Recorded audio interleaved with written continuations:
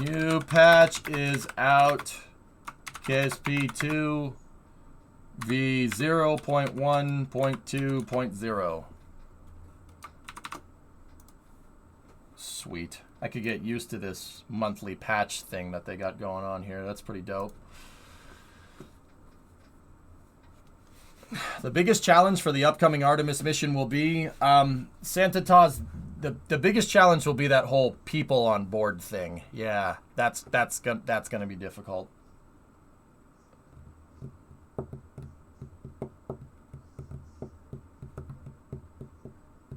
All right, a GTX 1070 should be able to handle it in Glonius. Yeah. This rocket denotes an issue or change that the community members directly helped by sharing it with our dev team. Thanks to all who sent in bug reports and suggestions. You're welcome.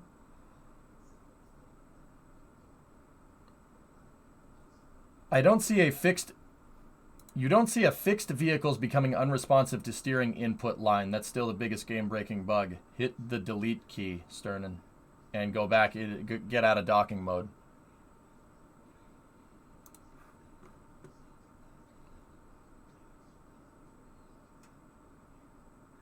The 1070 is not what I'm worried about. It's the i5-3570K it's paired with. Then why did... Okay, my brain hurts now. If that's not the case in Glonius, then why did you ask if a GTX 1070 was good for running KSP? Did I miss something? I'm actually asking.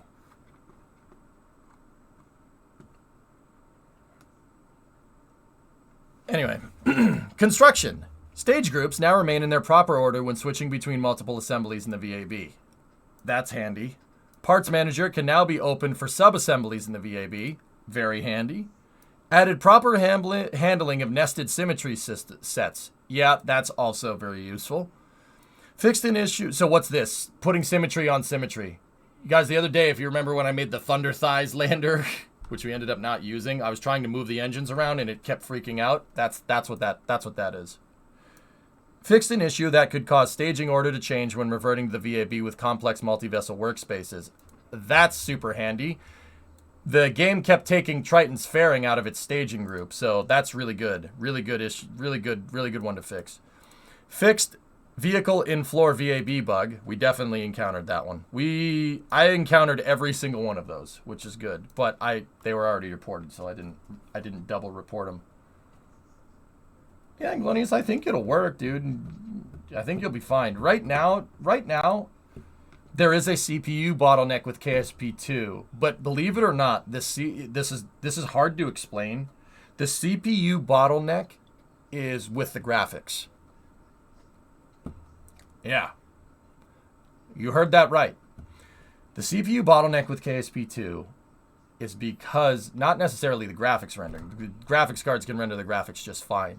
It's level of detail changes that screw it up. And level of detail changes is a computational process, not necessarily... well, they're all computational processes, but you get the idea. That's the CPU's job. So what is level of detail, or LODs for short? If you ever played a game and you got near something, like a 3D object, it kind of looks like a block, and the closer you get to it, it kind of... It's a more detailed version of the model as you get closer. Level of detail. That's something that the CPU does. Change LOD. The graphics cards just render things. So basically, what's going on is when you're near terrain, when you're near a planet, the GPU has no problem rendering that entire planet. That's fine. But if you're near the planet and you're approaching it, right, the GPU has no problem rendering the low res and rendering the high res. But once it's rendered, it sends it back to the CPU, and it tells the CPU is like, oh, I got to change that. I got to change that swatch of terrain from low res to high res. That's what's taking so long. That right there is the bottleneck. Believe it or not. It's not the graphics card. Yeah, it's a CPU bottleneck because the CPU can't communicate fast enough to the graphics card. The graphics card's actually going as fast as it should go. But it ends up bottlenecking your CPU. The CPU can't send instructions to the GPU fast enough. Yeah, Robert, that's pretty much it, dude. But it's funny because the instructions that it's sending to the GPU are graphics things. It's changing level of details. Right now, the terrain generation system in KSP2 is basically same as KSP1. It's just a very modified version designed for way better graphics. Then it's called Procedural Quaternion System, or PQS for short. That's what Felipe named it back in the day. And Felipe is the guy that invented Kerbal, who's also, just on a side note, working on another game called Balsa, which is where you build model airplanes, Kerbal style, which is actually really cool. It's a really cool game. There's rocket engines in it, model rocket engines, which is cool. So KSP2, in the interim, is using a modified version of PQS until a more sound terrain level of detail generation system can be implemented.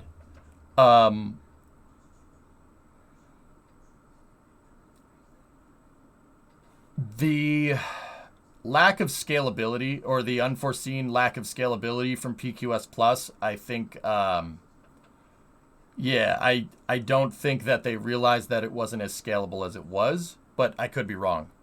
I mean, it could have been, that very well could have been an unknown, and you won't know it. That an unknown is one of those things that where you won't know if it's going to screw something up until you go and make it. You know what I mean? Like, an unknown would be like, say, the first time you try to cook a meal that you just learned how to cook, right? Say, like, it's the first time grilling steak, for instance, right? You don't know what's going to happen the first time. You can follow the instructions to a T, you know what I mean? And it still might come out crappy, you know? Or you could, you know, end up leaving it there for too long because you're trying to cook mashed potatoes with your damn steak, and it ends up being a charbroiled mess. What if they want their steaks well done, Dad? Well, we ask them politely but firmly to leave. So, yeah, maybe you don't have any propane and you can't grill at all. There's unknown. Like, actually, the propane being filled would be a known unknown, right? Like, you know there's propane in the tank, but you don't know how much, right? So that's one of those things where you won't really know until you go and do it.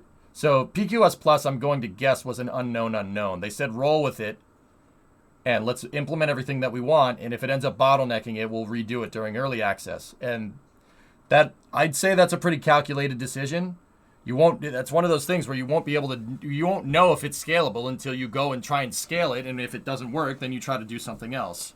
That's pretty straightforward when it comes to software and aerospace engineering. I can't hear propane now without the damn Texas accent. There's water in the exhaust. Oh. Anyway. Thanks, Wozni. All right, so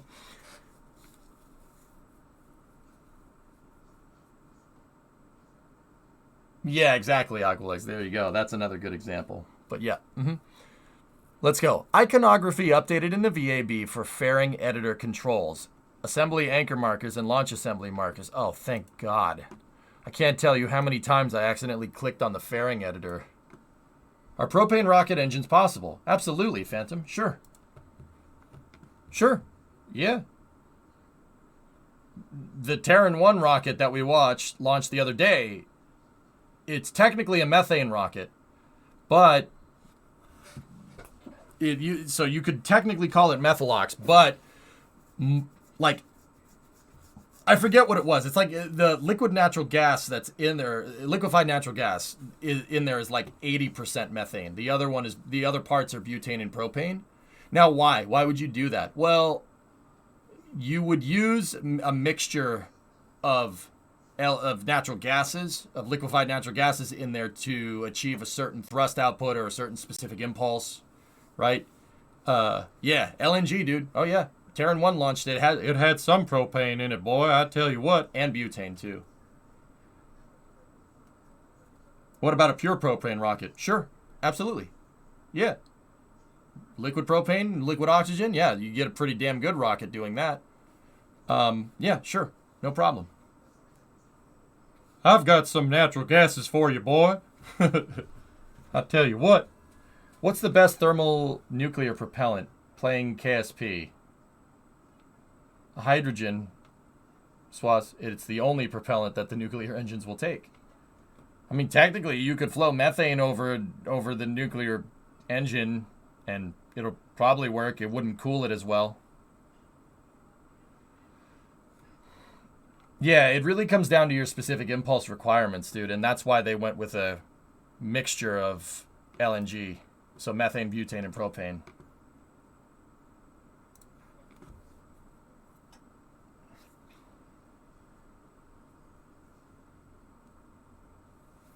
Cool thing, actually, one last bit, Phantom, before I jump back into the patch notes. There are actually tri-propellant rockets. Yeah, there's rockets that are a solid rocket booster that have a propane injector and an oxidizer injector. It's a tri-propellant engine. So it's a hybrid solid tri-propellant motor. Like, don't get me wrong, the applications for doing something like that are extremely specific. But yeah, there are engines that inject liquid propane and liquid oxygen into an SRB to get better performance. Yeah, you could get higher specific impulse out of that. Yeah, you can do all kinds of weird stuff, man. Yeah, absolutely. You can make a full propane liquid rocket if you want to. In fact, if I hit the Powerball, dude, I'd do that just to say, well, the rocket runs on good, clean burning propane. Actually, if I was the CEO, I would, like I've said, weird rocket company, I'd have like propane rockets, and they'd be like, what is your company about? I'd be like, my company is about selling propane rockets and propane rocket accessories.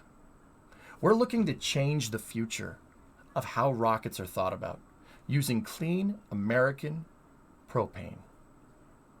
I would just throw King of the Hill quotes in on my speeches. Yeah. And I would never mention it. I'd just say it just like that. Hank Nunn and Hank Nunn Heavy. Yep, that's right. Name your propane rocket company Hill Hank. No, Strickland Rockets, dude. Strickland Propane Rockets. Or Propane X. The Super Hank, that's right. Yep. And then, we could make pulse jet engines and call them Boomhauers. Why? Well, because pulse jets kind of hum around like this, man. I'm gonna tell you what. Well, damn, look at that damn Boomhauer rocket go. What about Callahan rockets? Actually, organic. I'd probably do that. What about sodium? You could use sodium as a solid propellant, Fram, but sodium doesn't really like being a liquid. Yeah. A Gribble rocket. Yep, that's right. Pulse jets. Now, RDEs. Yeah, we call the RDE engine Boomhauer. I tell you what, man, dang rocket, man, gonna fly up in the air, man. I tell you what.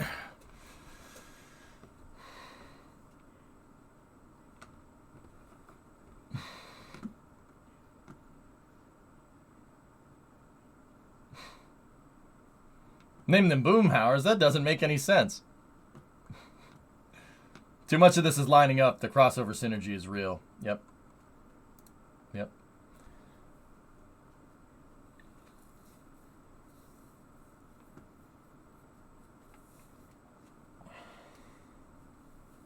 Oh, there you go, Uncle X. Neat. You can call it Fast Aeronautic Research Technologies. Yep. Yep. That's a great name. Tell you what, I can get a good look at a rocket by sticking my head up the nozzle, but I'd rather take the engineer's word for it. I would do that. Yeah, I would do that. No. You could get a good look at a Merlin engine by sticking your head up Elon's butt, but you'd rather take his engineer's word for it. No, it's got to be your rocket engine. Son, I'm really at a failure for words here. What am I doing, man? My head's about to explode. You read the patch notes yet? Yeah.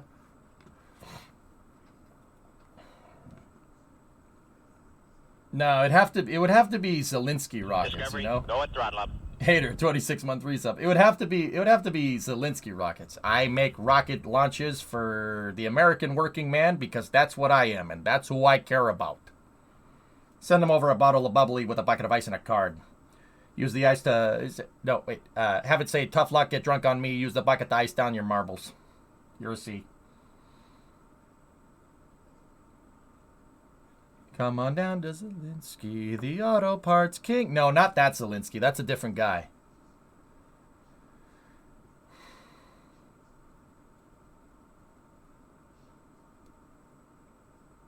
Callahan Rockets. It's got a good ring to it. Listen up, this is only gonna take a second. Oh God.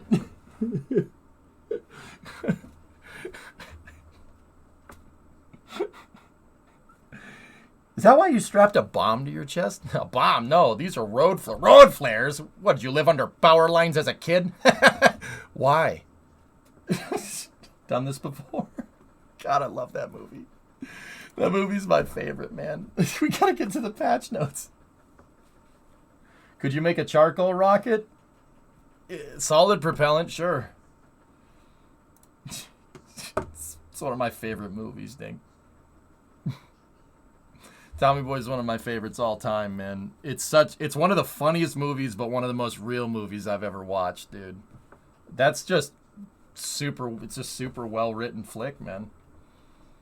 Harold and Kumar go to White Castle. That's a good movie, Nova, but it ain't no Tommy Boy. Here comes the meat wagon! And the medic comes out and goes, oh my God.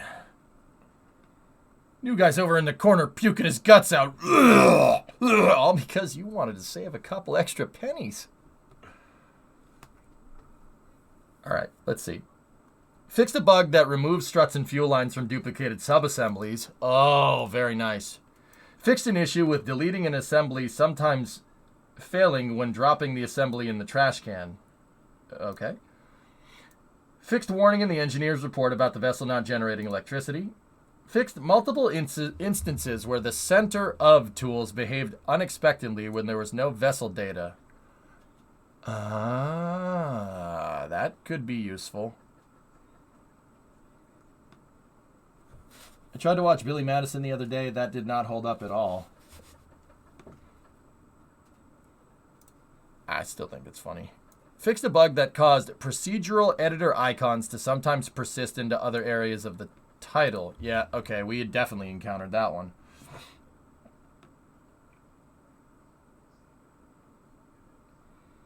I have a grand idea for your propane rocket company. Find a way to source all your viewers' methane leakages, then you don't have to pay for fuel. Erudite, do you really know what comes out down there, or you just... Everybody says methane comes out of there. Do you really know? What? Okay, yeah. Environments. Added new building illumination to KSC that activates and deactivates based off the time of day. Yes! Kerbals are now properly illuminated on the launch pad at night. Excellent. Updated collision meshes and materials for the KSC parking garage. Word. Loading a game near Elu or Pole no longer causes set pixel errors. Didn't have that problem because we never went to those planets. At no point, friend, in your rambling, incoherent response were you even close to anything that could be considered rational thought. Everyone in this room is now dumber for having listened to it. I award you no points. And may God have mercy on your soul. Okay, a simple wrong could have done just fine, but, you know, that's good.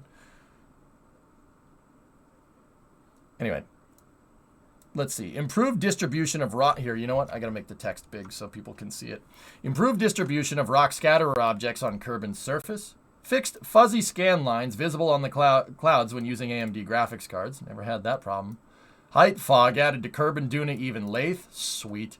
Celestial body ground scatterer updates on Minmus, Eve, Elu, Ike, Duna, Mun, Tylo, Bop, and Bop. Celestial body ground scatterer updates. That's the rocks.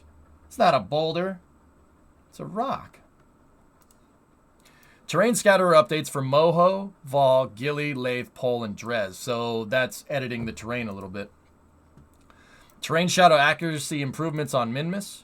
Cool. Fixed terrain artifacts at Eve's north and south poles. Excellent. We'll be going there soon. Removed texture seams from grass around launch pads. Yep, I definitely ran into that problem. Improved appearance and performance of underwater caustic effects.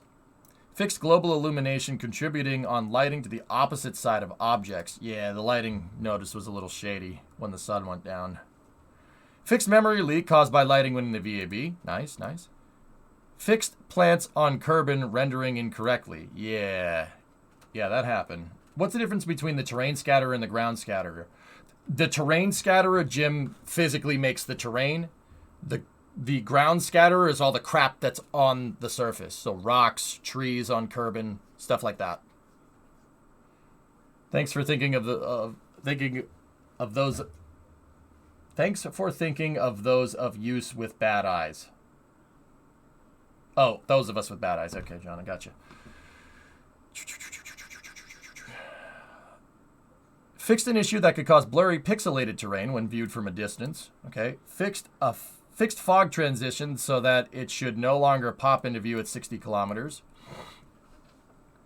Yeah, that definitely happened a couple of times. Scaling updates to make KSC signs more uniform. This should improve and prevent distortion in various graphics settings and view distances. Excellent. Adjusted bloom and brightness during daylight hours in the VAB. Cool. Clouds updated to remove linear features that can make them appear unnatural. Cool. Setting cloud quality to low in the graphics setting now renders low quality clouds instead of no clouds. Cool. Fixed an issue where low quality settings could cause some cloud shadows to appear on vessels above cloud heights. Okay. A lot of minor stuff in this one, but this is still a lot of stuff. It's a lot of ground to cover. Fixed bug preventing decals from rendering at KSC when moving between loading screens and game states where KSC is disabled. Cool. Fixed a bug where water and some other visuals were not displayed properly when observed through gaps in parachutes. Fixed a bug that caused water to reflect the galaxy sky map instead of the atmospheric planet sky. Yep, we definitely ran into that one. Remember when we could see the stars during the day at KSC? Minor lighting fix in the training center. Minor collision updates for the VAB roof. Cool, cool.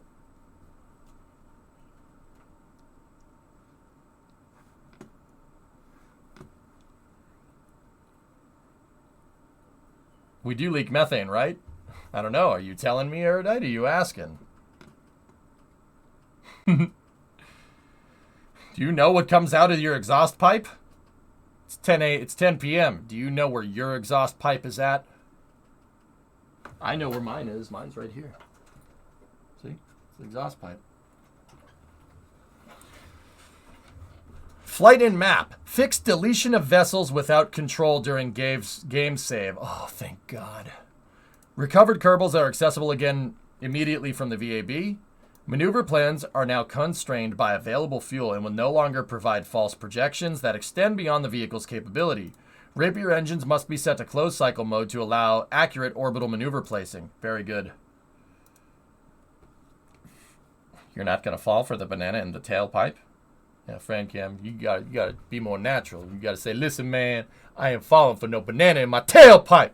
You've been hanging around with this dude too long. You're not gonna fall for the banana in the tailpipe? Stop light parts from consuming electrical charge after they're switched off. Cool. Fixed parts attached to some physics-less parts falling off at launch, or failing at launch, or falling off it. You fell off. L plus ratio. Do better.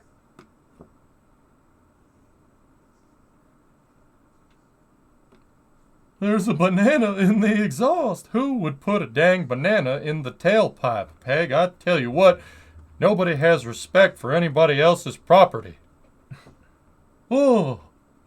Improved fuel flow priorities. Well, that's a pretty good priority. Maybe you should send that bug fix over to Relativity. Boom! No, don't do that. Those guys are cool. We shouldn't ramp on them too much. They're cool. They do good work. That 3D printed rocket is magical. God, I love spam mails. I got an insurance quote from Gone in 60 Seconds Car Insurance.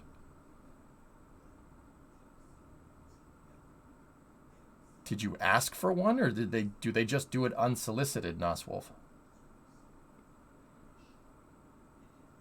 Hey, Max Fox. I'm done for the night. Time for sleep. Hope you have a great day. Thank you very much. Hope you have a great sleep. I will have you know that I myself got a whole 5 hours of sleep.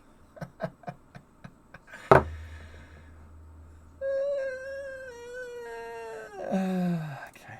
It's 4 a.m. I must now sleep. Ah, yes. The old go to bed at 4 a.m. Nice. Can confirm EJ was up early. Yeah, for whatever reason, my internal clock just decided that 7:30 was a good time to get up. I usually get up at like 9. But it's like, wake up, Neo. And I'm like, what? Hi? What time is it? Oh, it's 7:30. I think, Body, I think we should try to go back to sleep. No. No, EJ. No, you shouldn't. How about you wake up and be productive today? No. Anyway.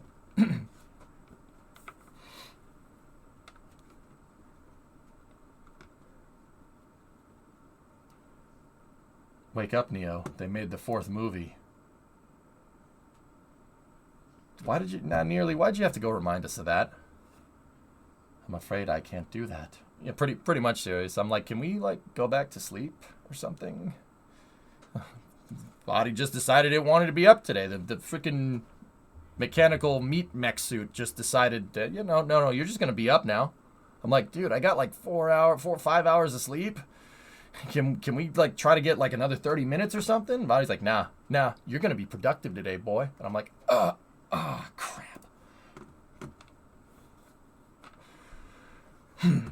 Anyway. Fixed spacebar, sometimes not triggering staging. Fixed parts attached to some physics-less parts falling at launch. Improve fuel flow. Okay, we're down here. Remove the disable crash damage difficulty setting. This setting could cause issues preventing vessels from entering a landed state. If crash damage was disabled in playthroughs, it will be now enabled. This setting could cause issues preventing vessels from entering a landed state. Anyway, Max Fox, have a good sleep. Mechanical meat mech suit. Or just meat mech suit. I mean, it's pretty much what it is, serious, right? Like, we're just a ball of gray matter up here.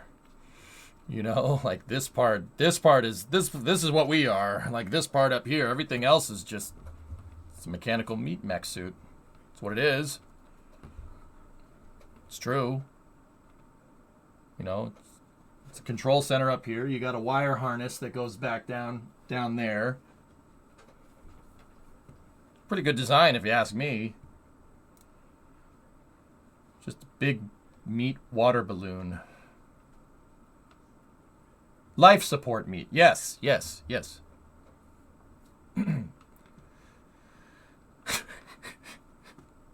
Burn timer status icons are now accurate when the burn is completed at the correct time. Cool. Fixed issue where parts in Part Manager displayed incorrect deactivate or activate state. Yeah, that could have helped us yesterday when we were trying to make the whirligig. Yeah, that was a little weird. Actually, very bad design. Very bad design compared to what? The other sentient species on this planet that can, like, make things?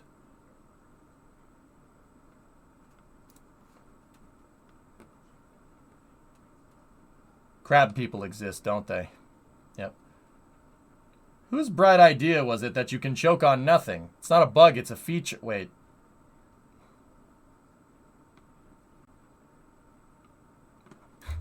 Fixed issue preventing switching between vehicles in atmospheric flight. Oh, that's good, man. This is now possible as long as both vehicles are inside the high-fidelity physics bubble surrounding the observer. Yes! Landed first stage. Let's go! The human body's design is fine. It just has technical debt. That actually is a very good way to explain that. Yeah. That's a really good way to explain that.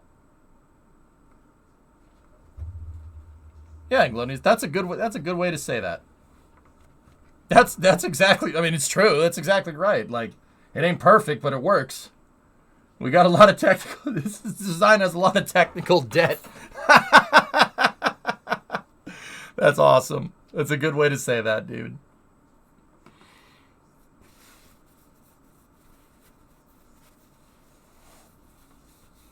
We need humans 2.0? Why?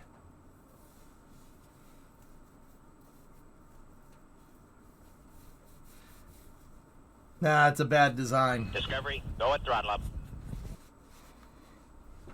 I disagree. I think it's pretty good. 100,000 years of technical debt. One item is the appendix. Yeah, that damn appendix module. Useless. Because this one sucks. Once again, compared to what? The other species that can build rockets on this planet or build an iPhone? I don't think so. I think the design's pretty freaking good, if you ask me. Like knees, guard bedidge, operator error. I think that's user error. PY, you're the type of person that drives a car around and, like, drives it up a tree, parks the damn thing up a tree, and be like, oh, this car's design sucks. And it's like, no, you just crashed it. Do better. Yeah, I particularly like this part right here. That part's pretty neat. Yeah, that part's pretty good. So you can do stuff like this. That's pretty cool.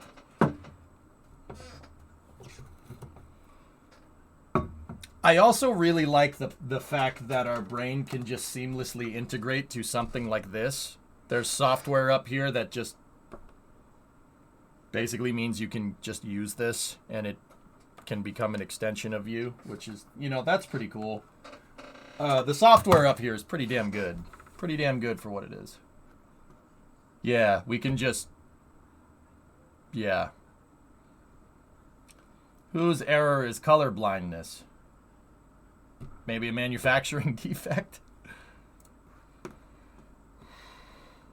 Anyway. Took a while to figure out N64, though. Yeah. The power efficiency of that processor is totally unmatched. That's true. Fixed a bug that can cause certain vessel configurations to be destroyed at frame of reference updates in flight. Yeah, okay. Fixed a bug that caused uncontrollable vessels to be tagged as debris in certain scenarios. Cool. Fixed collision detection in map mode for trajectories with impacts on BOP. Collision icons should now be displayed on the map trajectories. Cool. Fixed ComNet partial no connection after decoupling on docking a probe. Good, good. Fixed a bug that could cause trajectory lines to incorrectly display as a non-closed orbit escape trajectory. Fixed a bug that could cause highlight dot markers to appear on some vessel joint connections. They fixed the Skittles glitch! No! Not the Skittles glitch! They taste the rainbow!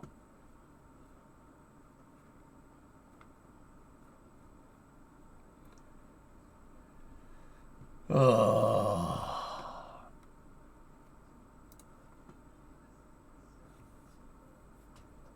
Fixed a bug that caused main menu screen elements to persist into gameplay. Yep. That happened to us yesterday. One joystick control. It's in the roadmap version. Yeah. Fixed an issue with jet engines that could cause the wrong engine mode to be selected. Yep. Fixed a bug where Tim C. Kerman's hair could clip through his helmet.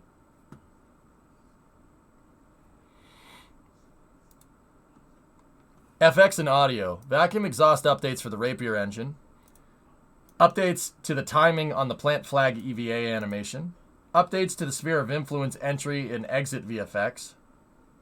Cool. Tim C. Kerman now has appropriate RCS thruster VFX. Removed out of fuel sound from separatrons. Cool. Fixed tracking station audio cue firing too often. Improved trailing particle emitters to reduce VFX bugs associated with frame of reference changes. Fixed jet engine audio starting, stopping too quickly when the engines were deactivated, reactivated in the part manager. Fixed an edge case where jet engines could show engine start VFX during time warp. Yep. Fixed Terrier engine exhaust scaling. Okay.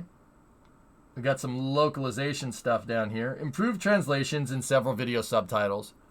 Updated localized terms for new game creation. Fixed various localization issues in the part manager for pods, coupling, fuel tanks, engines, and utility. Fixed missing text in some scenarios where actions cannot be performed yet due to loading all languages.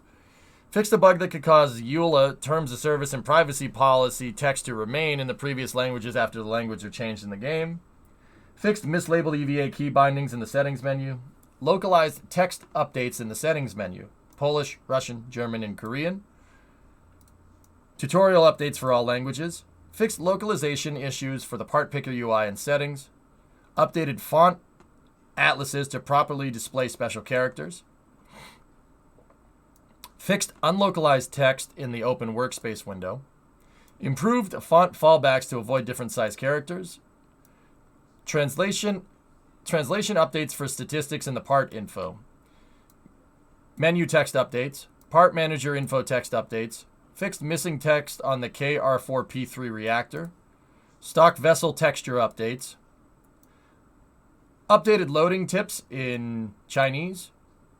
Fixed the text formatting issue for the training center in Italian, French, German, Japanese.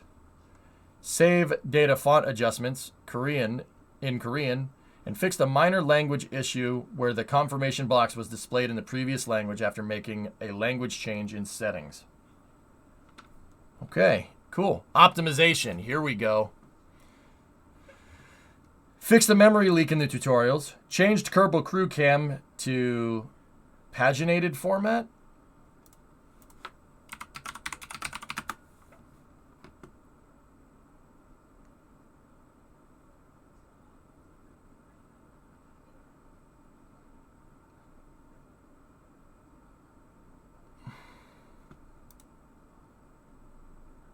Oh, okay. I got you. Sorry. Learned a new vocab word today.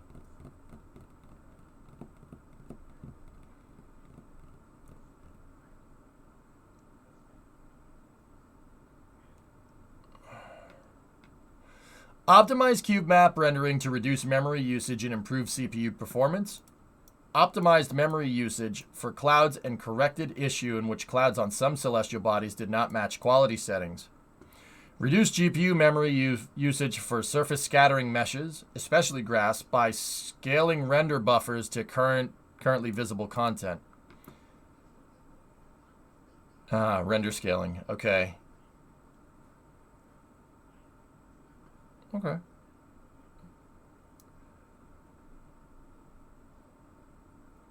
Pagination. It's just I didn't know that word, Frankham. Yeah. Now I do. So basically they're instead of rendering a big gigantic piece of grass, they render it really small and then scale it up. I know that doesn't sound like that's much different.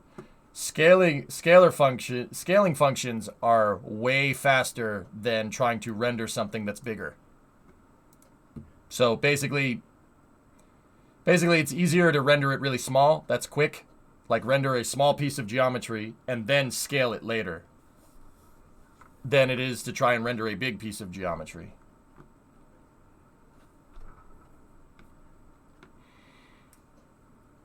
Applied CPU optimization to set pixel behavior. I'm not sure what set pixel behavior is. I'd have to go look that up. Deactivated underwater state detection when flight camera is not active. Okay. PQS disabled when flight camera is not active. Cool. Cool. That should get you... Yeah. That should get you much better frames when you're, like, navigating around. Big or small things. Yep. Optimize memory usage of the tree scatterer by reducing texture duplication. Implemented ground shading quality assets. Discovery. Spaceman with a 56-month resub. Anti-tile is now disabled when low quality is selected. Improved cloud memory usage. Performance improvements when using vessel configurations with lots of resource sources. So if you have monopropellant, hydrogen, methane, liquid oxygen, electricity, that's resource sources. Optimization in Kerbal IVA cameras. Cool. Improved low graphical settings visuals in some scenes. Additional flight camera optimization. Optimized orbit nodes in a map by processing non-visible ones. Cool. Optimized and improves KSC night lighting. Fixed memory leak in the terrain code. Nice. Fixed bug preventing instance runway light levels of detail from being rendered. Also, fixed memory leak due to accumulated rendering calls when associated with runway light levels of detail. Neat. Fixed a bug where game loaded in an unresponsive state due to issue with modification of master texture limit when texture bitmap streaming is running. Fixed a bug where game loading in an unresponsive state due to issue with the modification of the master texture limit when texture bitmap streaming is running. Basically, if he gets hung up on the loading screen, that's what that's fixing. Oh, and right, cool. Set pixel is usually a function to a certain pixel of a texture in a UI element, assumed because it says CPU to a specific color. Okay. Frustrum culling. That's right. I am still the frustrum color. Look. See? Frustrum color. It's right there. It says it. It says it on Twitter, so it must be true. I got a message. Might be important.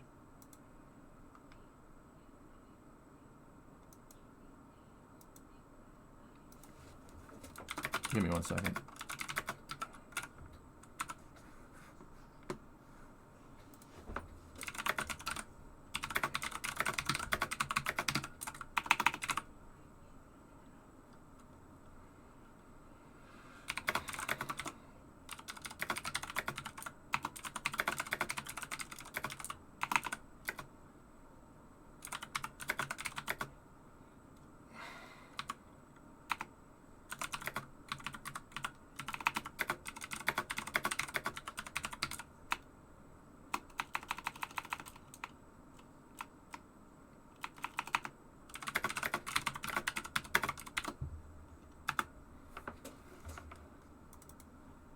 Sorry, needed to send a message back. Typity, typity. All right. Let's go. Parts and stock vessels. This is a lengthy bit of patching here. Kerbals in passenger modules now have IVA portraits and can exit the vessel. Get up here. Nope, didn't mean to do that.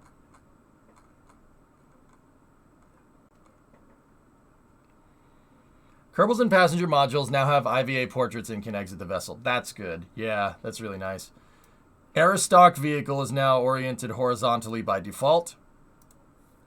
Optimized geometry and updated textures for the Mark II Phoenix. Reliant engine small model updates. Swivel engine small model updates. Gee, I wonder what they updated. The Reliant and the Swivel were really nice. Those are really nice models. Fixed misaligned attachment points on the Mark II lander. Very useful. Mark II inline cockpit small model updates.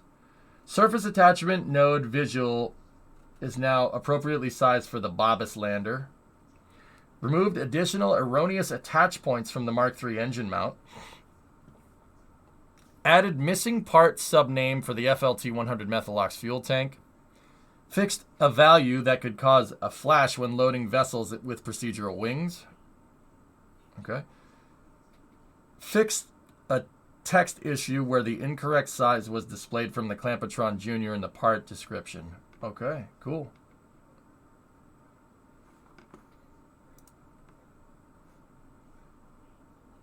Oh, that's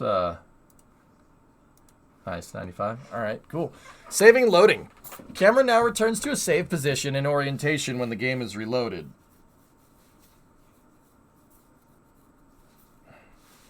Camera now returns to a saved position in orientation when the game is reloaded. Oh, sweet. So we won't default to orbital view when we go to launch. I think. Or that might be just on vessel reload. Proper save names are retained when loaded on another computer. Cool, cool. Updates to save data for missing camera yaw information. Updates to save data information to ensure accuracy of camera information. I clicked the wrong button again because I'm an idiot.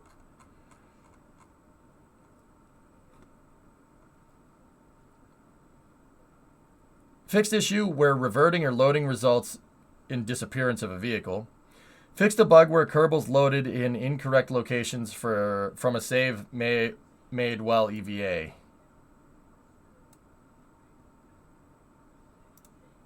Fixed visual errors associated with the loading screen transition when loading a game from the VAB or training center. All right. On to tutorials. The user is now returned to the training center after exiting the tutorial instead of KSC. Updated tutorial preview images. Fixed issue where a game progresses too quickly during tutorial 1.5.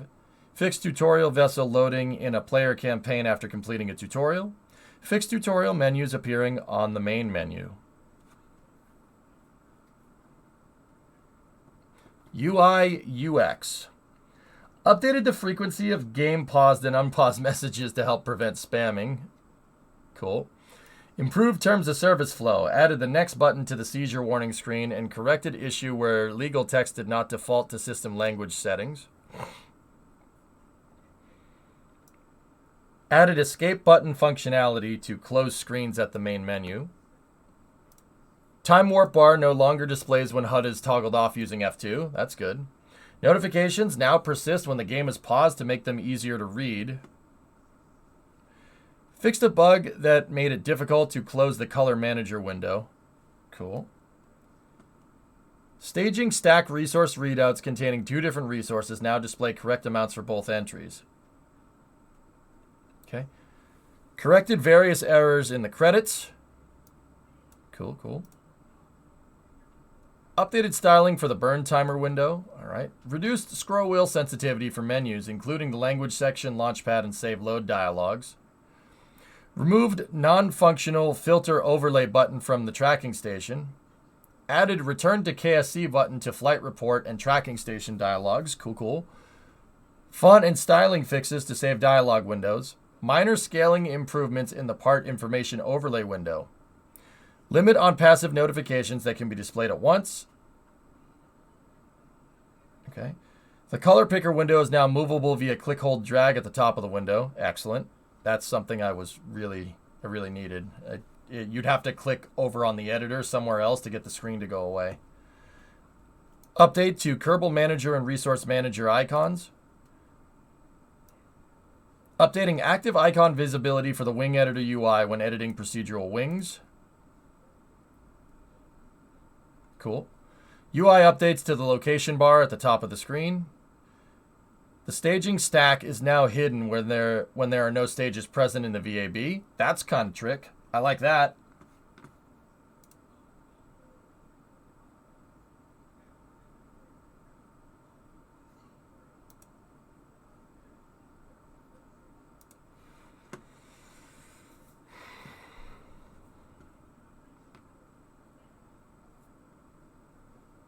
The expand collapsing stages button is hidden only when one stage is present, which will have its full details displayed as a fully expanded automatically. Okay. Fixed engine part manager status text. Fixed bug where player could not select filter options in the tracking station.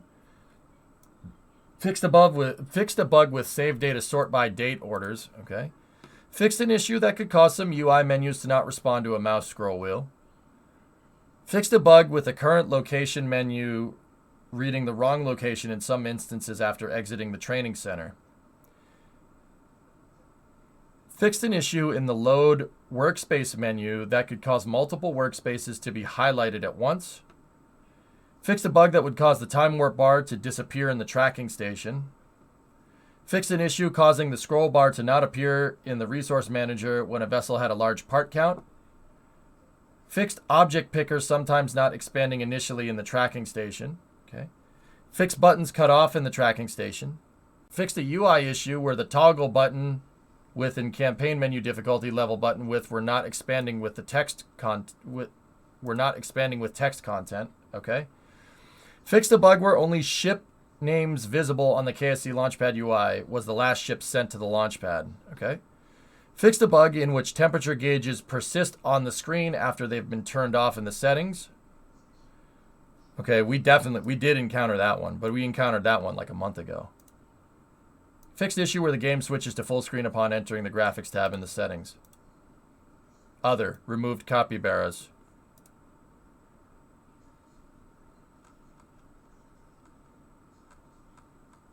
Okay. That's a shame. No capybaras. That's just a damn shame. This game's literally unplayable. Ridiculous.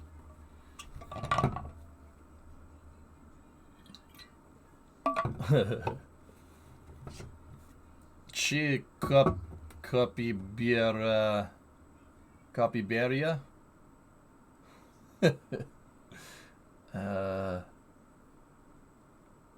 Master of sarcasm.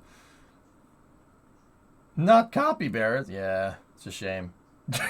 Next is you can't send them there. Were there capybaras in the game? It might just be a joke and it flew completely over my head. But nothing goes over my head. I am too fast. I will catch it.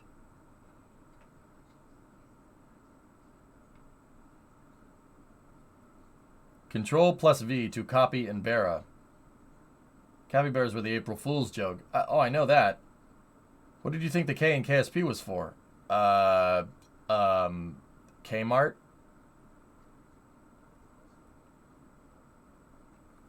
Is RTLS doable now? We could find out.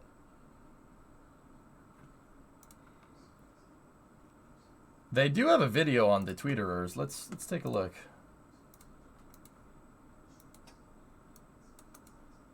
There's no sound. Either that or I have it muted. Yeah. There we go.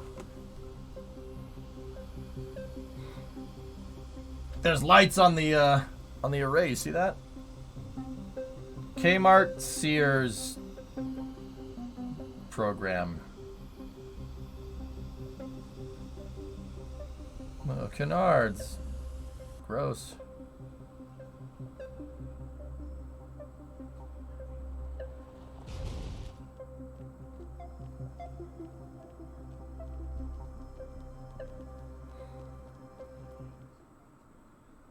All right. And on that note, ladies and gentlemen, we cue the Kerbal. Wait, did I patch it? I don't think I patched it. We should probably do that. Like, yeah, we should probably patch that. Why did they bonk into its structure? They did that to show that you could drive in there. You mean actually apply it? Yeah, we should probably do that.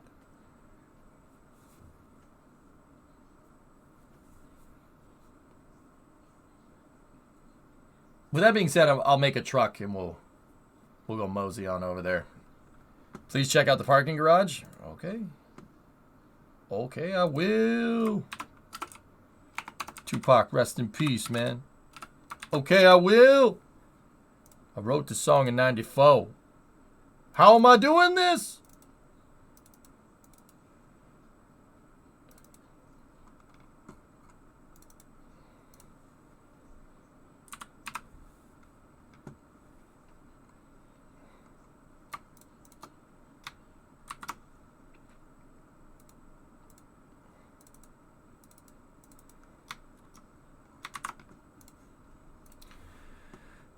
Almost done. Dave Chappelle, that ain't your wife. You have 2 kids. Go home. I wrote this song a long time ago. I wrote this song in '94.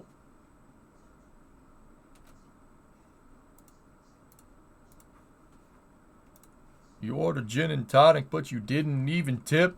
And if you hit this table one more time, then the record might skip. I told you. Stop hitting the table. That may have been Chappelle season 3, but it's still funny. I wrote the song in '94.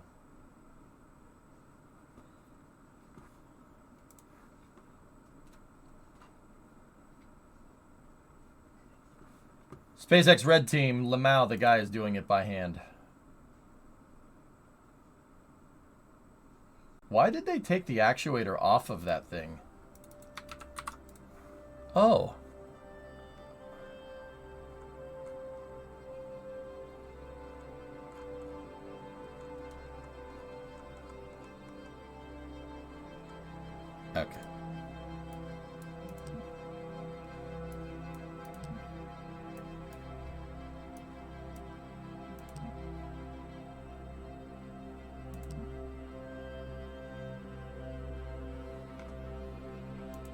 Discovery, go at throttle up. That was improved UX for the starting menu.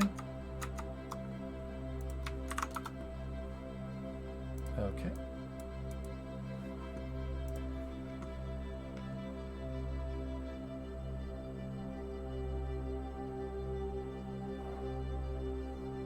Yeah, he's cranking that service gantry back by hand. Okay. Cool. Cool. Yeah, that's good.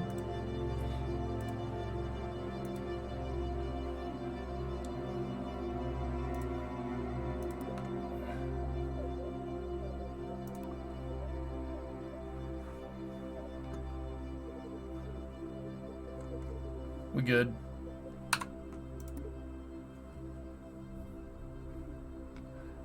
Serious. Yeah. There go your organs towards cyborg manufacturing. Yeah, I know. Shame. You just sold your soul. It'd be a neat job to be a Starship technician. They're still hiring lots of people, dude. Yeah. Serious, you were cleaning out your room today and I found a How Tech Works book from 2005, and in the space section it talked about how the Owl Space Telescope was going to be completed in 2018. That was the precursor to James Webb. Yeah. Oops. They were going to use the spider to stabilize the ship, but they found out using the chopsticks is better and less complicated. Yeah, but they still got those service gantries still. I mean, you could have reused the actuator, but what do I know? Allah. Okay. Well.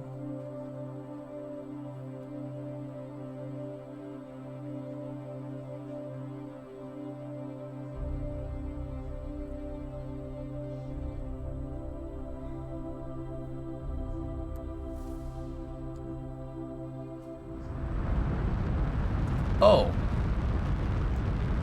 We're still here, huh?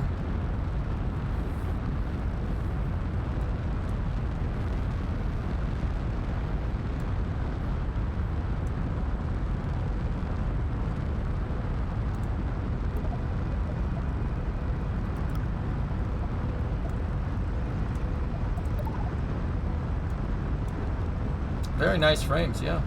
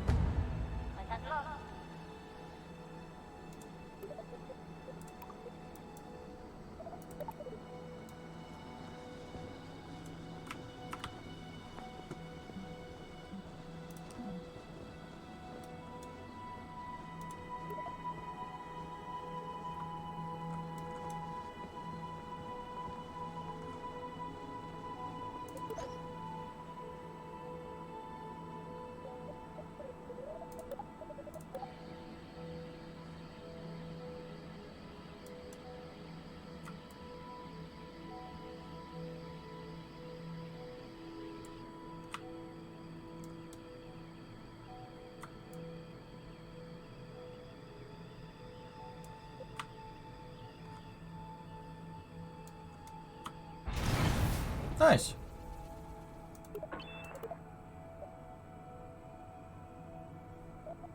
Okay. Yep. Okay. Struts. I think it broke. Can I shut off the tutorial?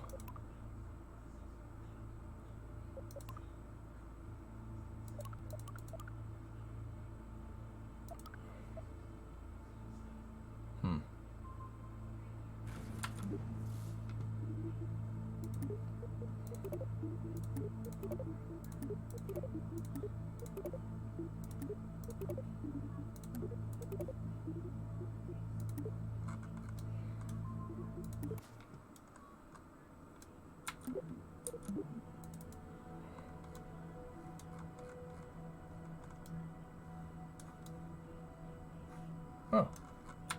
So that's what's under the launch pad.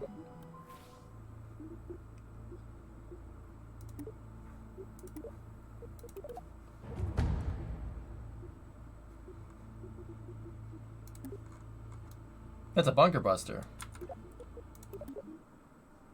You should start a fresh save with the tutorial disabled. Yeah, let's do it. It's just gonna be a pain having that all pop up. Just missed the first bit of the stream. Anything to note about? It's just a lot of small stuff, Jax. Yeah. The big one for me is being able to control, to be able to switch back and forth between two vessels when you're flying around. That's super useful. Maybe they fixed the engineering mode 2 save, but I don't know.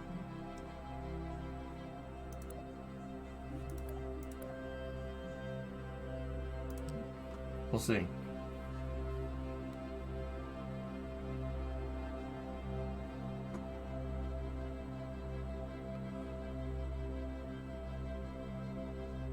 What's the Skittles glitch?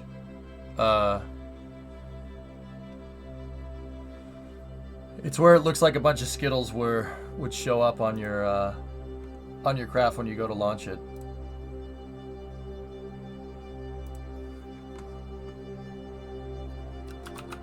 Okay, so that save is broken. Yep. All right, cool. Yeah. All Skittles. It showed red, yellow, blue.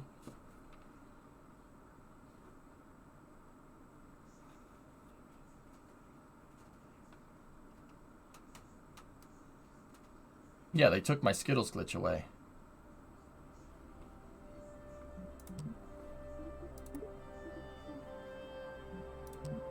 Yeah.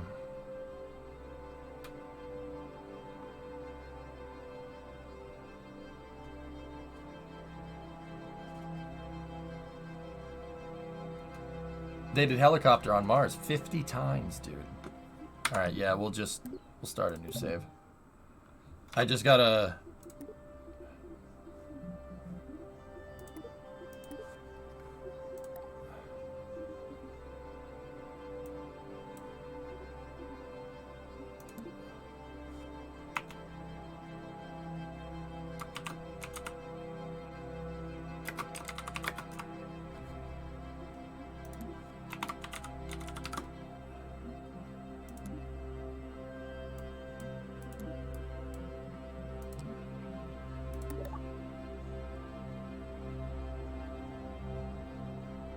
Yeah, Ingenuity has flown over 50 times. Shrub, they did the 50th flight the other day. Still good. She's still flying.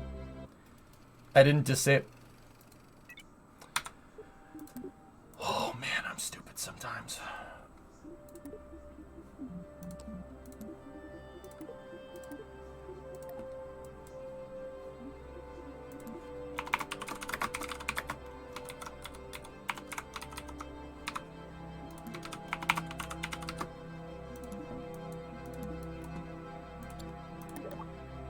I didn't set agency colors, but we can do that later. Sometimes.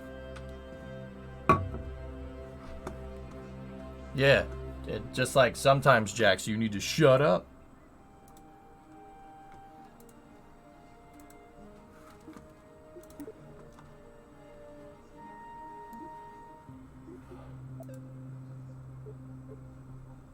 I put include stock vessels on there.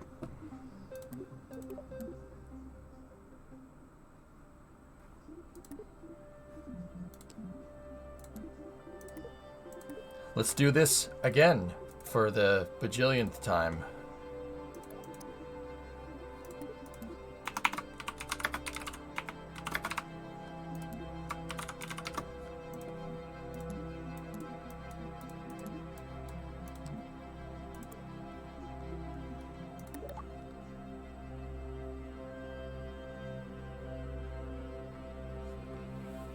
It's 154 here right now, and I got a bad vision of breaking in your save. Yeah, but it's 254 here, so it's all right.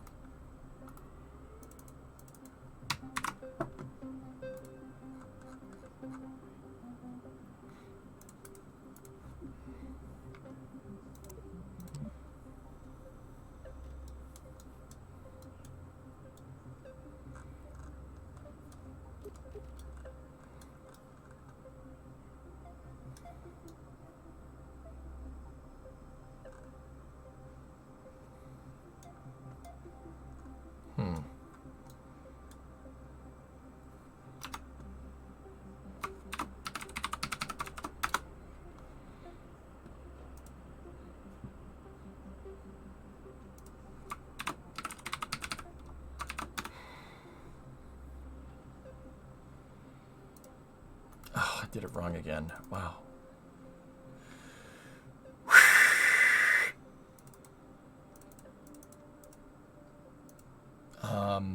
I'm wondering if the K200 will load.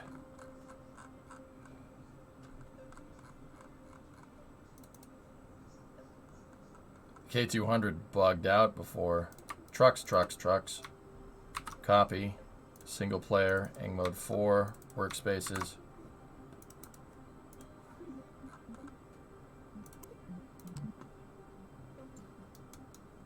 Thanks, Inglenius. F4 two-seater? Every F4 was a two-seater.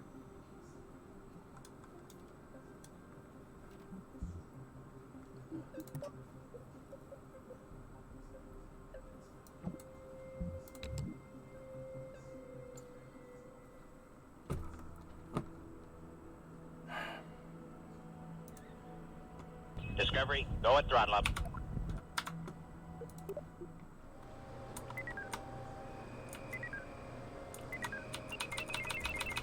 Discovery, go at throttle up. That one's from the original save, dude. It doesn't like it. That sucks. Alright, well. Gotta have to rebuild it. Gotta go. I got a parking garage to explore. Local to 19 months. Fred with a 2-monther. Oh, hey, KSV TV. What's up? Oh, that was a weird time to... This is awkward.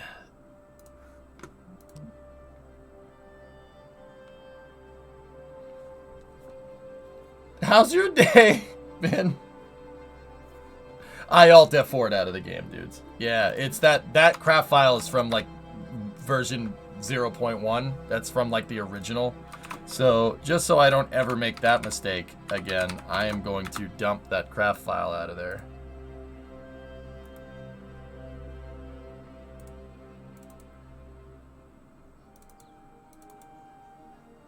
All right, save single player. Eng mode 4 workspaces. Truck. Bye-bye. It's all right. I can build it again in 2 seconds. Yeah, that truck doesn't take long to build. It's just a K200. Easy build. I was just trying to save some time. But you guys wanted to see the F4 fly around, so let's do it.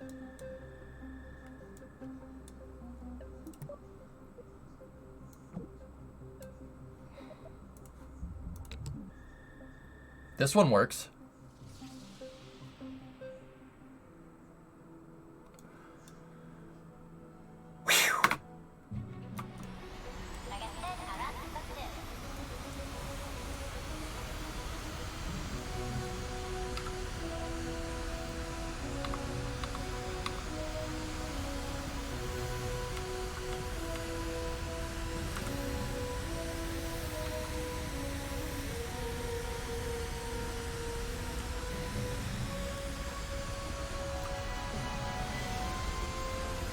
Word.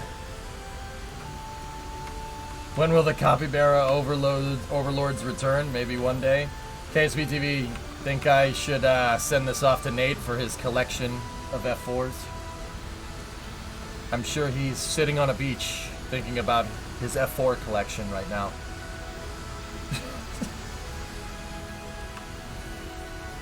Yeah, frames are nice, dude. Very smooth. Wait a minute, is that...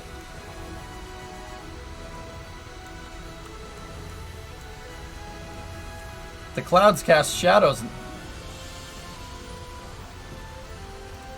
Impressive. Most impressive. Very nice. The clouds are casting shadows, dudes. Look at that.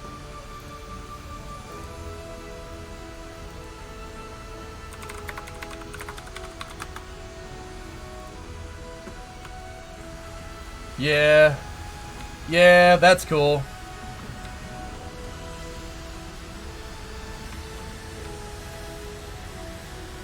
You didn't know that. Go and throttle up. Oh, Jackie gifted a sub. There you go.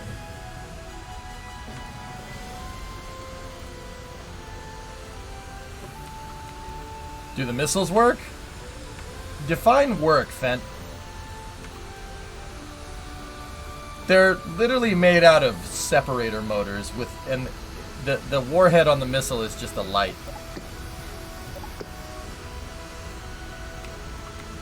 I gotta sneeze.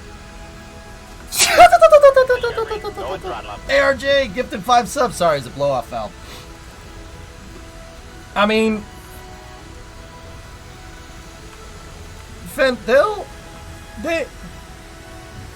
they work. They just, here, let me show you.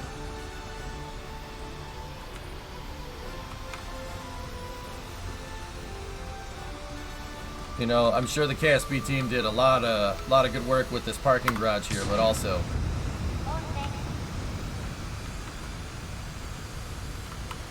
yeah, dude.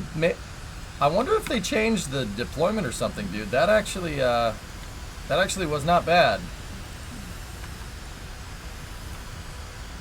Sneezing Boomhauer Pulse Jet next time. Yeah, yeah, no, they used to not deploy right and kind of sidewinder out of control. Ironic choice of words on my part. Hype train, don't mind if I do. Do you share your craft somewhere? On the Discord, Flash Booty, yeah. Dude, this really shows what you can do with procedural wings, though. That's one of my favorite features of KSP. I can literally make any wing shape I want. And the crazy, you guys want to know what's cool? You know, we were trying with rotorcraft yesterday. Dude, that deployed perfect. I don't know what they changed. Oh, nope, it pitched up. Yep, nope, that did not deploy perfect. Yeah, Fent, that's what I'm... It just wanted to go to space. It is a rocket, after all. We need highway to the danger zone, yeah. I know, like, messing around with rotorcraft, the game didn't really understand that, but I'll tell you what the game does understand. This thing flies like a Phantom. If that makes any sense. It flies like a Phantom. Phantoms have slight pitch down moment because of the way the engines are angled. Like that. If you notice, the engines are angled down. They do that in real life. This is exactly how they work in real life. So that requires a lot of deflection. Right? You need a very high rate of deflection on your rear elevators. Right? And the Phantom, it does not maneuver very well. Like, dude, you can turn, and this thing goes damn fast because it's got 2 Panthers behind it, but it doesn't turn very well. The turning and roll control is sluggish, which is interesting. That's interesting because that's what the real Phantom is like. The real one does that. The real one flies like this, which is very strange. Did I send it to the Nate collection? I haven't.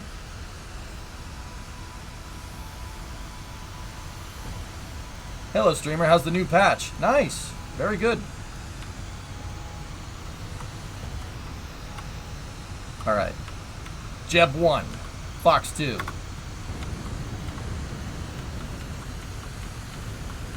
Yep, it pitched up. It pitched up. Where's it going? What's it doing now?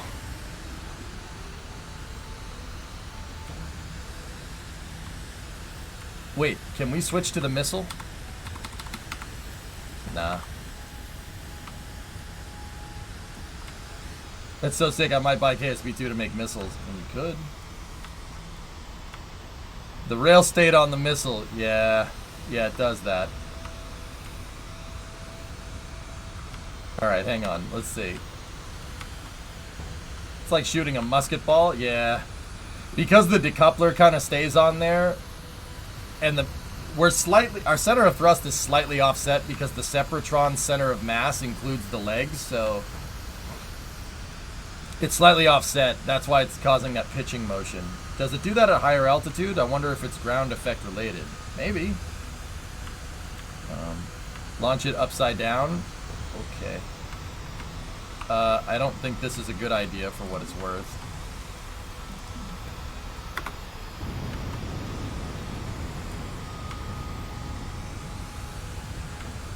I don't think that was a good idea for... Oh my god, it pitched down!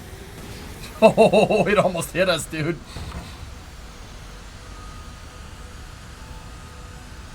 Yeah, Steegen, that would be nice. That almost ended very poorly.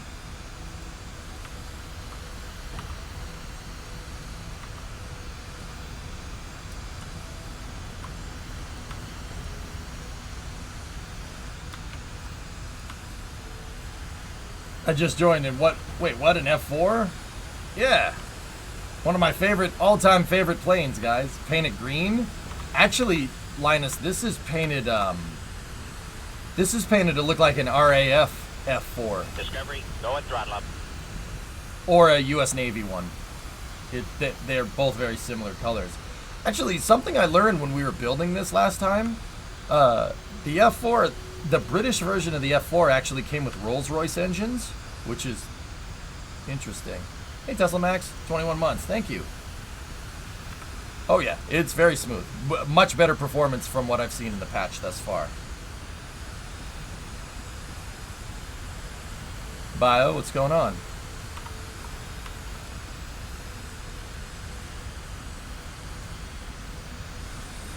The V-stab is black. Does that help? All right. Let's see something.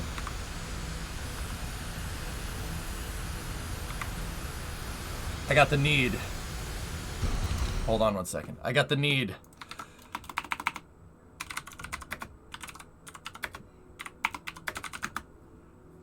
I got the need, chat.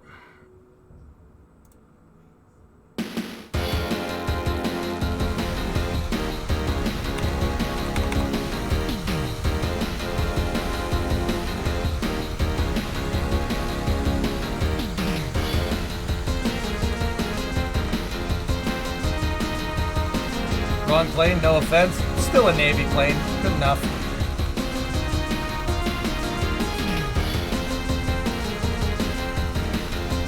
Besides, this one goes faster.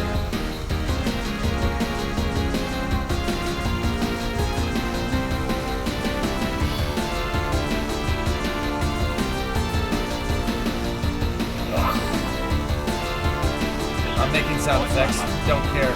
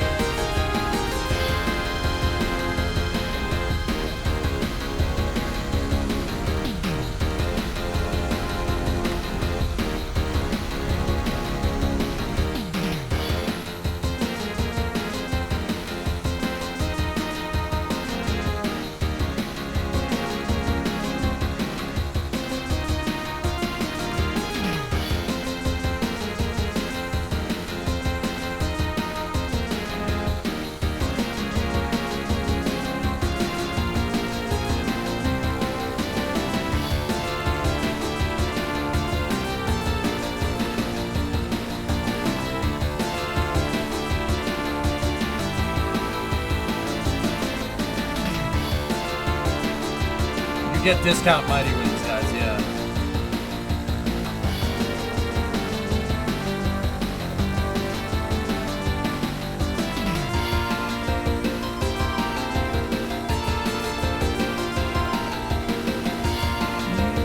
Take me on your mighty wings across the sky.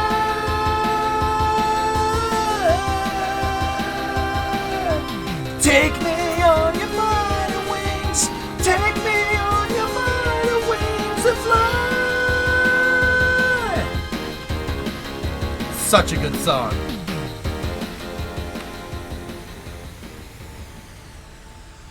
Come on, Mav, do some of that pilot stuff.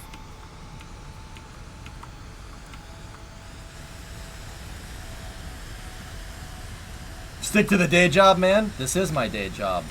Ooh, scatterer. Look at the ooh, rocks. Back off, man. I'm a scientist. I like rocks. It's called Mighty Wings, Erudite. It's by Cheap Trick. Yeah, I noticed they did do some updating to the terrain scatter. I saw it when we were flying over there for a second in that valley.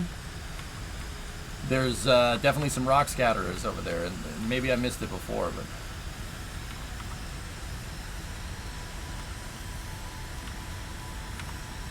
We have turbo ramjets, dude. The Whiplash is a turbo ramjet. It's an SR-71 motor.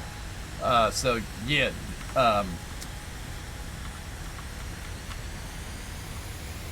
The SR-71 engines are in the game, which it's a turbo ramjet. That's on there.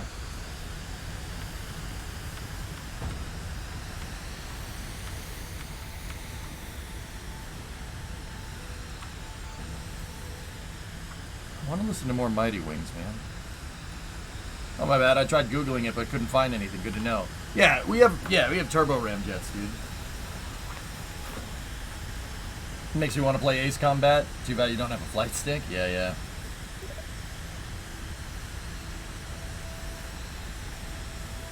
I still don't know why there's vapor trails everywhere. The vapor trails are there because I made the wings out of a bunch of smaller wings. That's why we get the lines behind the Phantom. Here, let's circle around, bring her in here.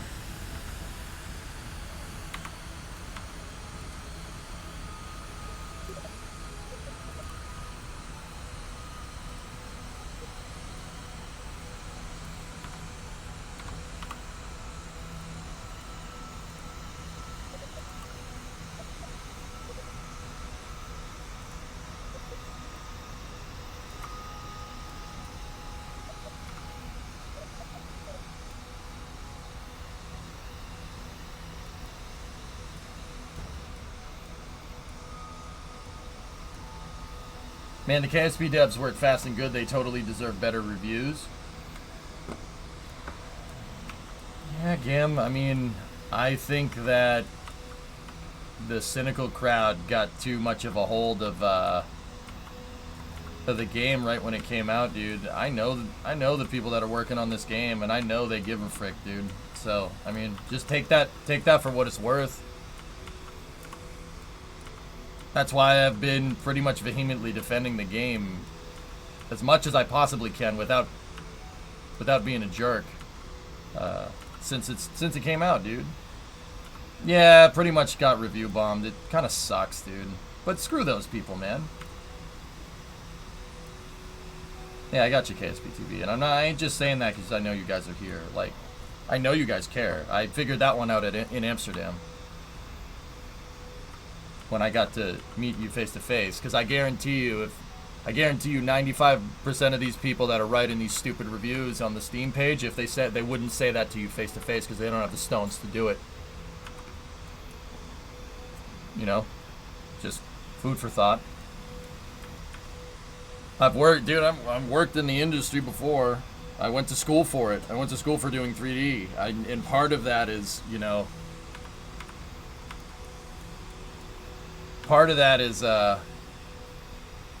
you know, trying to figure out what your game needs, and reviews don't often help.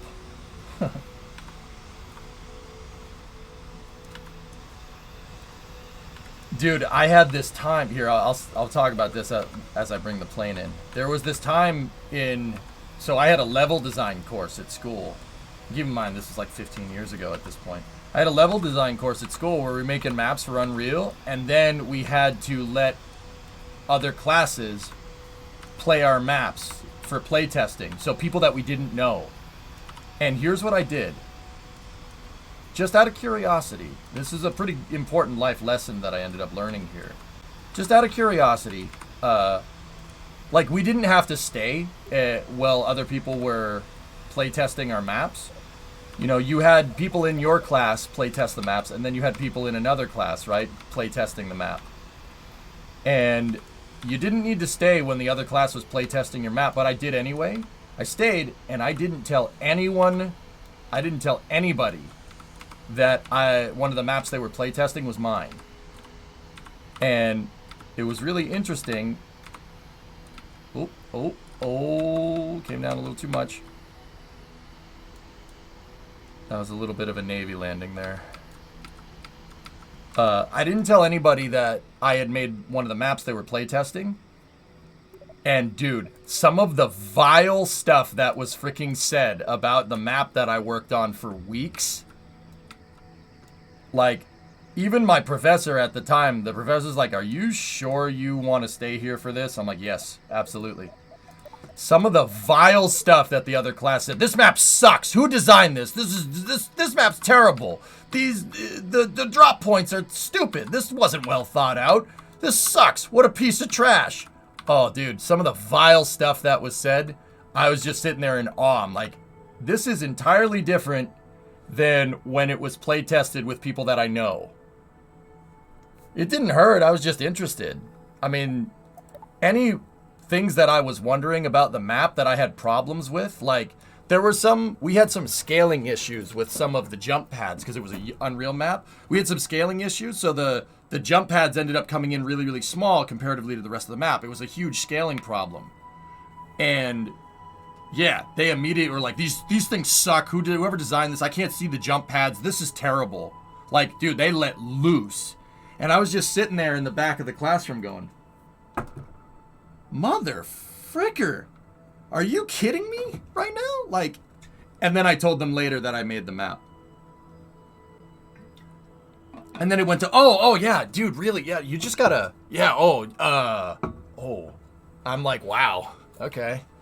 That's what I mean. That's how I know, like, dude, the reviews went from, wow, this map sucks, to, oh, you just gotta work on your scaling issues. It's like, all right. You, man, you know, like, one of the reasons community managers exist, dude, it was a KSV TV. That was a huge lesson for me to learn about how the gaming industry works between like end users and developers. That was a really, really harsh lesson. Oh man, dude, there's some vile stuff being said, and I'm just sitting there in the background like, what the hell, man? I worked so freaking hard on this. Piss off. Oh my goodness, dude. Oh my, that's how I know, dude. Half of these people are just, you know, like, I don't even know what they're talking about, man. I'd be damned if they ever tried to make a map, you know, for a game or make anything like this, dude. It's tough, dude. It's tough. Oh, I didn't take any of it personally, Tyrannolist. I'm more talking about how, dude, some of these problems that people were having, like, I guess get more to the point, like, I'm not trying to sound like a jerk. Some of the problems that these people were having were literally because they suck at Unreal and not because the map was bad. Like, skill issue, like, I'm just sitting there going, what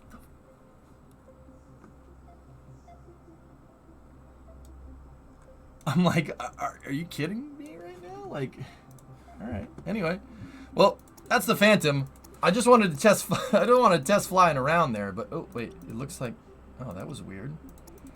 COL all popped up as in a null form there. You know what I would have said? I would tell them to try to make something similar. No, firework, no, you don't take it personally. It's more the reaction. I'm more commenting about the reaction that you have when you're not talking to somebody face to face. You know, all those reviews, they don't know the developers. They don't know how hard they worked. They just went and played this game and, you know, tried to launch a rocket into space and it probably wobbled out of control, right?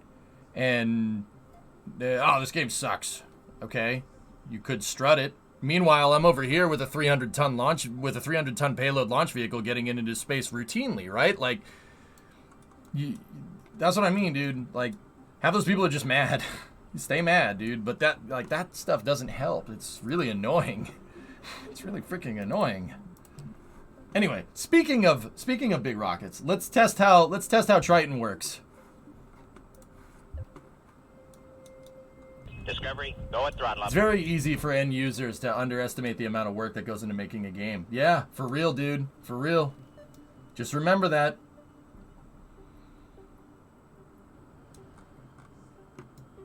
Insert the I know more than you meme. It's also important for us to humanize our dev teams, so it's not just some faceless corporation putting out a game, it's people. And yeah.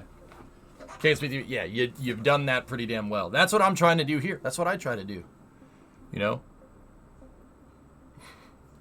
Read all the patch notes, etc., and go from there, you know?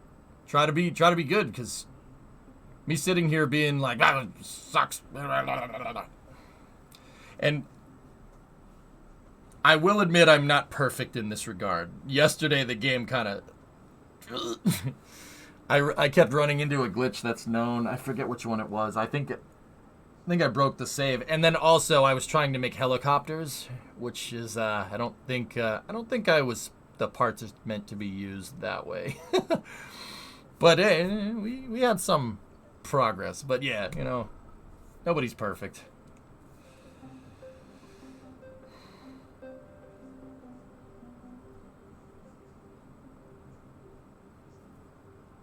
Yeah, I was really pushing the game tough. I was asking for a lot. Yeah, Yarg, that's also a good point. I break things. All right, guys, let's see how Triton performs here with the patch. Triton is my heavy lift launch vehicle. It can move 300 tons into orbit, and it has a 10-meter fairing. That is the biggest fuel tank in the game right there, or the biggest Methalox fuel tank in the game. It's a S4 512. It has 288 tons of tank, liquid oxygen, and methane. That's our payload. Let's see how this works. You're just seeing this for the first time. You should build the Beria B200. You need ground effect for that plane to work correctly, Black.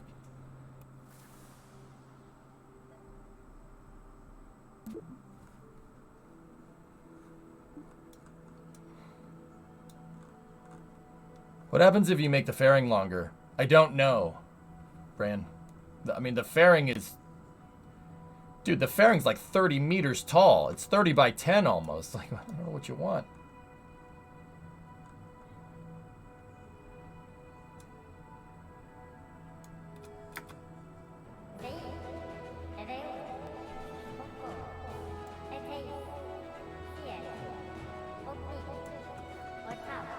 Volume up.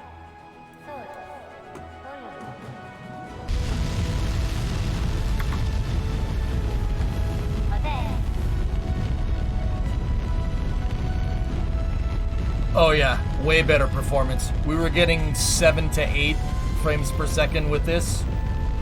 With patch 1, it's up to 12. That's a pretty damn substantial increase, dude. Look at how smooth that is. Wow. That's good, man. Really good.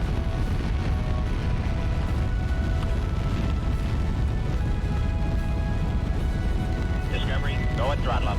Sea Dragon? No, it's not Sea Dragon, it's Triton.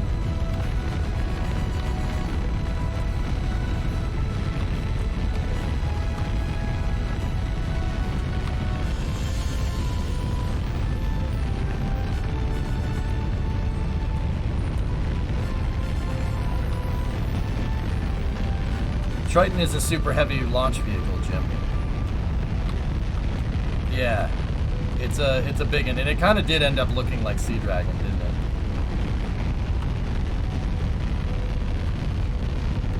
Yeah, very good. What was that?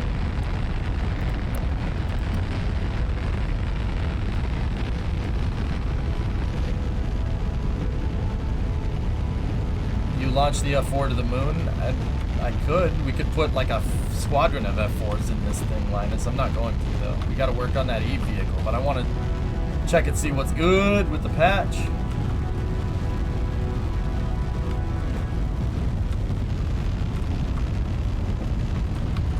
We got that Eve challenge, and this is the rocket that's going to send up the parts. Oh, dude. Very nice. Very smooth. Comparatively.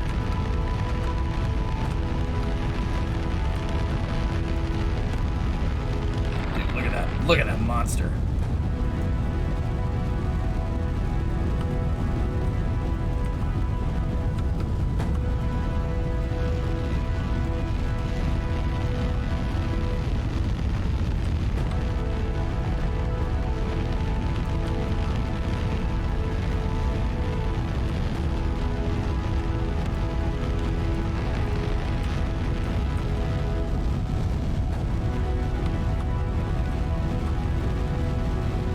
Have you done an RTLS with this yet? We will. Give me 5 minutes. Small rocket needs to be bigger. We need 3,000 tons to... What?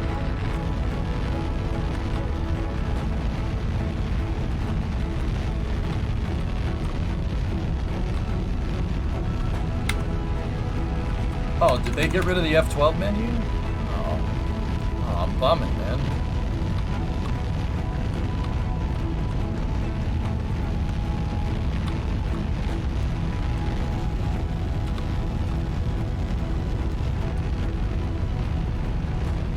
I can't see where max Q is anymore.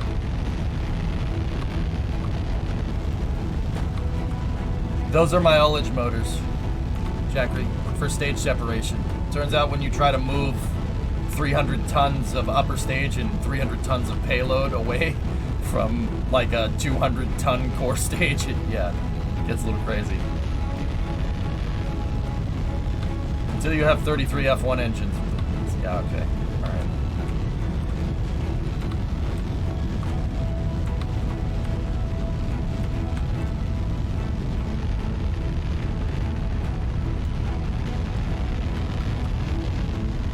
How's it looking? Patch 2 brought us some pretty damn good performance updates, Gunny. Yeah, this thing was getting... This rocket was getting like 7 to 8. Now it's getting 9 to 10, so that's a pretty substantial increase. And this is even before PQS. This is before the PQS overhaul, so this is actually good. The frames will get really good when we get up into space.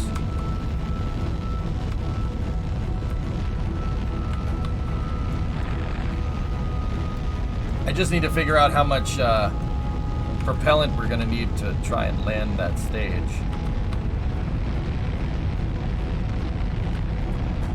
I'm going to drop a quick save right now, and we'll see.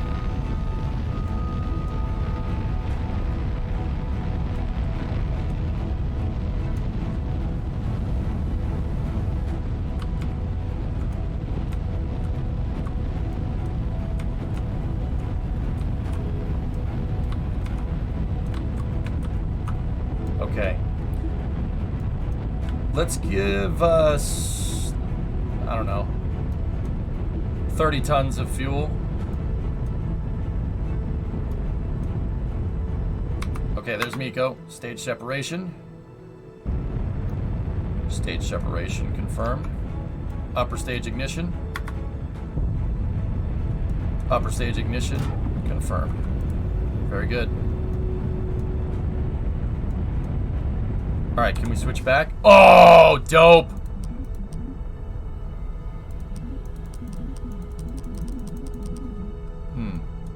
No RCS. Okay, so 7, 8.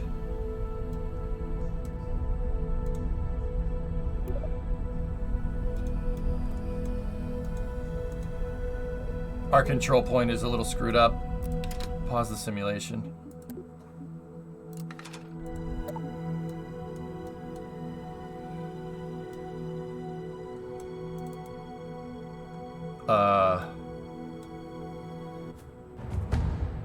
Damn.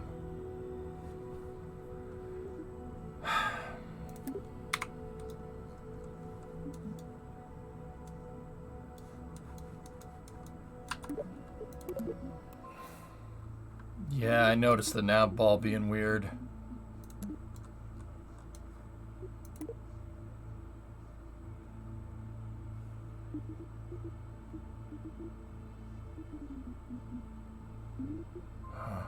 It's totally gone. Gone. Reduced to atoms. No, there's probe SAS and RCS on it, Yarg. It looks like Quick Switch is still having some problems. Which is why I made a quick save. So what I'll do after stage separation is go to the tracking station and switch back real quick. That should fix it. If I had to guess.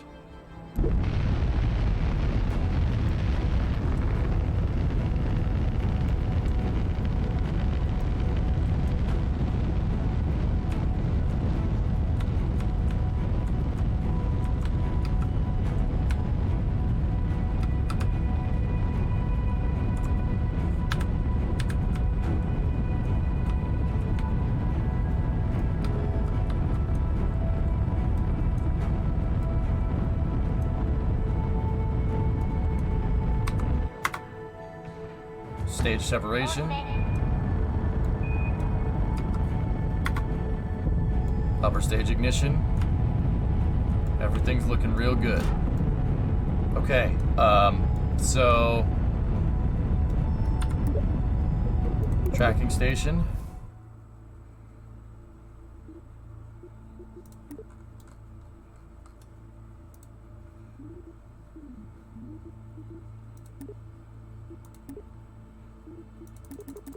No.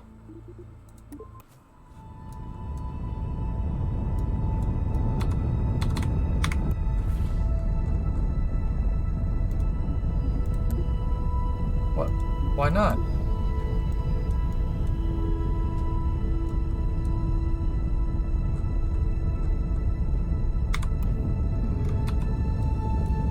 Quick switch worked, but nothing else did. Did it eat it?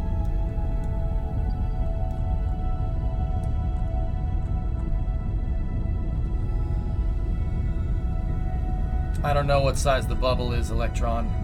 It's a lot bigger than it was, though.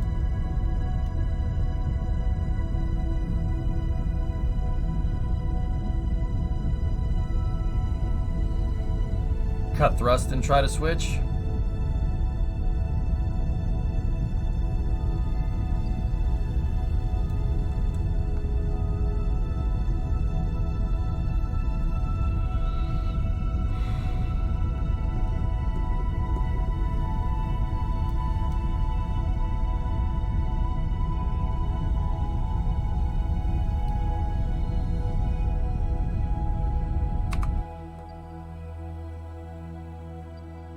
This was a pretty shallow trajectory.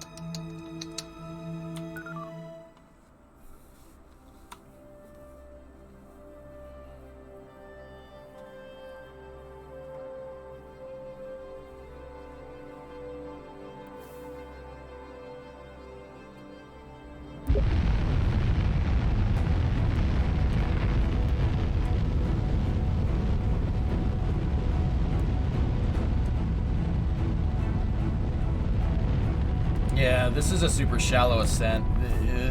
This isn't really good for testing because something might go below 25 if the rules are the same.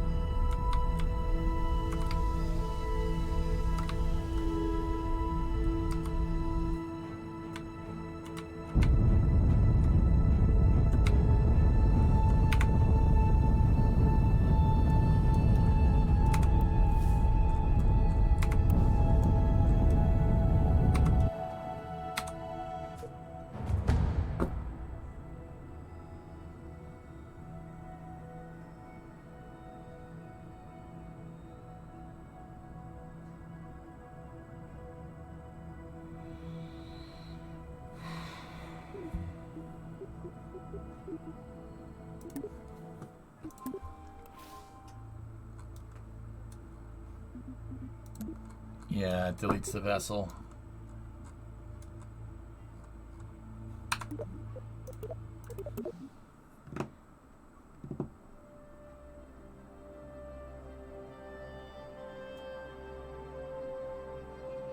Yeah, it's not updating the nav ball.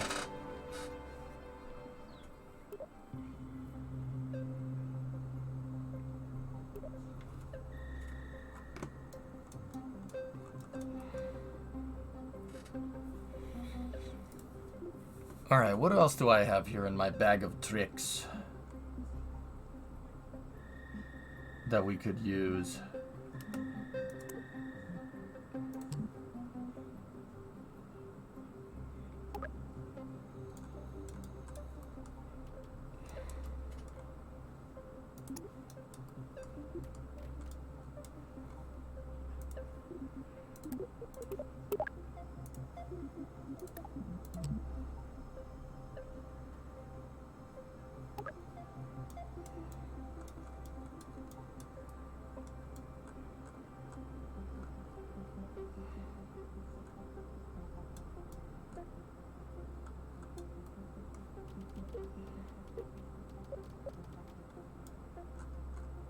How could we make this one work? All right.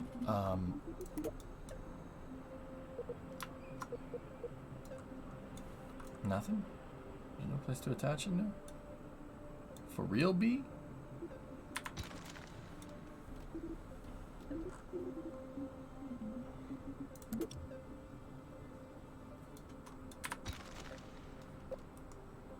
That's why.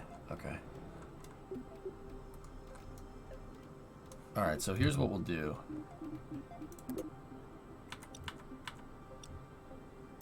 Just give me one of these, and we'll put a probe core in one of the SRBs, and we'll see where this gets us.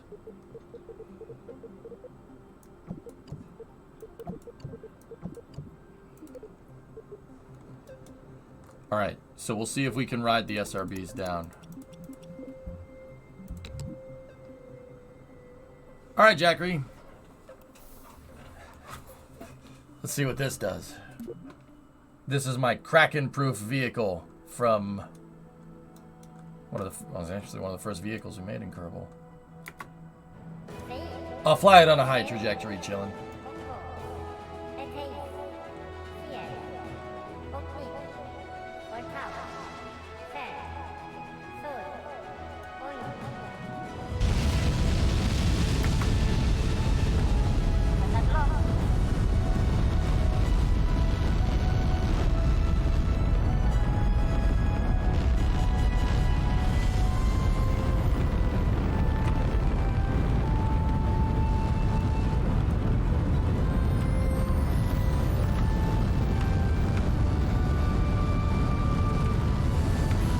Program complete. Vehicles pitching downrange.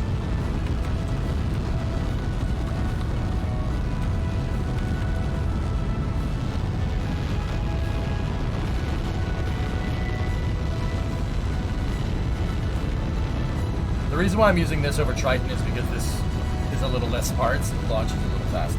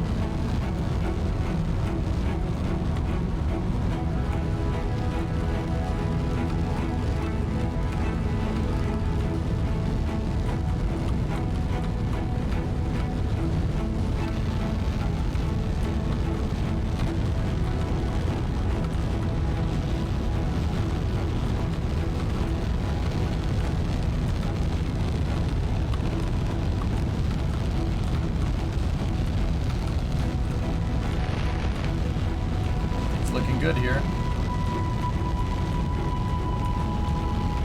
Ascent's looking nominal.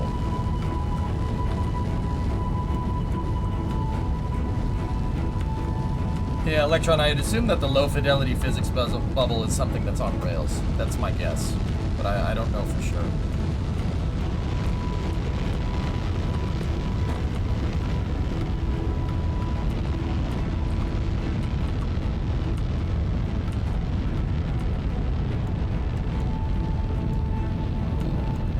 tanked a little bit.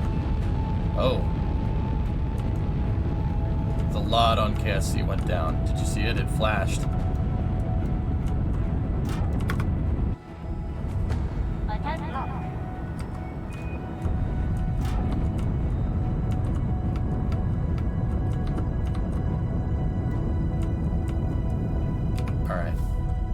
Picking up the SRB trajectory. Yes, the SRB trajectory is good too.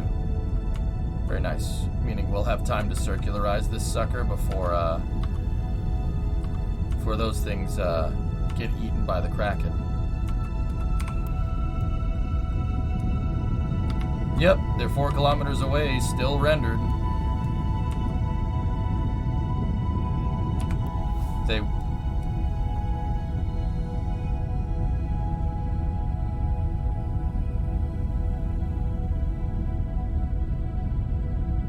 The high fidelity physics bubble is only 5 kilometers.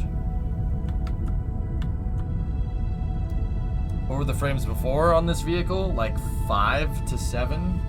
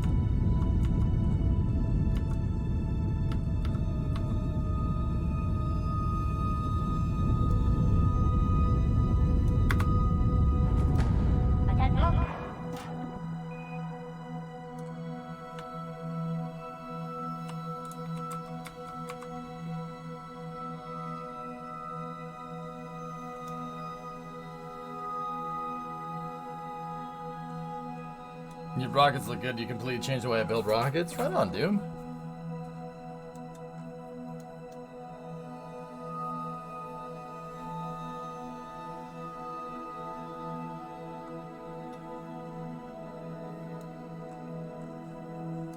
Why do you use 4 engines on the bottom instead of the appropriate size for this one?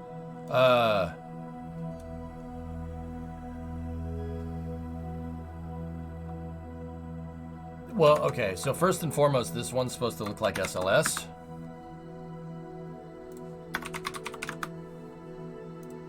Yeah, that's what I'm trying to do here is basically, it's block 1, well, not block 1B, it's just, it's supposed to look like that rocket, see? So that rocket has 4 X shuttle engines in the first, in the core stage, so those are 4 RS-25, RS-25s. RS-25D, technically. And yeah, I mean, I could put a different engine there, but these are kind of, the shuttle engines are really good at basically working in atmosphere and in space, so they're great for a core stage engine, or, you know, regardless of whether I'm trying to make it look like that or not. Yeah, Tony, so it's like halfway, it's half because I wanted it to look like the real one, and the other half is the KS-25 in the game is a very good core stage engine. Yeah, no problem, dude. Yeah, it's really, really, really, really good. They're really good engines. Really good engines for making SSTOs, actually. Hey, Envy, what's going on? That, and yeah, if I had one engine, we would have no roll control here. Just food for thought.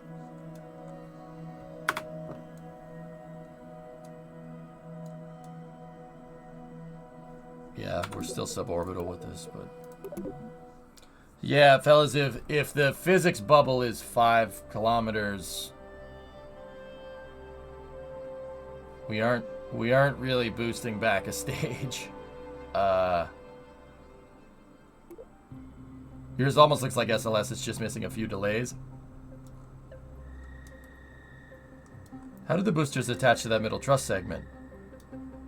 Decouplers.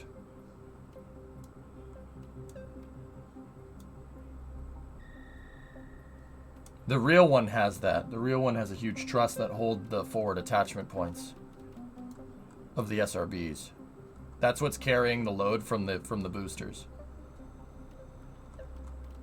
Yeah, there's decouplers at both ends. Yep. And it's between my LOX fuel tanks and my hydrogen fuel tanks. See, I have fuel tanks. The whole rocket's made out of a bunch of fairings connected to each other, dudes. That's what it is. Does the shuttle have that truss? Yep. Yeah, the shuttle would be... The nose of the shuttle in this design would be right here. And the tail would be down, like, right here somewhere. And the engines would be pointed at that truss segment.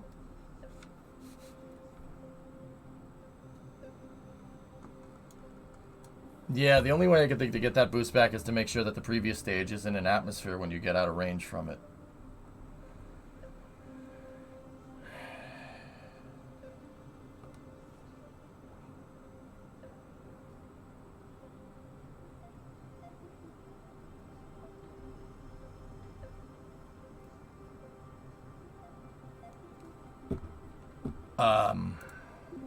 Yeah.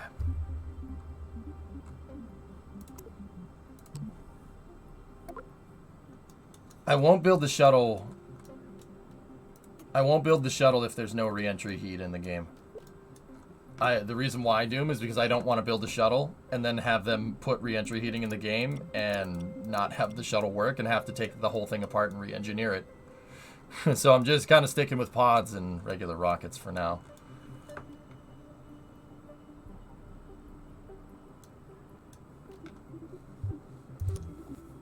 Okay, I got an idea.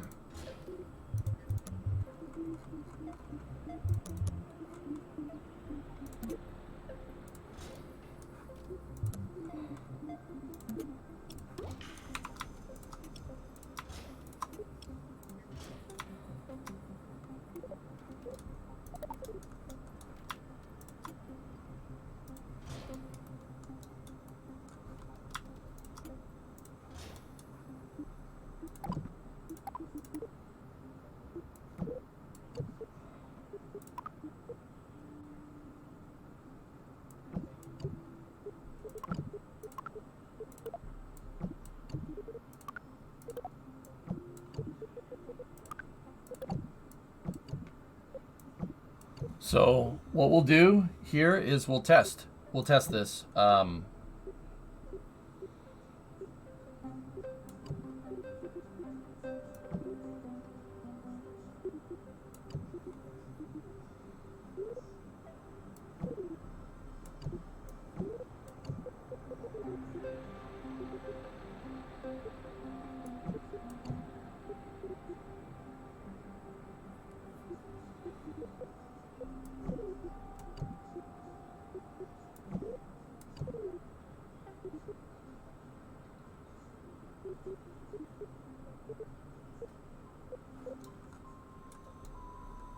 So what I'll do is I'll simulate boosters separating from our Eve Ascent prototype vehicle. The vehicle ultimately didn't work, but we do have a really nice launch vehicle here. So what I'll do is we'll separate these probes, separate them at different altitudes, and see what happens.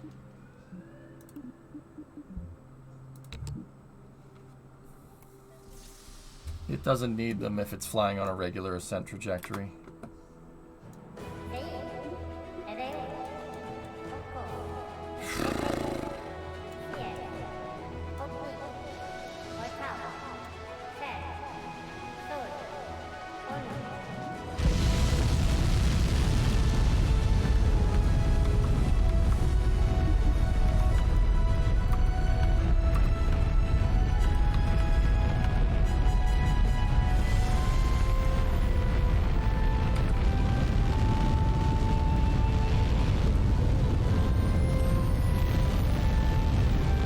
Hey Nazalik, I'm alright man, how are you?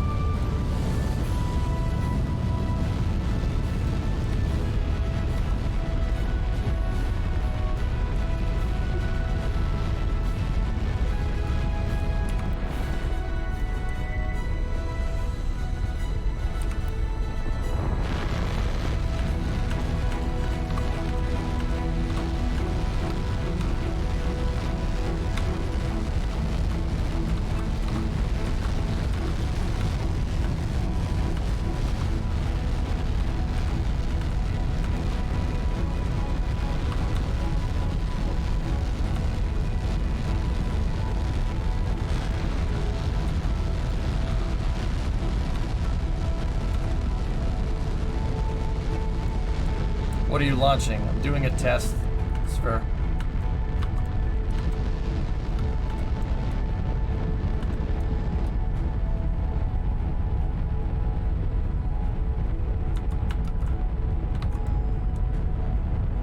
Yeah, see, lot change right there. Okay, so 50. We're at a 50-kilometer apogee right now. Let's let the first set go. Okay, there goes the first set of probes.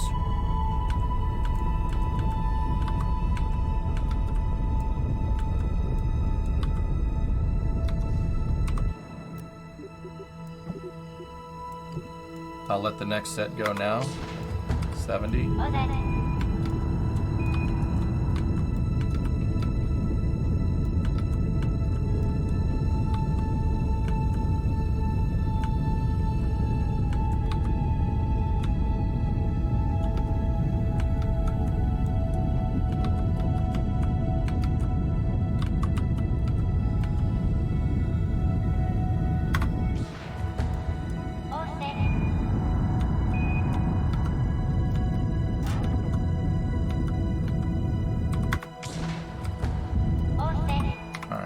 See what's still there.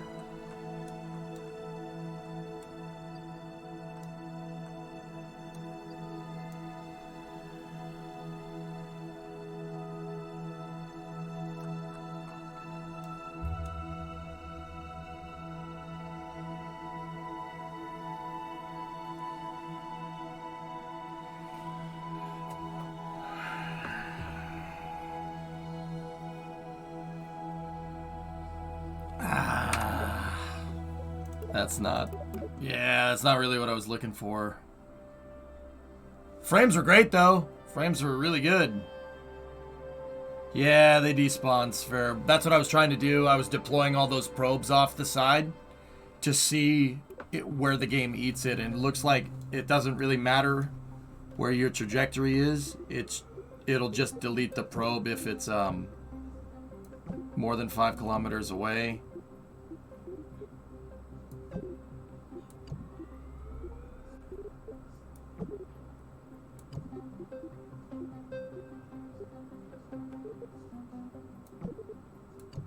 Here, I'll just give it one more test. Ah, man, I wanted to do stage boost back, but here, let's...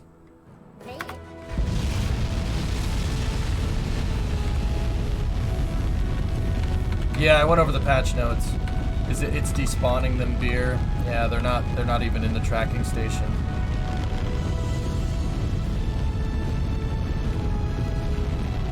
Is it possible to decouple with docking ports? It was in KSP1. I haven't tested it in KSP2, dude.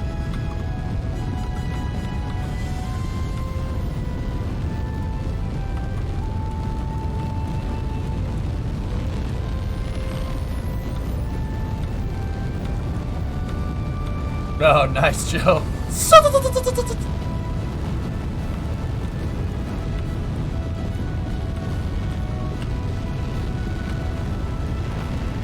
Also, this rocket is an absolute unit of a vehicle.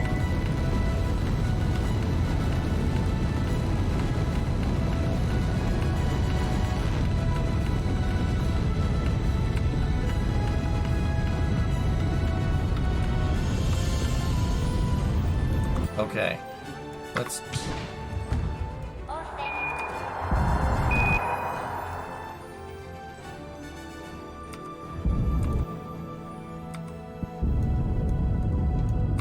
Let's just watch those two probes while we coast.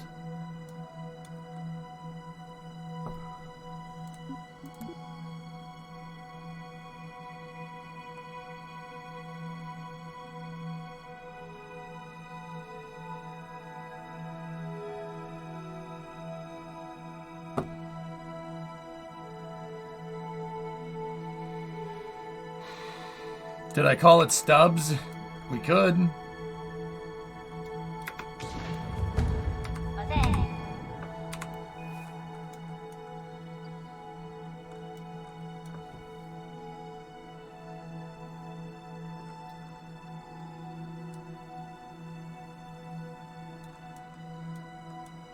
Yeah, it's in atmosphere, beer chug. That's what we're messing with.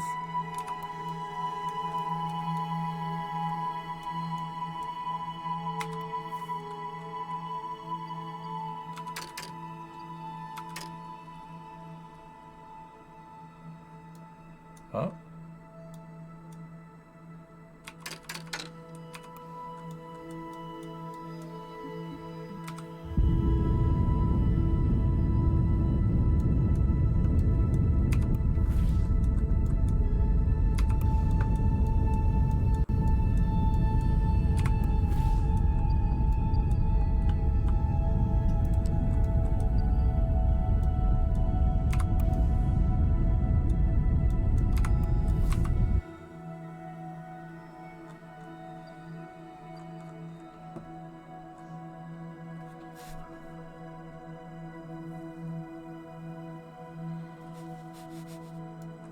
Why would keeping probes in the atmosphere be useful?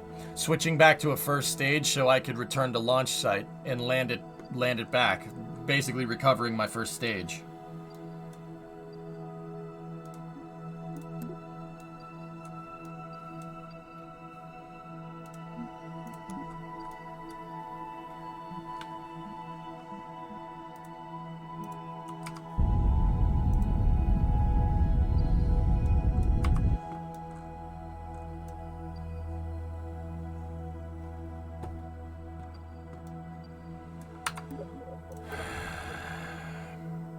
They get 5 kilometers in, they get to 65, Jim, and it gets rid of them. Or it was 70, I didn't see it,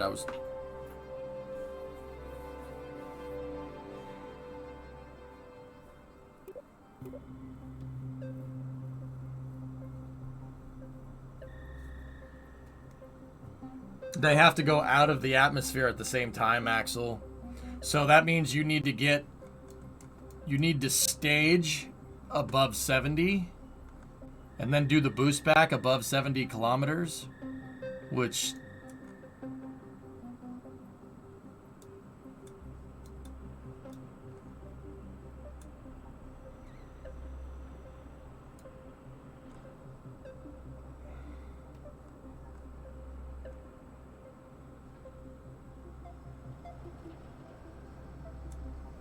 yeah.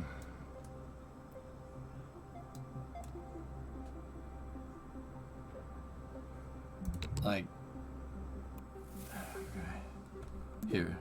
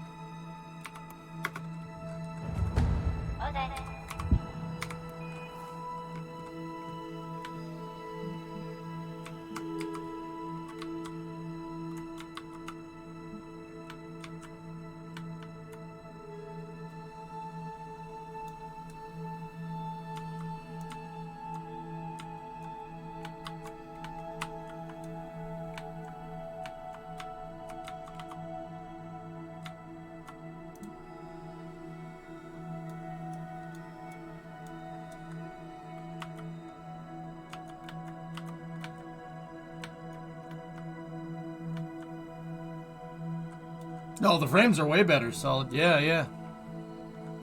Frames are great. Yeah, I'm not complaining about that.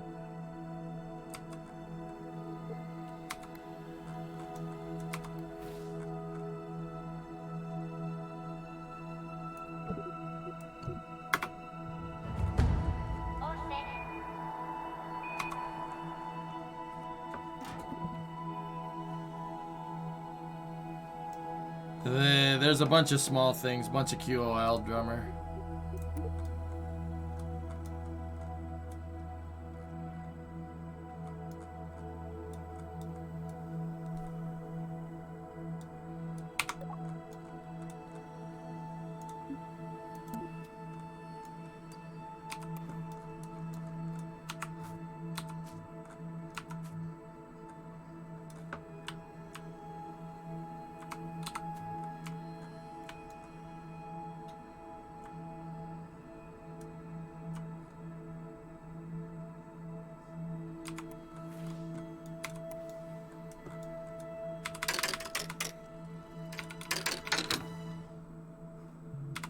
Yeah, the second hit hit 70, the Kraken ate it.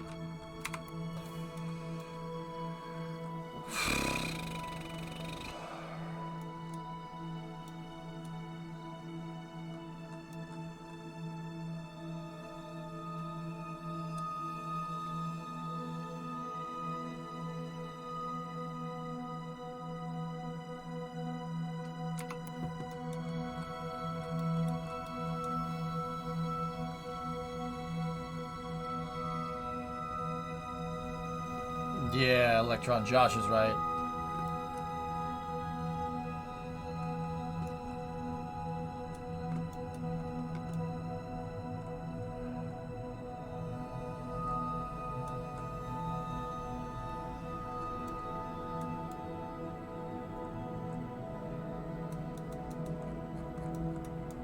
Yeah, Nate has said no microtransactions, dude. And I believe him. I believe him, dude. Now, like, here's the thing, dudes. I'll pay for DLCs all day as long as the base game plays right. Like, I'll give you a good example. Paradox games. Paradox games are a very good example of DLC done correctly. Cities, Hearts of Iron, Victoria 3, stuff like that. Perfect. Perfect. If the game out of the box, like the 1.0 release of the game, is good, and then they just start adding supplementary things to it, I will pay for DLC all day. Yeah, that keeps the game going. You know, that's fine. I don't have a problem with that. But yeah, if there's DLCs down the road for KSP2, yeah, I'll buy those. Absolutely.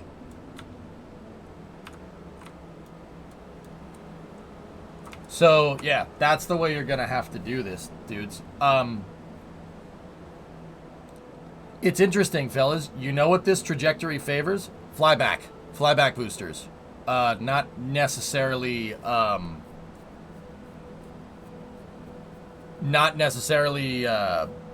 like boost back and landing. This favors a flyback booster. So something like this.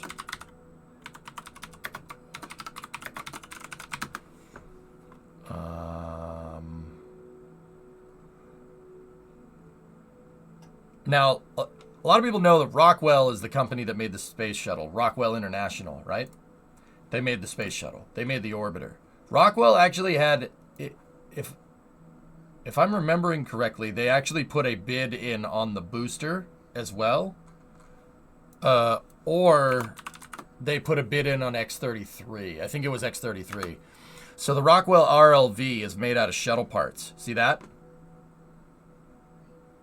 Yeah, it wasn't for a bid for the boosters. This was a bid for the X-33 program. That's right. They wanted to do that. Now, I'm not 100% sure we could do something with that. But that is a flyback. It was a flyback booster. But that seems to be a full SSTO. Are those 8Rs-25s? Yeah, the RLV, dude. But if I'm remembering correctly, they wanted to do a stack thing like the Boeing XS-1, the Phantom Express, which is a canceled project, but still a cool one. which is basically first stage flyback booster carrying a small solid rocket booster on the top. Yeah, they built the launch pads for it, and then Boeing pulled out on the project, which kind of sucks. People have made them in Kerbal before. That's what this kind of trajectory favors, something like that.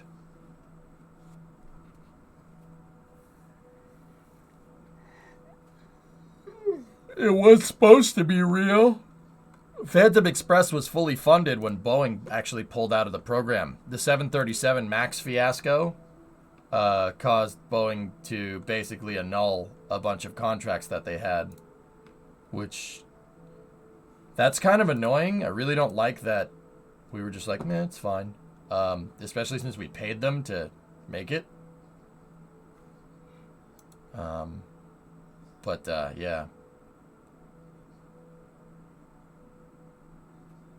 Yeah, of course, Aqualux. Yeah.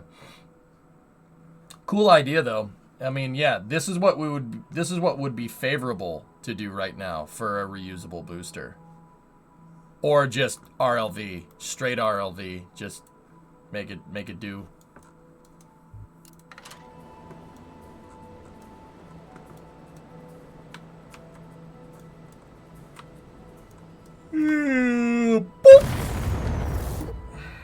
Yeah, that would have been really nice, actually.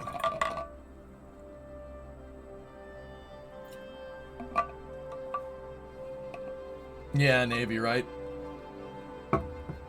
Okay, so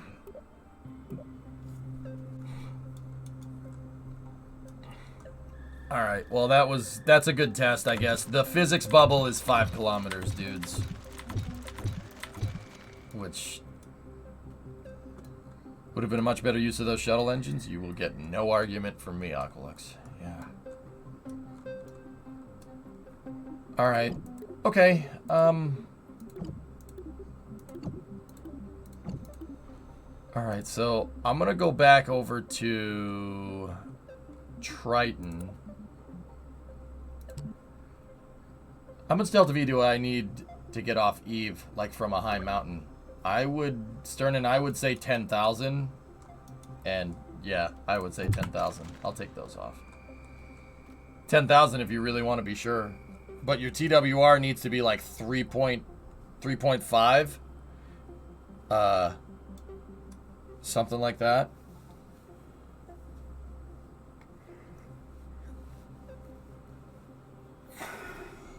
All right.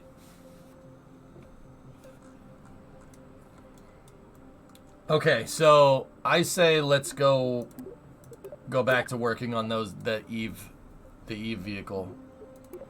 Or we could work on sending a probe there. I wonder if I have anything in the inventory to send there.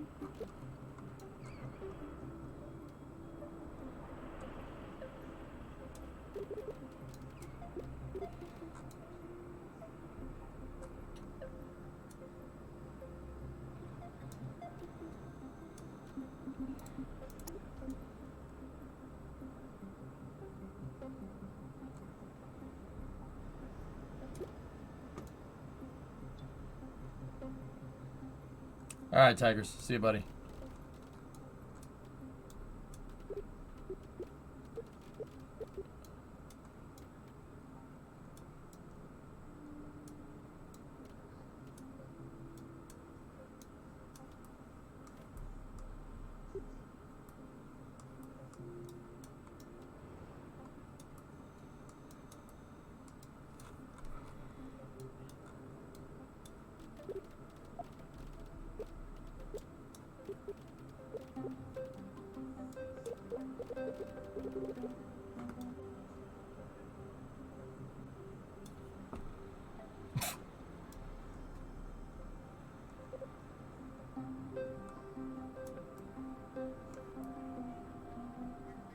Try hitting the invert controls button, Rothran.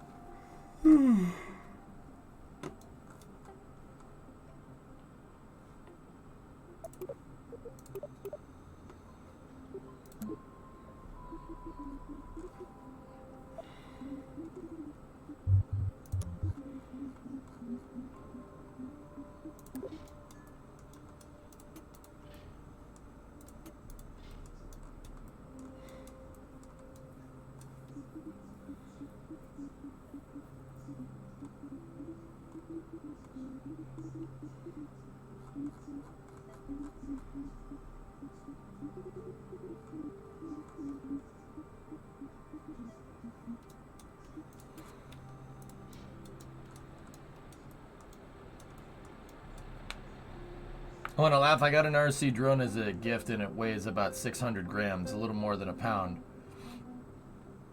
So I now have to register it in the Civil Aviation Department and put number plates on it, on a drone.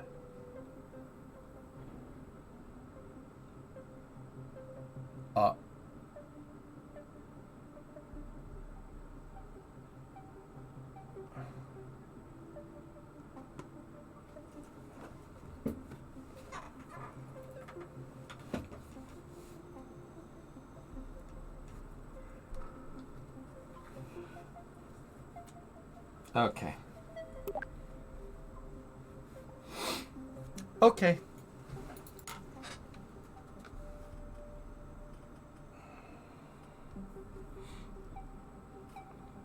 Above 250 grams needs to be registered, and you need insurance and a license to fly.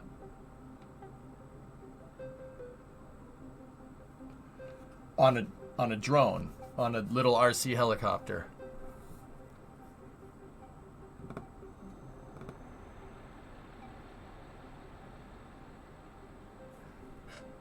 Nearly, I got a question. Do you know what a go-kart is?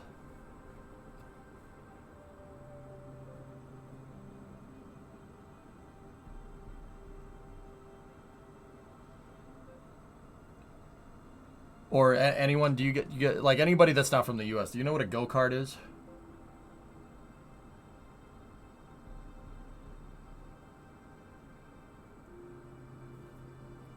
We've all played Mario Kart. Do you need a license plate for that?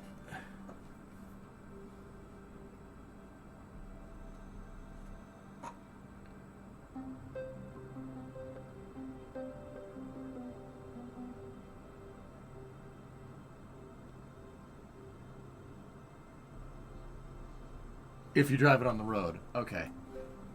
Okay.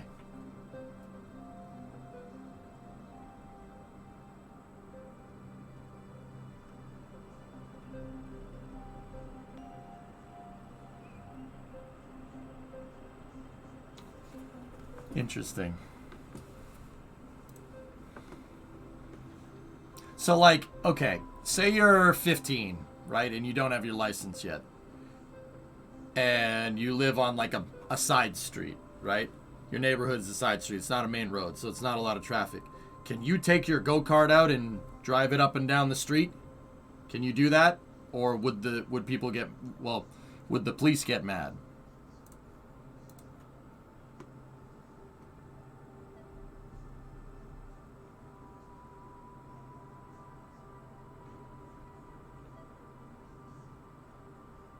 Don't get caught.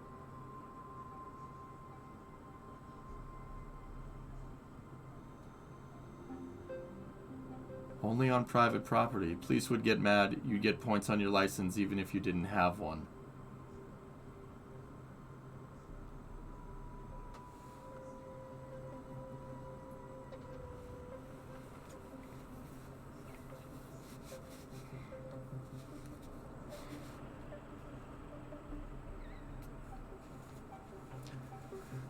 I'm going to go back to engineering my Eve probe. Yeah, I do, Geeson.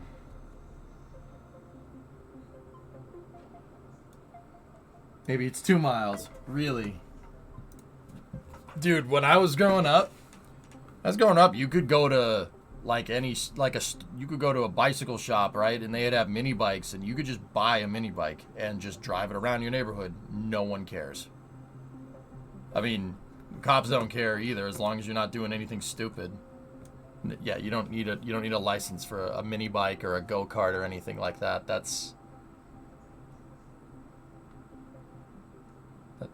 okay.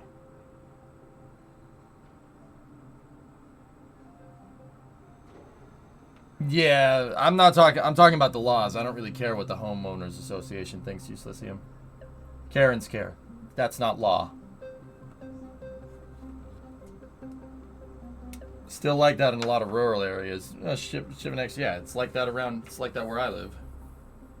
And I live in Massachusetts, not exactly known for its lack of laws. Karen is the law. Press F.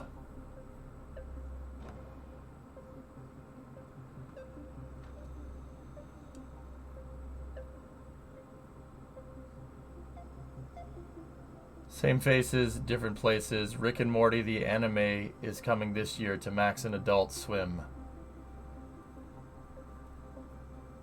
That's weird. Okay.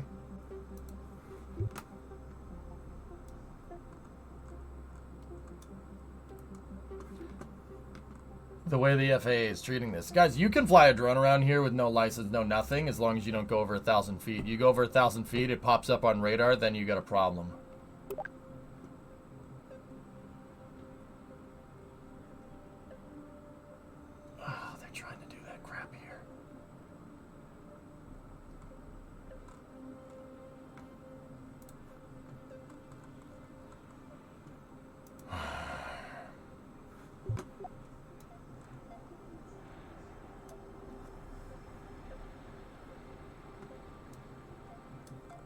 Canon is legal. It's two different things now. That got changed to 400 feet last year.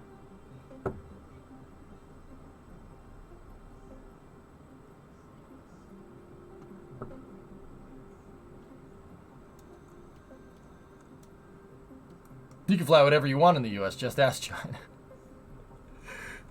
Correct.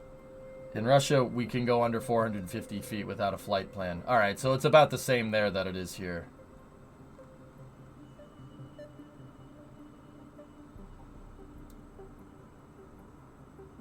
That doesn't make sense. Model rockets are good. They're not a guided system, no, Wrath. That's the difference. A rocket is just up and down. Will it be on tomorrow morning? I think so, Stufman. Yeah.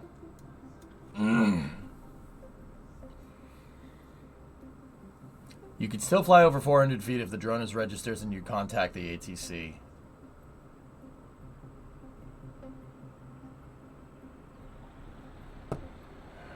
This timeline sucks. This timeline sucks.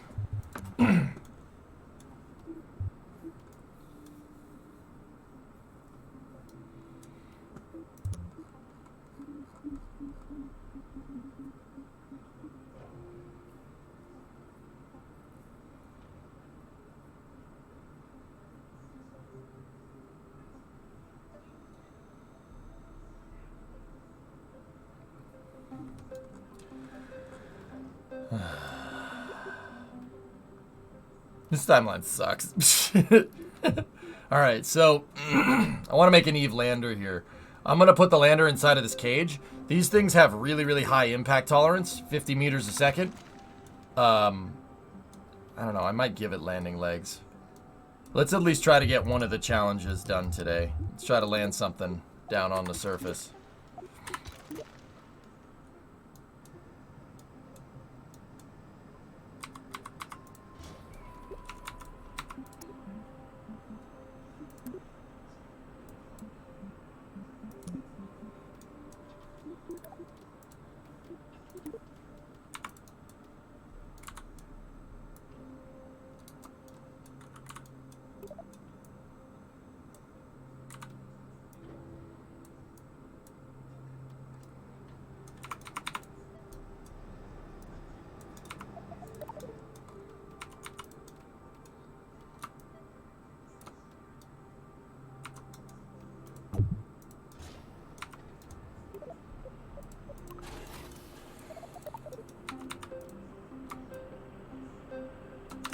that's not gonna work how I want. Let's use these.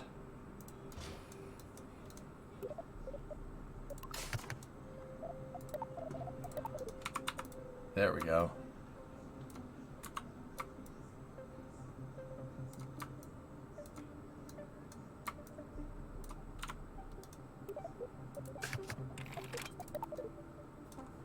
Cool. All right, there we go. So now it's Eve, so we need a heat shield. So let's do that. There we go. I don't know. Should we make the heat shield jettisonable? I don't think we need to. I don't think we need to do that.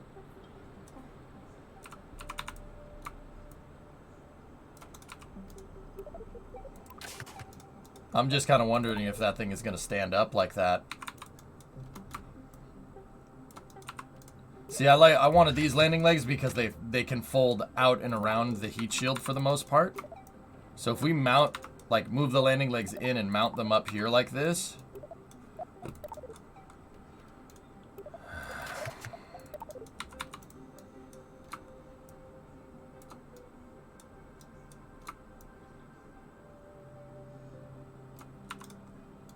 They'll deploy out and around our heat shield.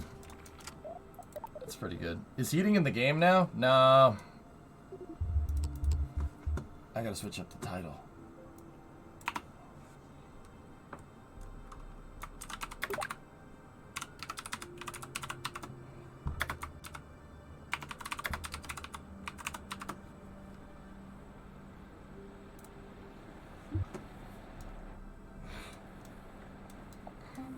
Okay, so now we need, let's see, what else should we put on this?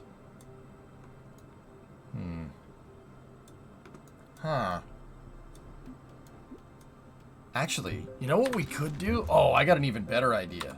Here, let's take these and let's put them in a place that it looks like structurally where they should mount. Like that, right? And then what we can do is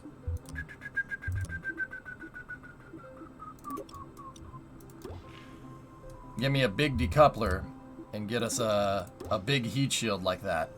If we jettison the heat shield like this, it'll work like, we can make it work like Curiosity. Make the thing work like Curiosity. We dump the heat shield, right? And then we, whoop, there's our lander. Nice. I like that. That's a good idea. Cool. All right, so that means if we're going to do it that way, we need a back shell. Which, dude, this is cool. All right, hold on. Let me see. Can we find some other... Are there any other pieces that we can use? That's 45. The 5-meter ones are 60. The 375 one, nah, no. These ones seem to have the highest impact tolerance of the bunch here. All right, let's zap this down a little bit. And I'll move to a 375 decoupler, right? And then we need a 3.5 heat shield like that. Cool. Let's go down like this, and because of that, I don't think we need to use those legs anymore. We can actually rotate this like that. Ooh. Okay.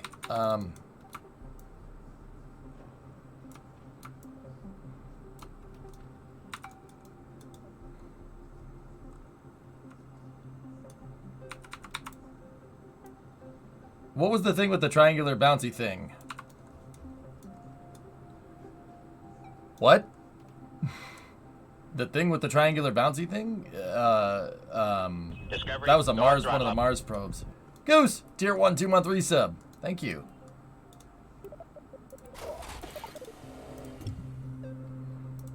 Hey AJ, how's performance with the new patch? It's better, Cloudy. Yeah, it's better. Sojourner is the one that did that. Thank you.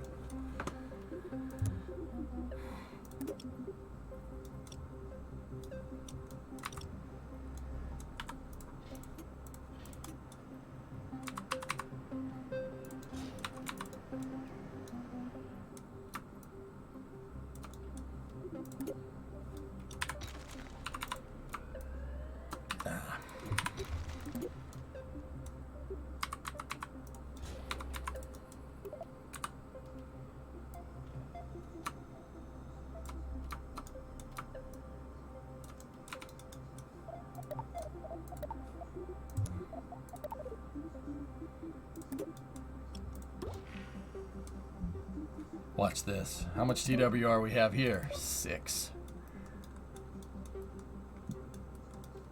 I'm glad you understood what I asked. It took me a second, Drac, but I think I got it, man. For a second, I was like, what? I'm sorry. What were you saying?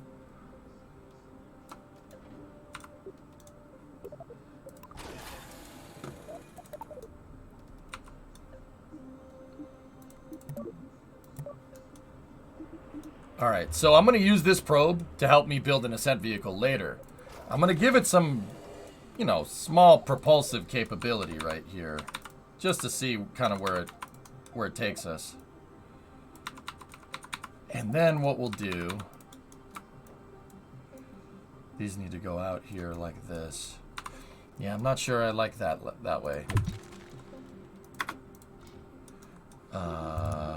Give me... Nope.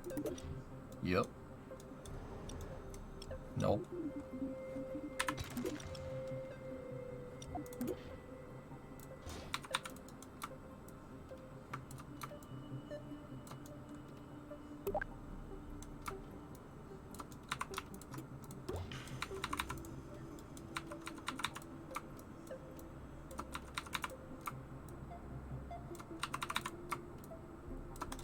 We make it look like the tanks are mounted. The auto rotation. The game doesn't understand auto rotation right now, dude.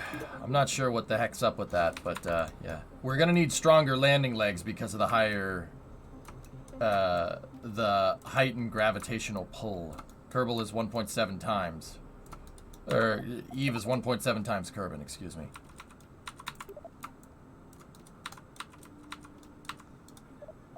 So, yeah. All right, let's attach this down here. No, go away.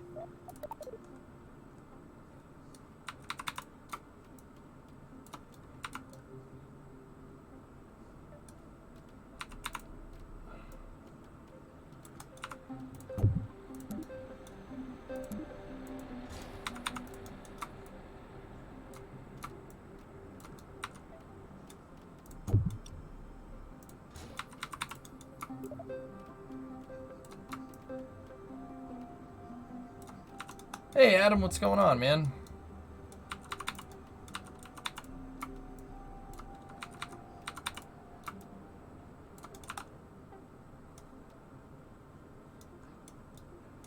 So this should be able to move upwards a little ways because the inside of the decoupler is hollow.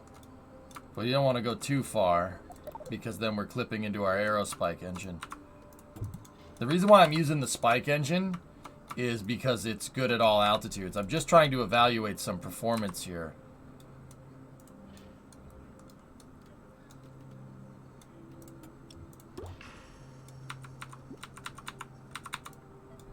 Do you think the Kraken landing legs would work better now?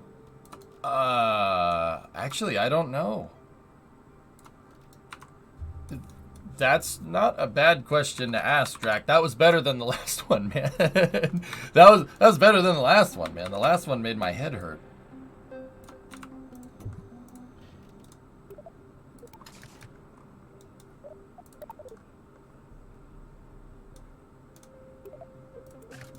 One size smaller decoupler? I'm sorry?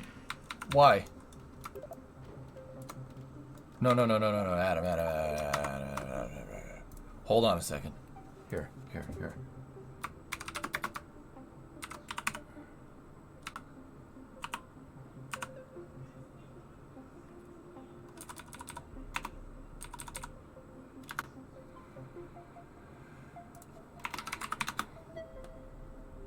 I can't spell perseverance because I'm stupid. I'm gonna build something like this. I'll take articles that did not age very well. I don't necessarily want to do airbag landing, but I do want to test some kind of propulsive landing. So Adam, check this out. Look at this guy. All right. Okay, I just want the image. Leave me alone. So, Perseverance was made out of... Perseverance and Curiosity, for what it's worth, are made out of a couple of different components here. So you have your heat shield. Obviously, everybody knows what that is. It's a phenolic impregnated heat shield, so it's just an ablative heat shield. Now, attached to the heat shield is the back shell. The back shell is just an aero, basically a FOD cover for the rover, which is packed up with its sky crane in there. You can see the sky crane has the sky crane engines are right there. All right, that's inside of the back shell, or the aero shell. It's a FOD cover. Also, it's for the aerodynamics when it goes to re-enter. The re-entry vehicle or Curiosity, when it's in entry like this, is pod-shaped, obviously. Now, the sky crane and the rover are packed up inside of the back shell, right? And on the top of the rover, connected to the top, so the rover and the sky crane are connected to that. And they're connected to the back shell, and then on top of the back shell, you have the service module. It's the SM. It's basically, there's a bug on my light. That's basically for coasting, for when it's flying through space. Gotcha. Ha ha! Stupid bug. Oh, wait, there's another one.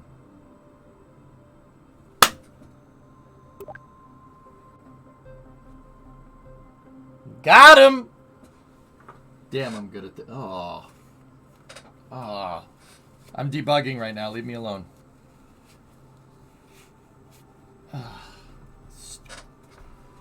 Did the rocket launch this morning? It's tomorrow morning, Coolio.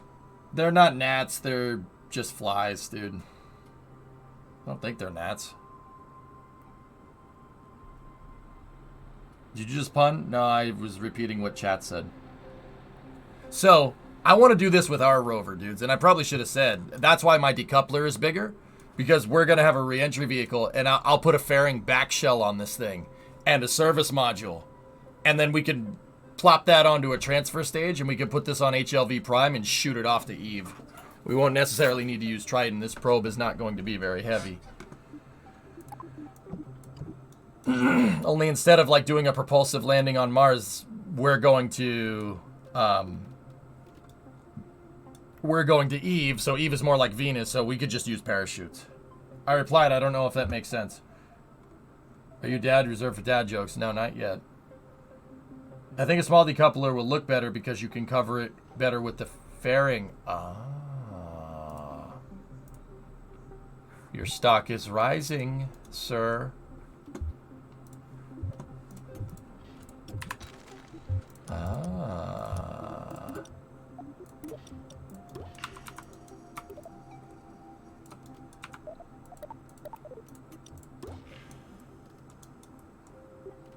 Ah.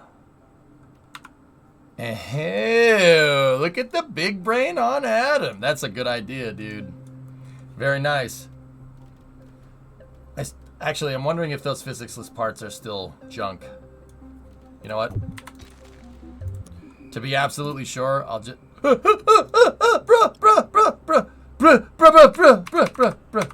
Okay, we're good.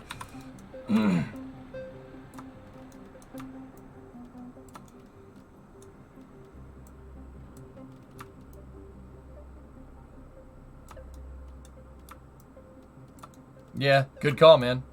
That's a good idea. So when I build probes and stuff, guys, I like to make it...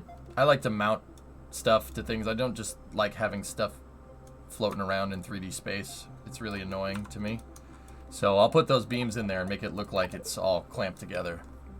The legs are actually attached to the root part. They're not attached to the beam. The beam is just there so I can mount more things if I want to. So, like, say we want some batteries or something.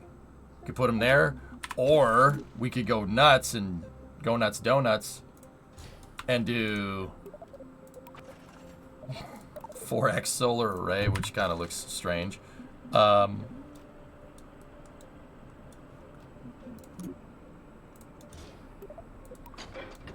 Zip, zip, zip, zip.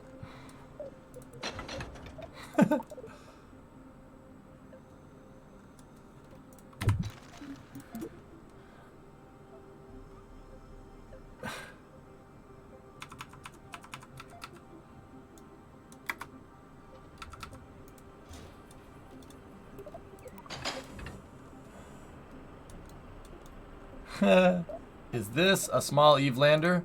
Yeah, I'm going to evaluate entry, descent, and landing with this design. 95. I got an arrow spike in there so we could test, not mess with ascent profiles too much, but it's got like 6-to-1 TWR. Or 6.0 TWR, which should be well enough to hop around on Eve. I just need to, I kind of need to see how it works.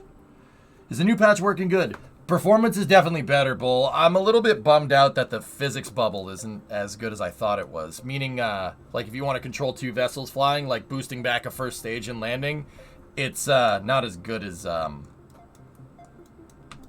it's not as good as I'd hope. The physics bubble in KSP1 for vehicles flying in the atmosphere was it was 21 kilometers. It's 5 in KSP2 right now. Don't get me wrong, guys. They'll probably fix it. They'll probably make it better. So I'm not too incredibly worried about it. It still does kind of.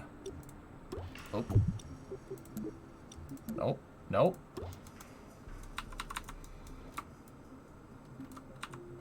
Still does kind of suck. But hey, it is what it is. What did the real Soviet team use for Venus? I'm asking for real. Was it just batteries?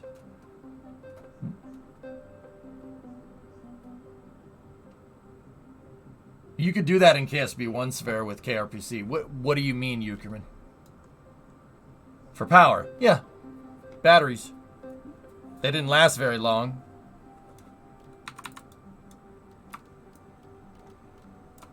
Okay, so there we go.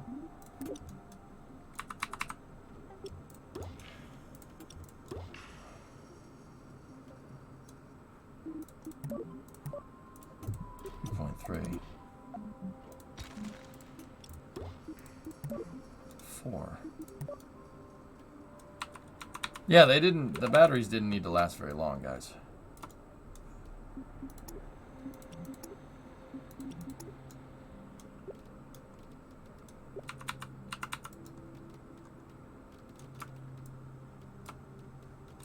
That's where that needs to be, right there. Cool. All right. So we have fuel. We have our landing gear. We have solar power.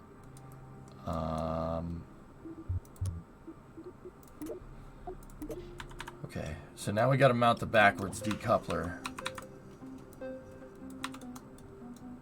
Notice much improvement? Frames are definitely better, Dracky. Yeah, the frames are better. There is, I'd say probably about a 10 to 20% improvement.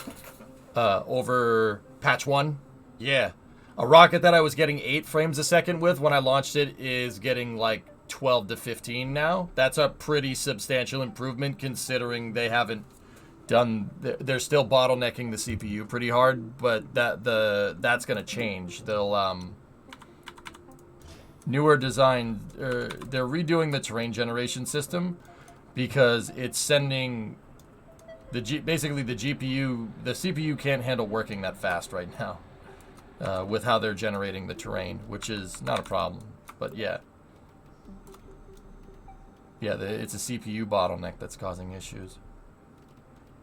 But yeah, it's definitely better.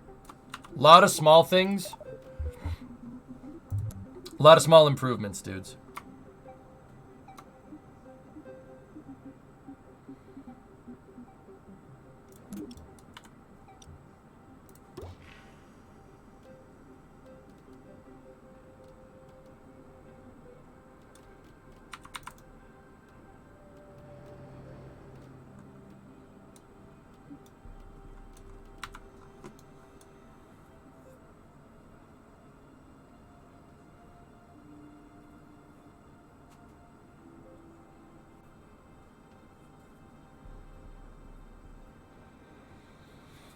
Yeah, Erudite, don't let it bother you. Because they ain't going anywhere. They're not going anywhere, so. You know what I found, dude? The people that say that kind of stuff, you know, were like, you know, say, like, in the case of relativity, you know, if there was a news organization that was like, oh, they failed, it's still a failure, you know, their rocket failed, catastrophically blown up, the future of the company at stake, stuff like that. You know the best thing you can do with those people? Ignore them.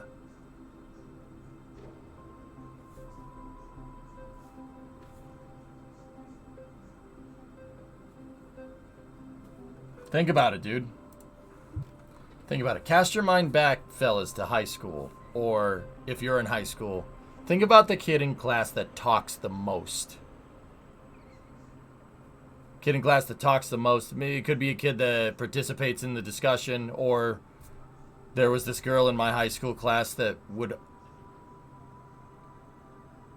she would always ask literally what the professor ask, like 20 questions about what the teacher would just teach. So like, just I'll give you an example. Okay, class, 2 + 2 = 4. Yes. What's up? Question. Yeah, what's up? So does 2 + 2 = 4? Yeah. Yes. Oh, okay. I was just making sure. Now imagine that person and how much they really wouldn't like it if they got ignored.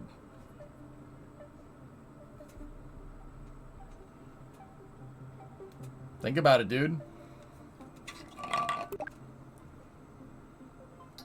And don't get me wrong, the analogy isn't that you shouldn't ask questions in class. You absolutely should.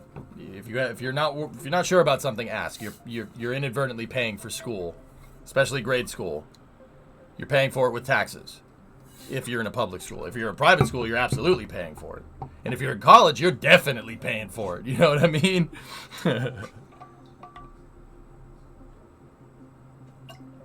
So, just think about that, dude. Wait, 2 + 2 = 4? No. 2 + 2 = banana. I'm a good STEM guy. KSP2E. I'm good at teaching STEM. Yeah. You know, that's what I'm known for, like math and stuff. Is math related to science? So, you know, I mean, once again, it's like Erudite, it's what we were talking about with those people that have those reviews, man. Like, the reviews for the game. Just ignore them. Don't let them bother you. It's not worth the time, dude.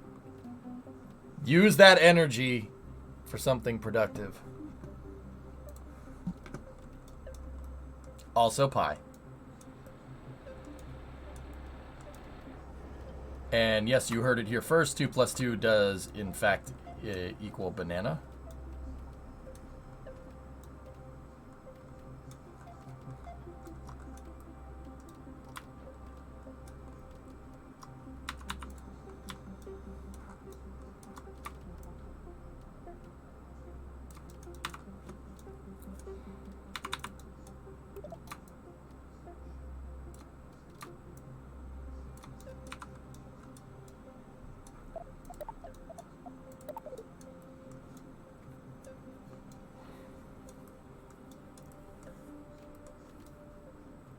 Well, Pythos, the context of this conversation was about how, like, news companies that aren't familiar with spaceflight and aren't familiar with, like, how with new space it's okay to fail. Like, that happens. They report failure like it's a catastrophic financial loss for the company. You know? Yeah. They're writing articles to get your attention, so ignore them. Don't go. Like, if you see an article, right, and the article is blatantly wrong, don't go retweeting it, even if you're retweeting it or reposting it saying, wow, can you believe this? Look at how stupid this is. No, you don't understand. That's what they want. That's the whole point. The whole point is to get your attention. Don't give them the attention. Do not give them the time of day. Ignore them. Also, banana. Also, banana. That's the moral of the story. Banana. No, that's too big. Much better.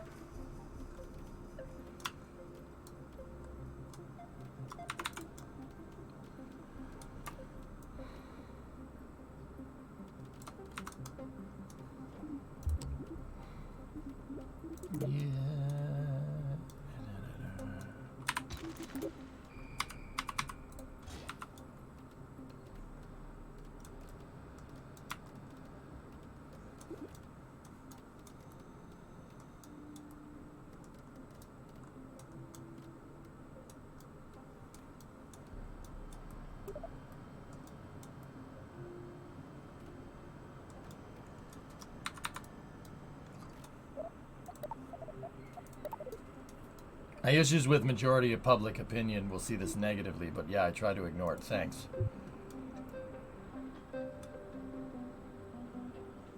Your issue is that the majority of public opinion will see this negatively. So, you're concerned with how people think. Hell of a battle to choose, man. You don't need to put the weight of public opinion on your shoulders like that. That's not fair to you.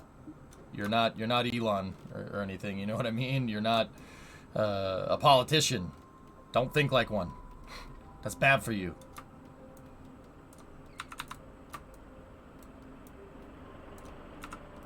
Think Jackie Chan in Rush Hour. That's bad for you.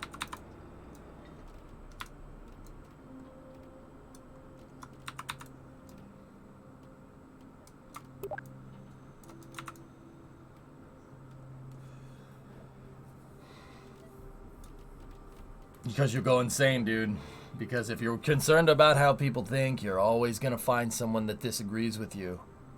And guess what? You're going to get annoyed when they disagree with you. It's a self-defeating cycle. You're basically screwed from there. Don't do that. Don't do that. Just don't do that. Don't put the weight of the world on your shoulders like that. That's not a good idea.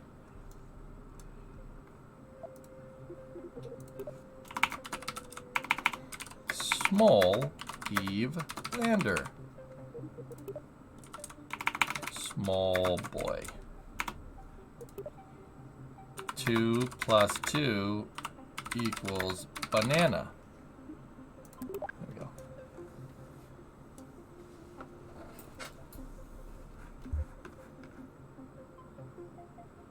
Это правда?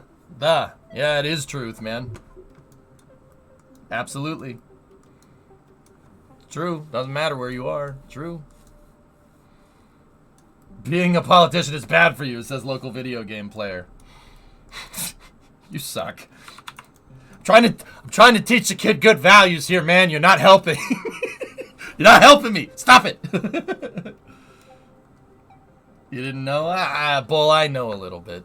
I know a little bit. And by a little bit, I could say like 4 or 5 words. But I used to read it a lot when I was covering what Roscosmos was doing.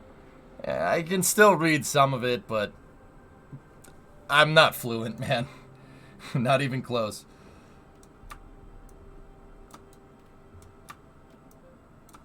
All right, let's see what we got here.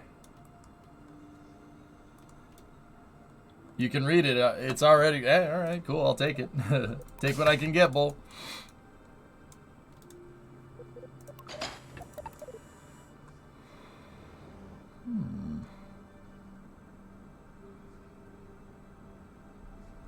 That looks pretty good to me. But, dude, you know what we should do? We should channel insight. Let's channel some insight action in here.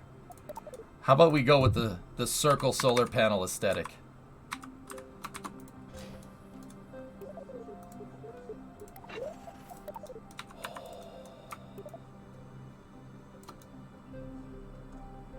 Very nice.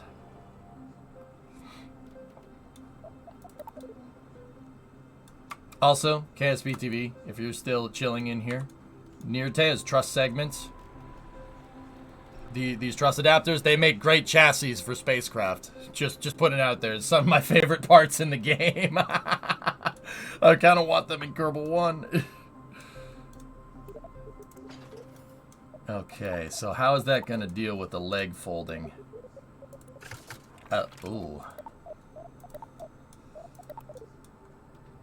Can those panels be stowed in KSP? Yeah. Just yeah. Hold on. Hold on a minute. Hang on a minute.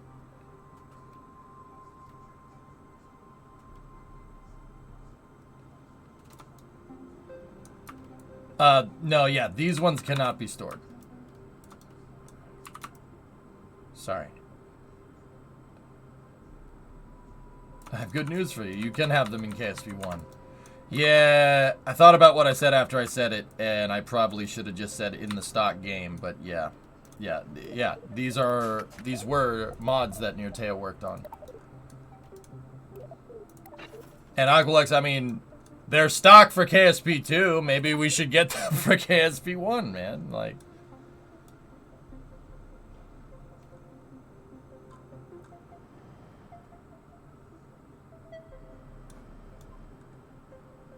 actually, you know what? You know what? Let's go full insight on this. I love the arrow spike, and I like where the probe core and the batteries are kind of tucked in above the spike like that. How about here? Let's do. So Insight was based off of the Viking landers. The Viking program was a Mars lander program. Funny how that works. I mean, once again, we're still going to Venus, but or Eve, I should say. Oh, billions and billions of Viking landers land on the surface of planets every day. No? Okay.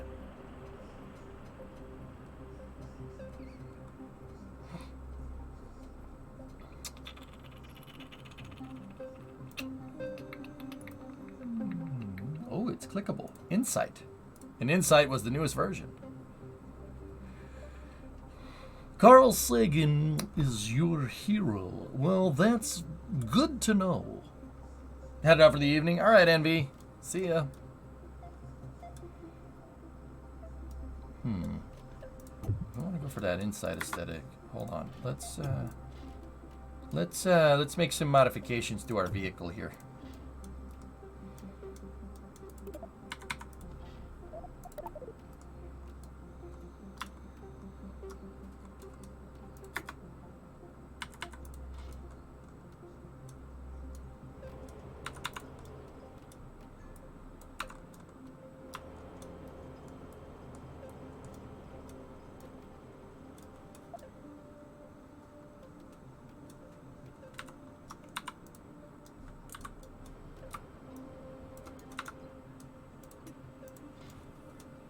Yeah.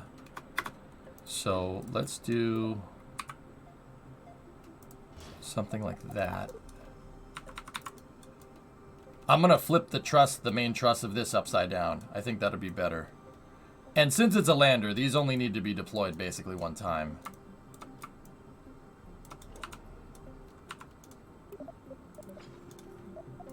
And yeah, that'll give us a little bit more space. I was feeling some real Vega vibes there for a second. Yeah.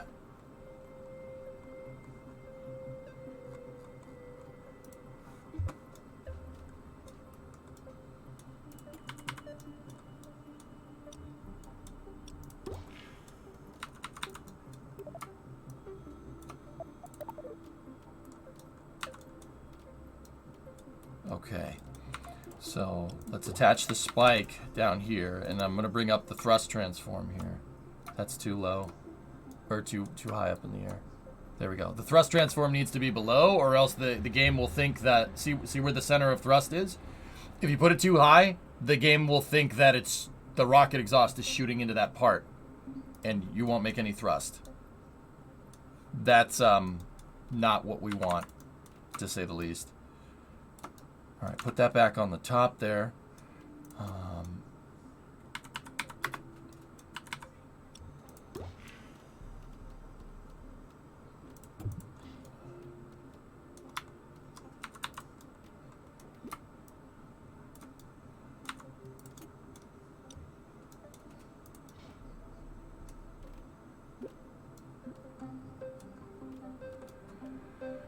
Hang on a second. My avionics package. What's mounted to the top here? Oh, okay. Cool. All right. We need that for the arrow shell. And we might have to put these on a mount that's like down here or something. Oh, that's actually kind of aesthetic. That's cool. And they'll extend out beyond the rim of the upper truss here. So that's good. That's fine. Perfect. Cool.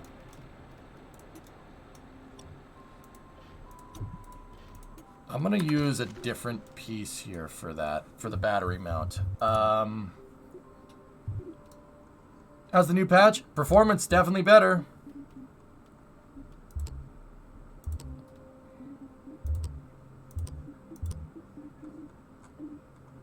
Yeah, Bree, the performance is quite good.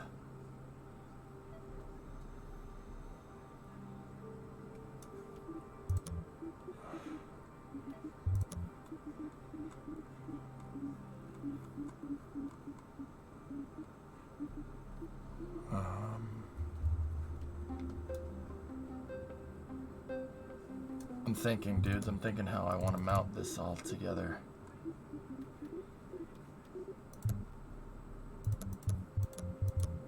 A tube? Mutter, what I'm looking for is I had the panel in there, but the panel was hard to move around in the editor because I couldn't get the camera centered on it. So maybe just a bigger panel? Like,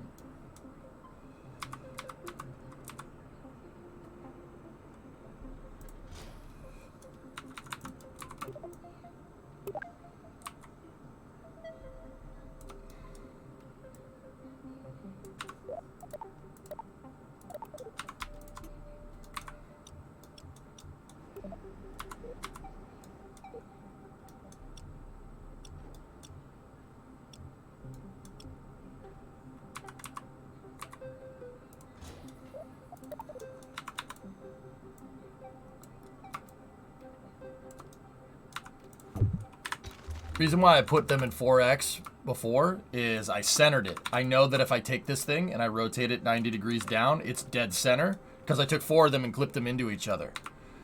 And then mount the probe core on that guy. And then move it up so the batteries are in place. And if, you know, we move this down, it might clip in such a way that we can select it. Nope, no we can't.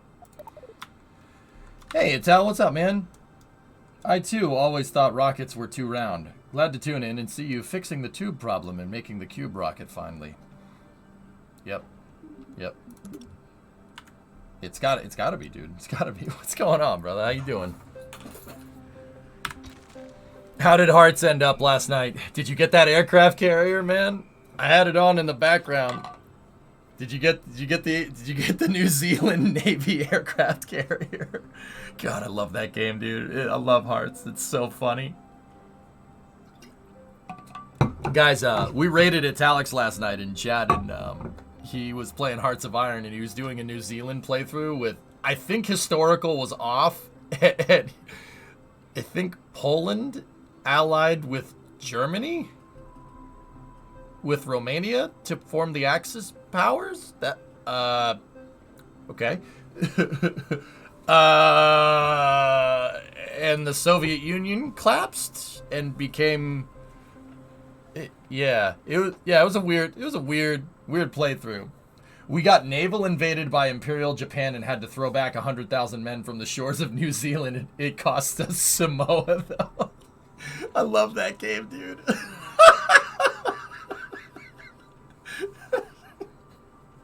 Didn't you go like commie New Zealand or something?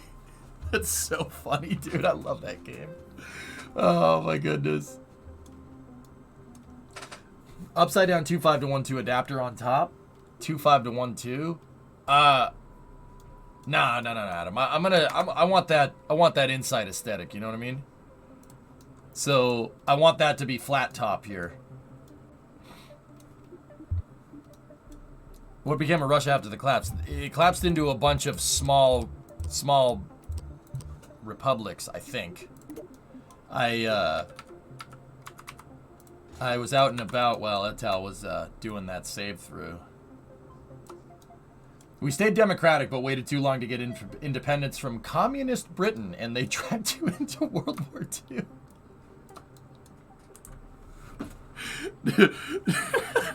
All right. Oh, okay. That is a thing. That timeline. That's a good one, man. Anyway, guys, yeah, go give Etal a follow if you want to see alternative history shenanigans in Hearts of Iron. It's pretty damn funny, actually.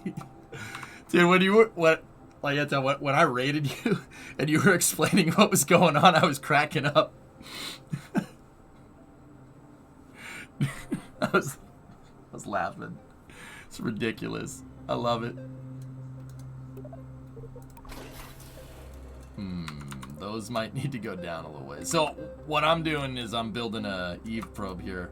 It might actually end up not being cubic, which is just a shame. But you know what I should do now? I should make a cube.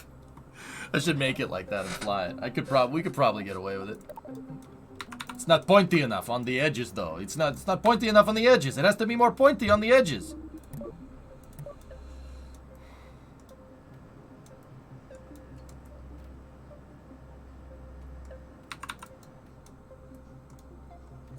Yeah, 3 times. See if I can... Yeah, see, there we go. That's where that needs to be. Perfect. So now I can select it if we need to. And it looks like it's tying the trusses together, even though it's a square. It looks good, man. See? Probe design takes time. It takes time and patience.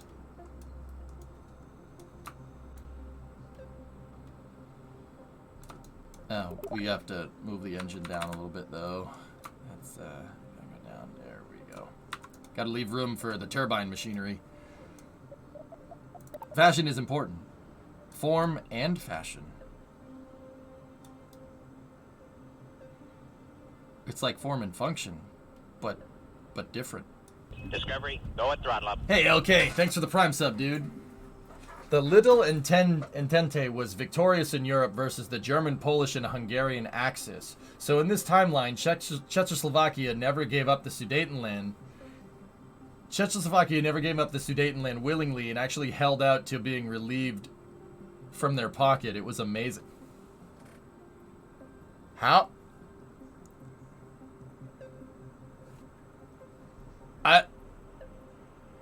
Okay. All right. That...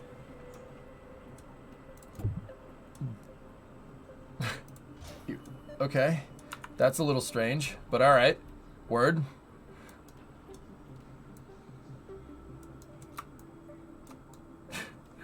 It's a little weird. That's awesome, though. Good for them. Will you be able to hop with the solar panels extended? We should be able to, dude. Yeah. Now I gotta make a mount for those things.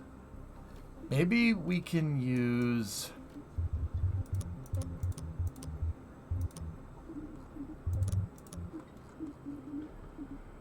Okay.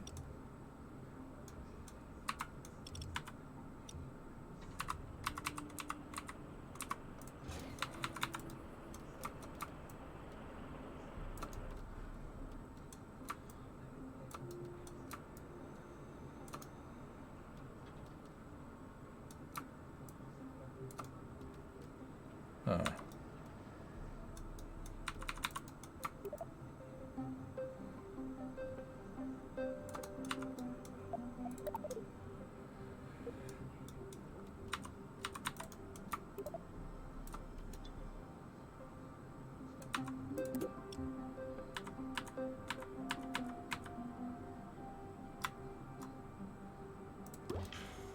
That's too small. Yeah, okay, the patch notes are righteous. About 200 updates this time. Yeah, new Kerbal patch came today. It's how they seem to be doing like 3 week increments. In business speak, I think it's 3 week sprints, but I don't know for sure. That's a guess. That was a guess, but it seemed logical.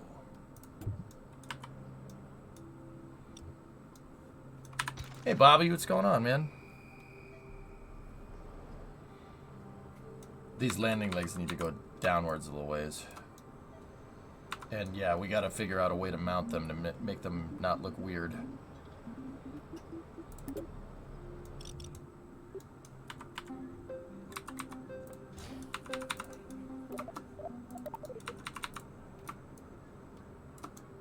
That'd work. Move those inwards a little bit so it looks like they connect with the fairing. Move that in. Hey. Hey. Not bad. Copying struts works now. Oh, thank the Kraken. Wait, no. No, screw that guy.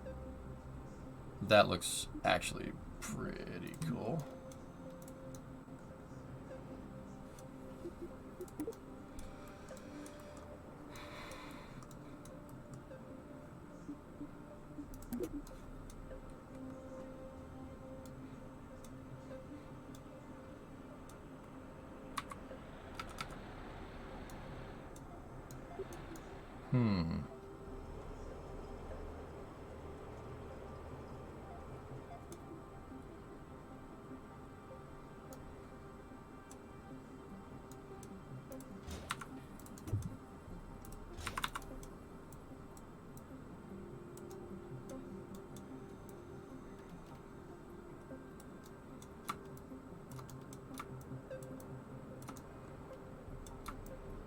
That's more or less what I want right there, but trying to make that thing deploy is going to look... And then trying to get the back shell around it as well is going to be a little strange.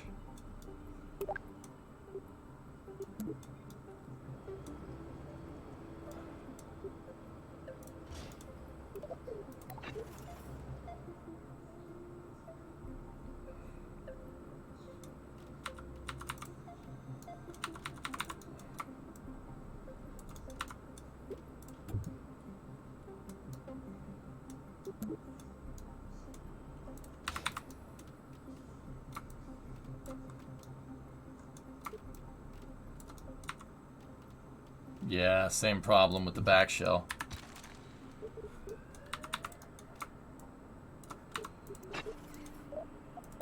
Oh, those are a little too low.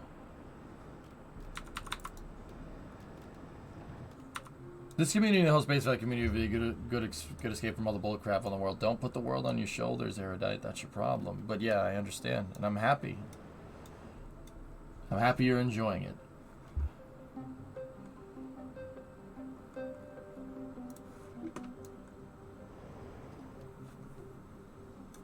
All right, Pogo. Oh, Depeche Mode. Word. All right, cool. Hell yeah, man. That's going to be sweet.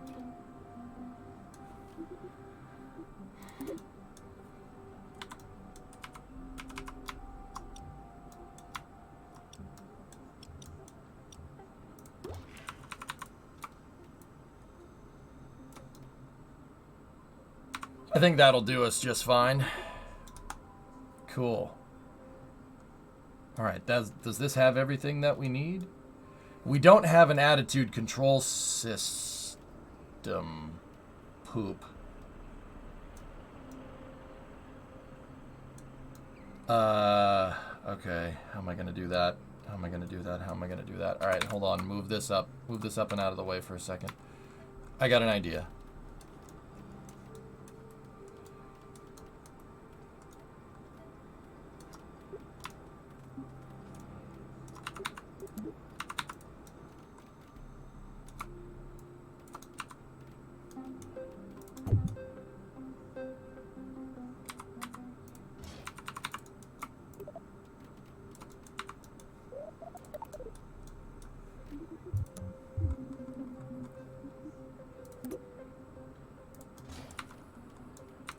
Fuel is stored there, fellas.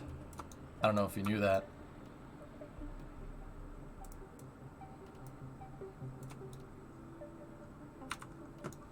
How much monoprop do those things have?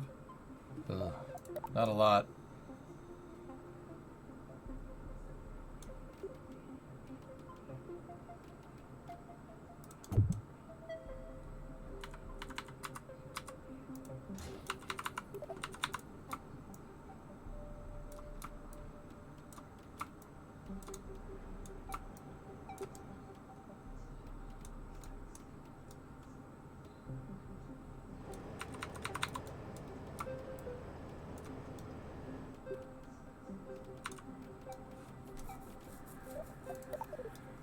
Fuel is stored in the balls. That's right.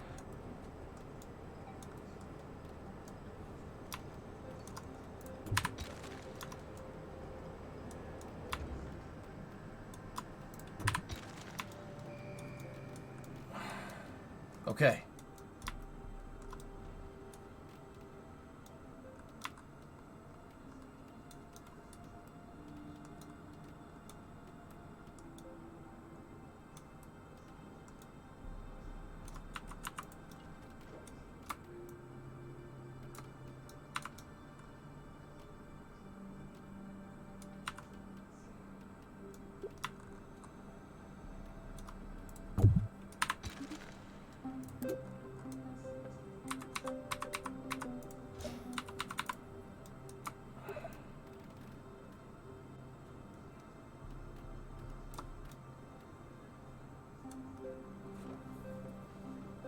Maybe if I rotate these up and make it look like the bracket for that monoprop tank is integrated into the truss piece, that'll look better. Yeah, I like that. Yeah, that looks good. Dude, how's that for packaging? That's pretty good, man. Just got to bring them in just a little bit so they're not clipping into the liquid tanks too much. Now that's how you rover. See that? That's how you rover. Look at my solar panels are even next to the batteries. That's pretty neat. And because we're a lander, it's just a lander. It's not like a rover or anything, or like a rendezvous vehicle. We don't need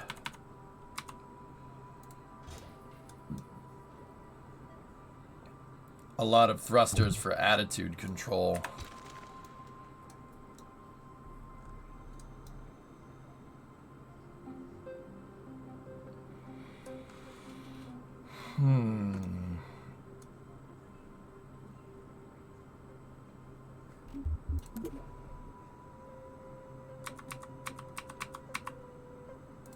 Problem with doing these thrusters in 3x symmetry, though, is you're going to get a little bit of a cosine loss. And this has no roll control.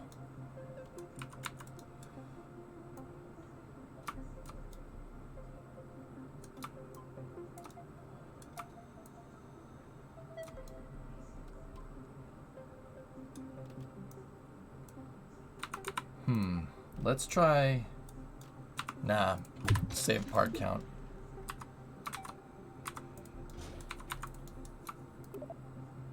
Yeah, but see, now these thrusters are for... These, we could use these for rendezvous, but... Yeah, I don't... Nah.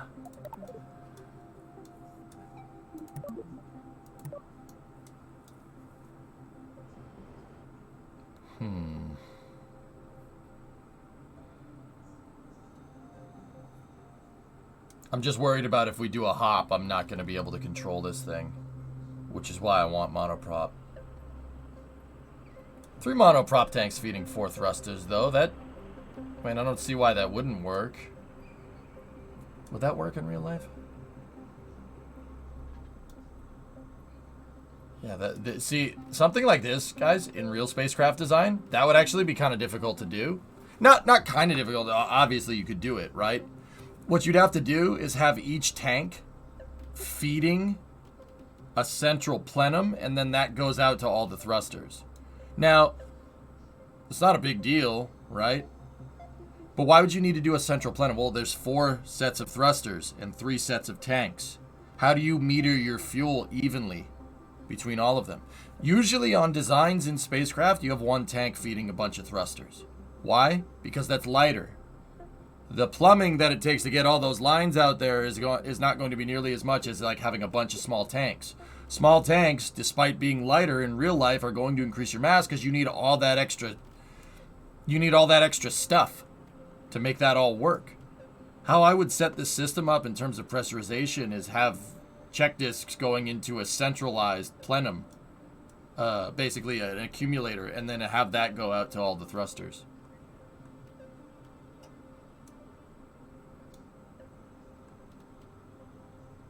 Yeah, that's why this is messing with my head so much.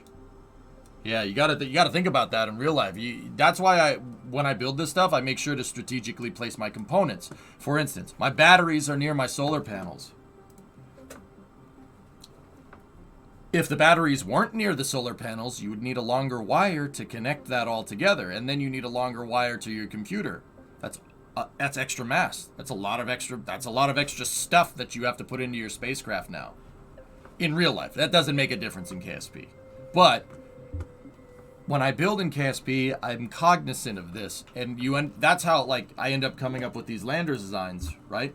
Because look, my probe core is next to my batteries, which is next to the solar panel. This would be super light. It'd be a super light probe in real life. Hey, Bree, is the pipe expander here? Yeah. Thank you.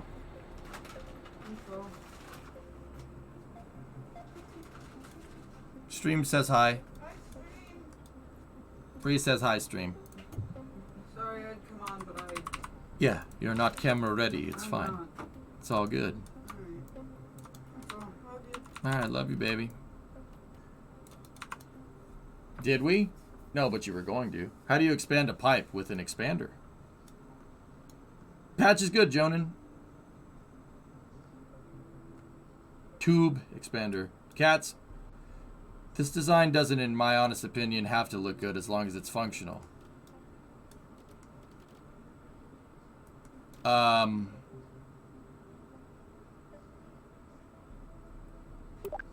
Yeah. Yeah, sure. I mean, play Kerbal the way you want to play it, dude. App data, Doom. So, cats, I'm not trying to make it look exactly cool. I kind of used a couple of ideas from different NASA landers here. What I'm really getting at is, you know, this is my own kind of design, and it's functional, and it looks like how, if this design existed in real life, it looks like how it would look. Does that make sense?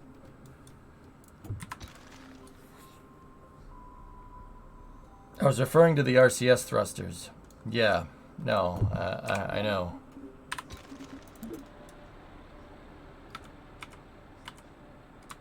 What I'm telling you is that I like to kill two birds with one stone.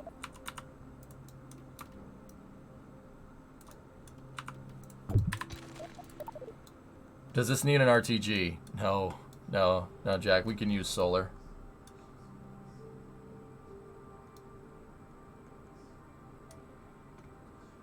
Does this mean that EJ is camera ready? Well, yeah, of course.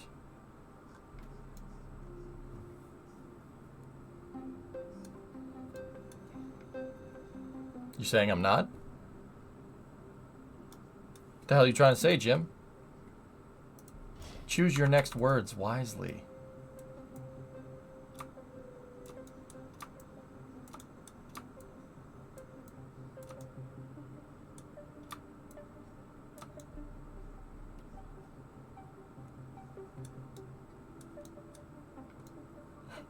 Words.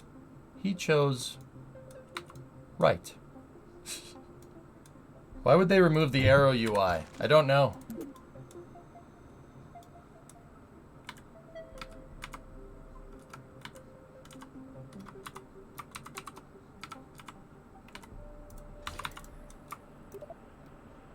My guess is that maybe the reason why they removed it is because they're replacing it with something better. Remember, Nate did say that. He said that they're not keeping the debug menu in the game right now because of... They're not keeping the debug menu in the game right now because it's not good. It's not good UX. That he didn't say that they wouldn't be able to, like, maybe replace it in the future.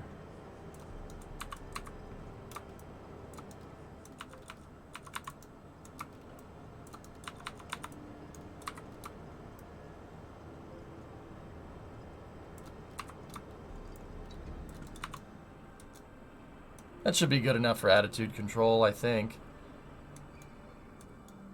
I mean, actually, you know what? The more I look at it, the more I think it's not.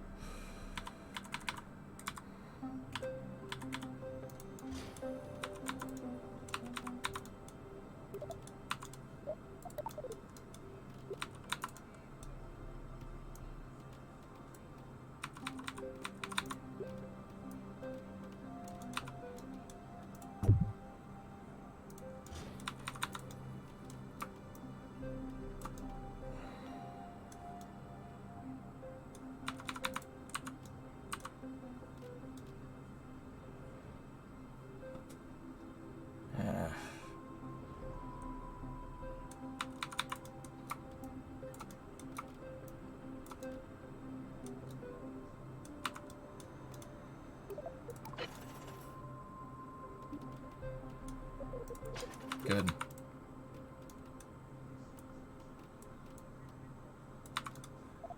That will work.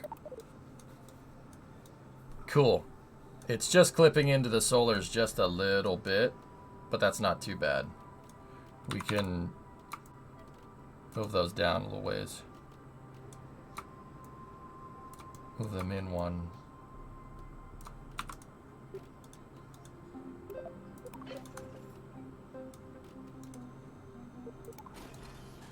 There we go. Nothing fouls on anything there. Perfect.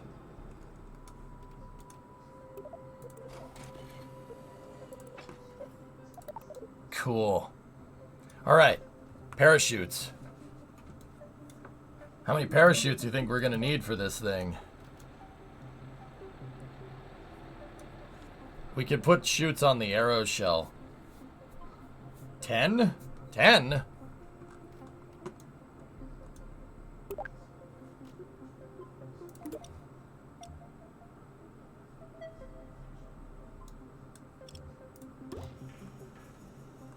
I think 3 Mark 16s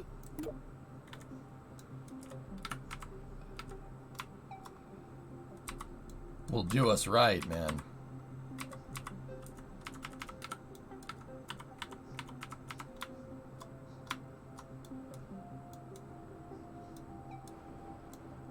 Is this an Eve lander? Yeah.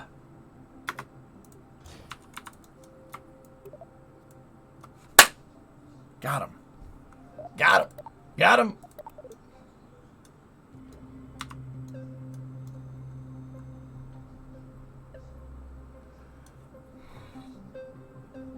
Nah, you know what? That's fine.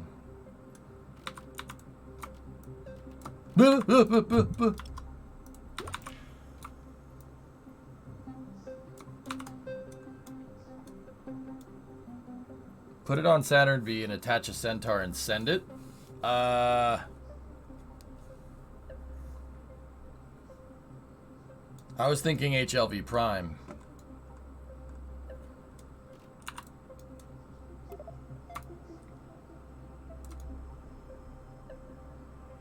My SLS style lifter would probably be able to do it.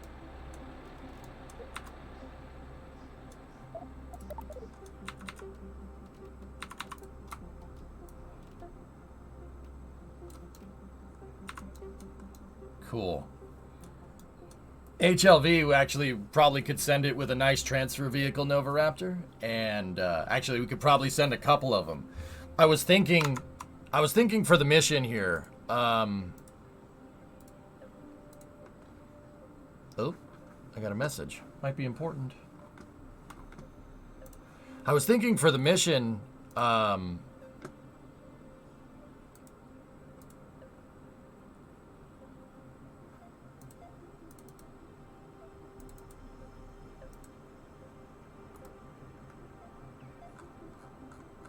Give me 1 second. Cool. I was thinking for the actual missions, because the challenge is, dude, if we go and look here. Land a vehicle, crew or uncrewed. Land a vehicle on Eve that you're pretty sure could survive re-entry. Ours has a heat shield, so we don't need to worry about that. Land a vehicle as high as an altitude as you can on Eve. Your screenshot should show the altimeter on sea level mode. I could probably, if we sent on HLV, my SLS style lifter, if we sent 3 of them, we could kill 3. Have 1 test landing just to make sure that it works.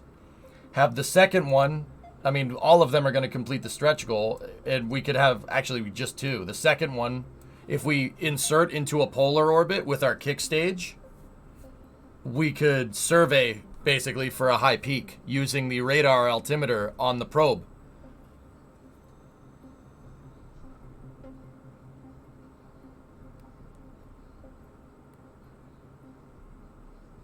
Grandfather say it never rain every day, Rares. This is good news, guaranteed. I bet you lunch. I have that exact hat. Perfect summer mesh hat. Nageti. It's a great hat. I am a NASA worm logo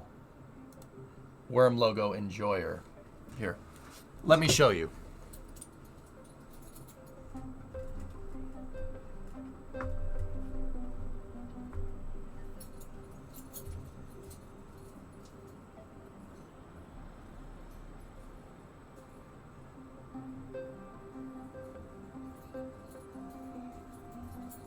So, Same. Any NASA I'll buy it. Yeah, there you go. There you go. So I have blue. We have black. Black, white, and red. Very aesthetic. Very aesthetic. And then we have what I call Flight of the Navigator spec. Flight of the Navigator spec. Gold. Which is compliance. Very aesthetic.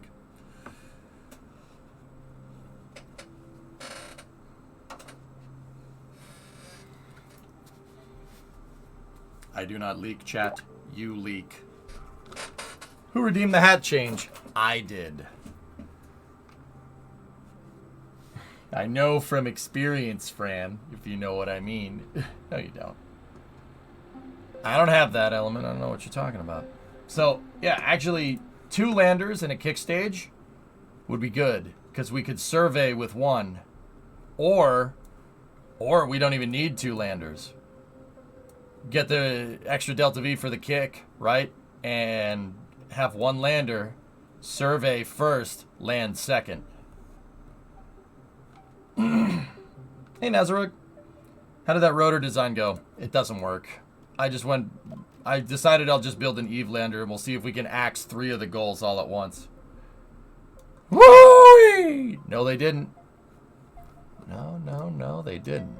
But you can imagine what it'd be like if they did, huh? Huh? Everybody on? Good, great, grand, wonderful. No yelling on the bus!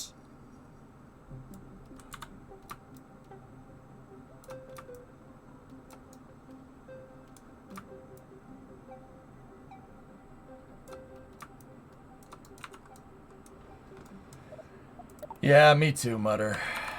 No, you don't.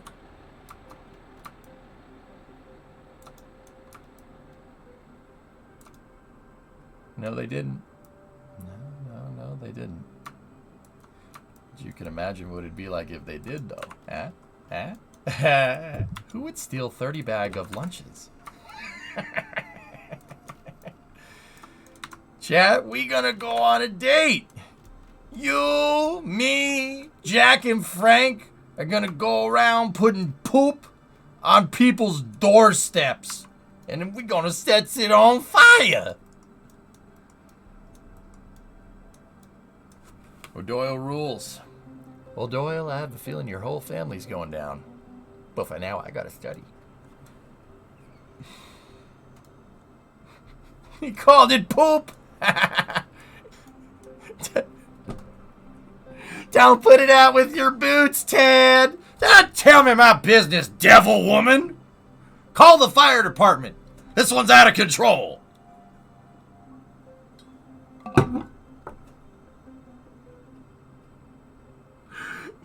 I'm sorry, that's really funny to me. If crashing your lander on the moon is cool, consider me Miles Davis. That was the grossest thing I ever heard in my life. Yes, Launcha. Okay, yeah. I'm sorry, I didn't have a chance to see your video yet, man. So to get the rotor design to work, my main finding is that the wing needed to be at between 30 and 45 degrees angled downward to have it to convert enough torque to get spin stabilization working. Then it really does. No SAS needed. Okay. It's a movie from the 90s, cats, called Billy Madison. Billy Madison! Would you like writing more words in cursive on the blackboard today? Yeah, okay, sure. Risotto. Those are Z's. They look like ours to me. That's not fair. Risotto is not a word. He's a baseball player. You're cheating! I hate cursive and I hate all of you!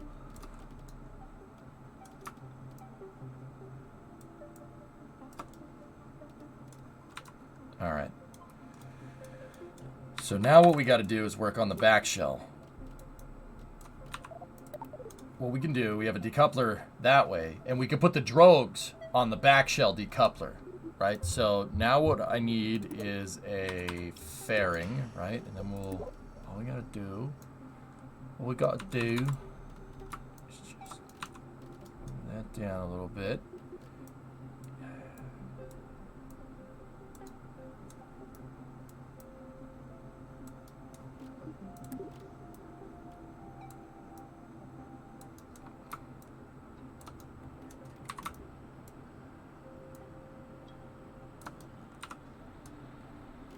Check. That's nice.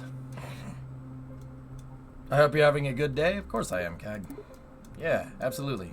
Any day that I get to sit here and do this job, dudes, is a good day.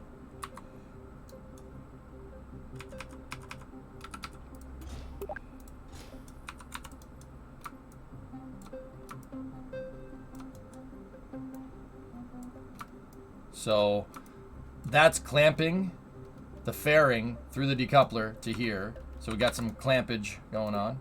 Give them the clamps. Discovery, go at throttle up.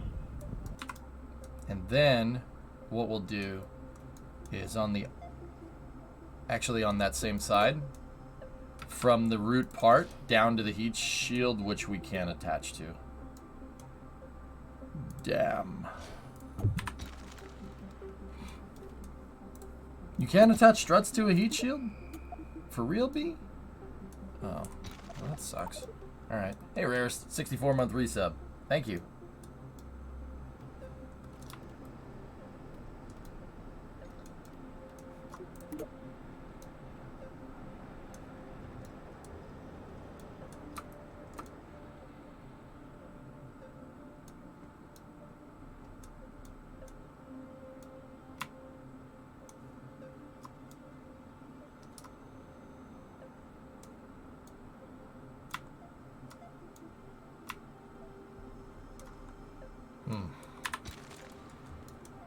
You know, instead of trying to mess around with the camera, that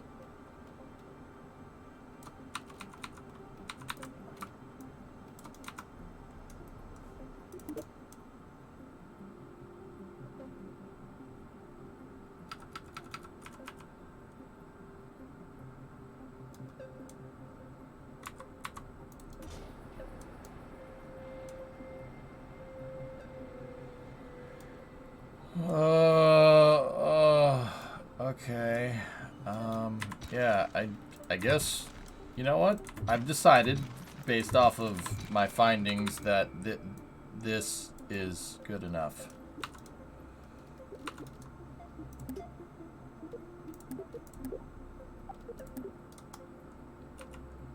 Yeah. Findings and stuff. Now, I don't know if this is going to work. We kind of have to see if it works.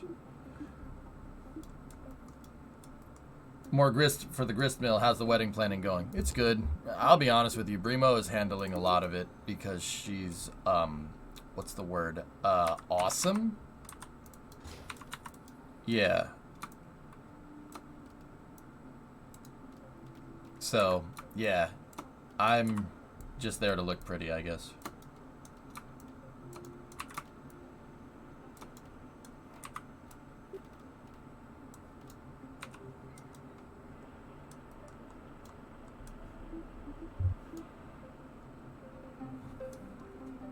Beltbox, you were in the DC area over the weekend and was able to check out Discovery. It was amazing. Yeah, dude. How about the SR-71 that's right next to it?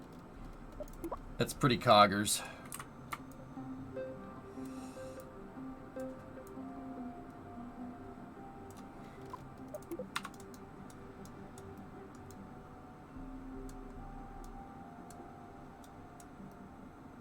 So you have one task and you're still going to fail?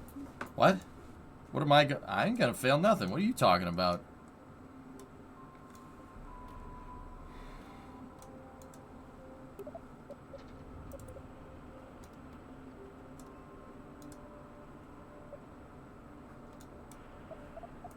Looking pretty? I don't think I failed, Yarg. Well, let me put it to you like this.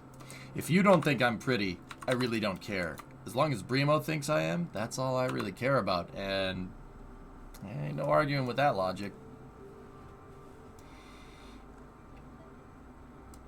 So, you're not part of this equation, sir.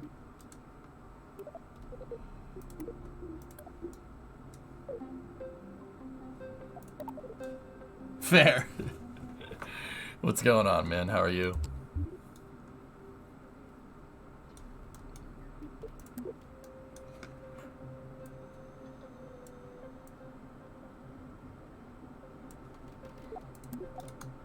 There we go. Sweet. All right. Well, we got to make sure that this thing works.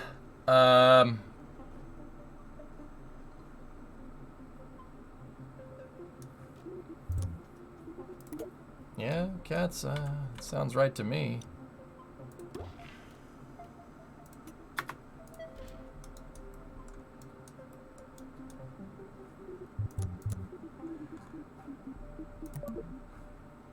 Test time.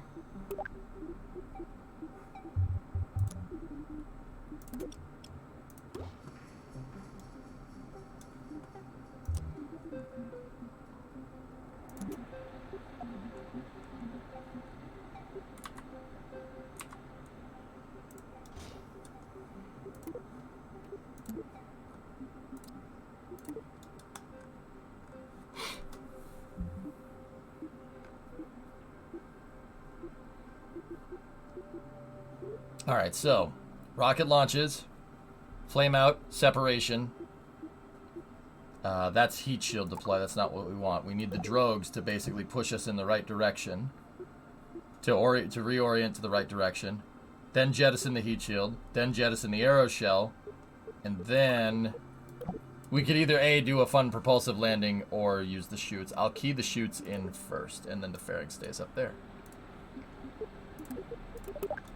Discovery, go at throttle. Test time. Victory, 61 months. It was also really cool to see the heat shields post re-entry. Can really see how the center of mass is off center. Yeah, that's cool, man. Ooh, nice lighting. I don't know if that's changed so much, but definitely looks like it is. Otap, set, sut, uni.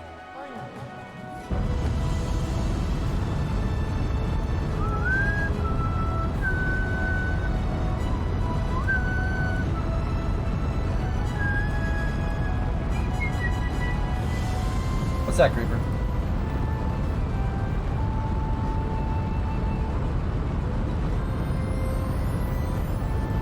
I don't hate that picture.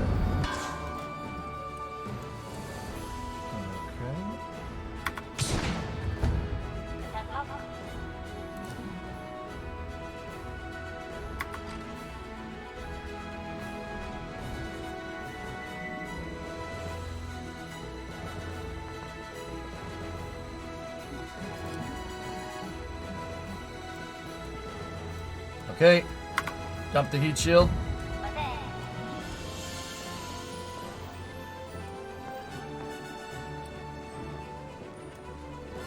And spit the rover out.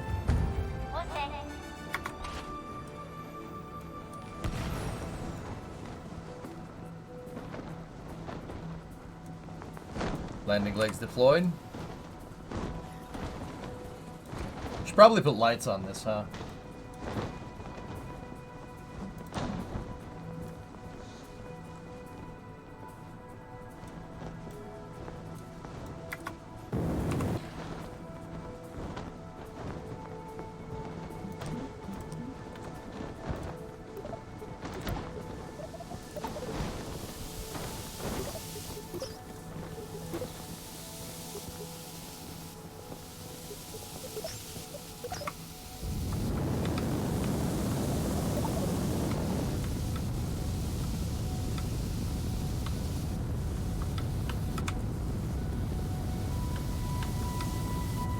Chat, we're just evaluating thrust characteristics, okay?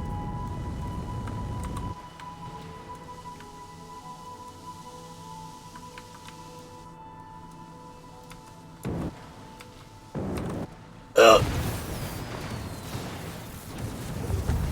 Consider the thrust characteristics evaluated. I want to see it again. Arrow spikes have no gimbal, 95.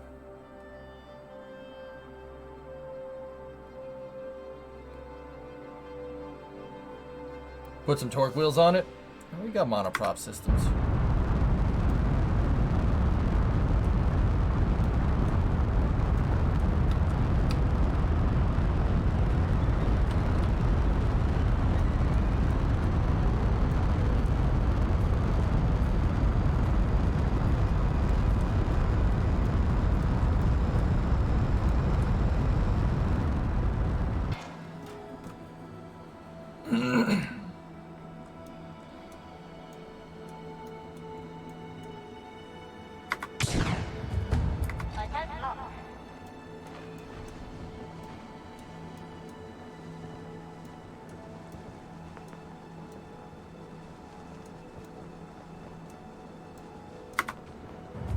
Heat shield jettison.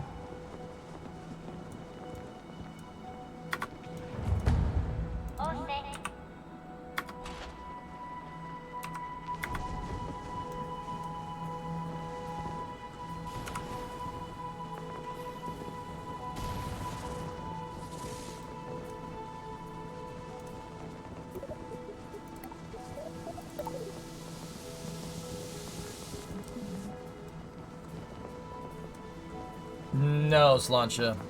No, it's not. But we could do that with this design. Your thrust is really good at causing a collision. Yeah. That's a good point. What's the performance of that RCS look like deep into Eve's atmosphere? Probably pretty bad, dudes. But once again, we're not trying to propulsively land. This thing is just going to use just straight old chutes to land. This right here is the test. The thrust, I'm testing thrust and control characteristics on Eve so I can understand. So what's the answer to answer your question? I have no freaking clue. We're gonna figure it out though. Hello, Arrow Shell. Okay.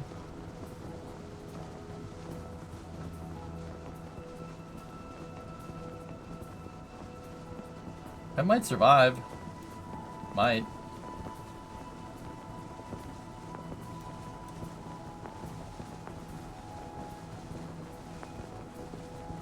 And impact.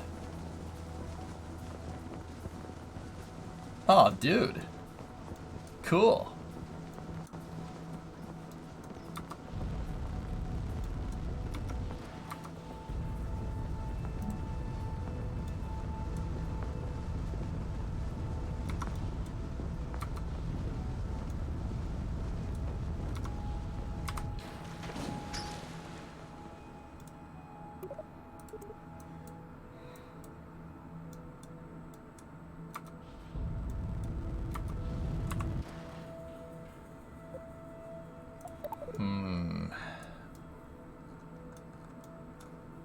Hey, nice splash.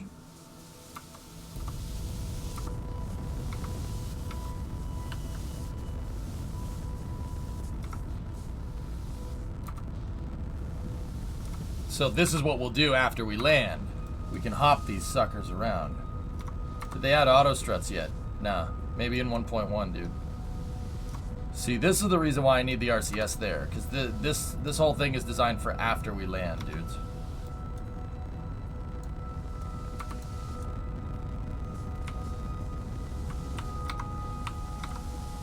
So we can test ascent characteristics.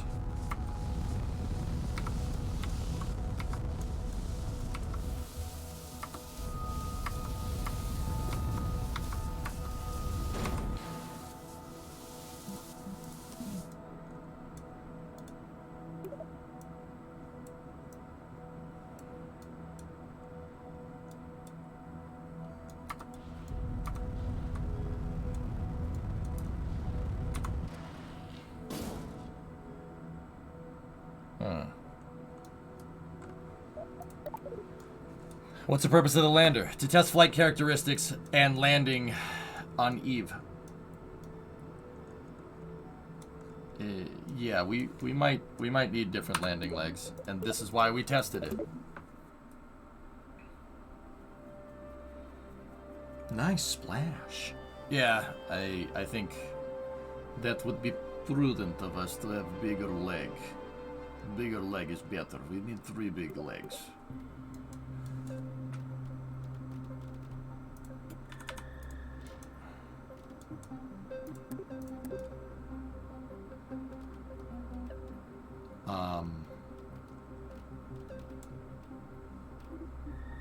Yeah. Okay, so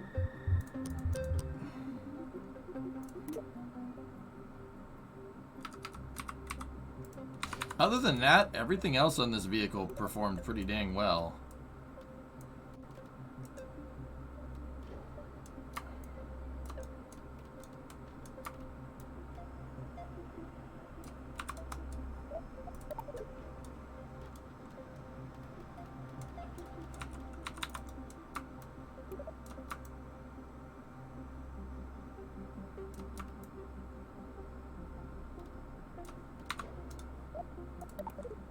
Alright, we try with stronger leg.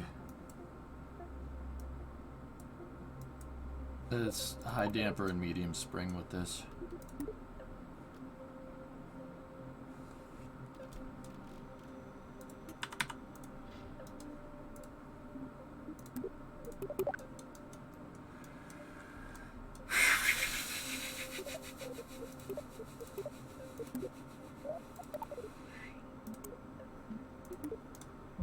Alright. Test number 3. You gotta go to work? Alright, 95. See you, buddy.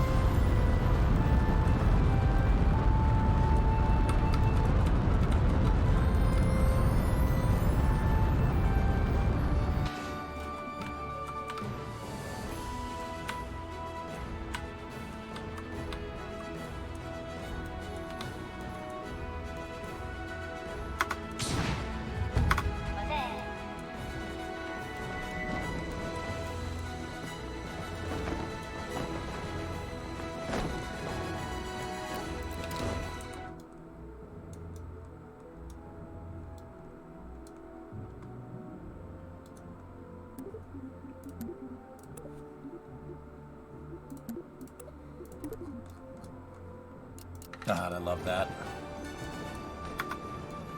Heat shield jettison.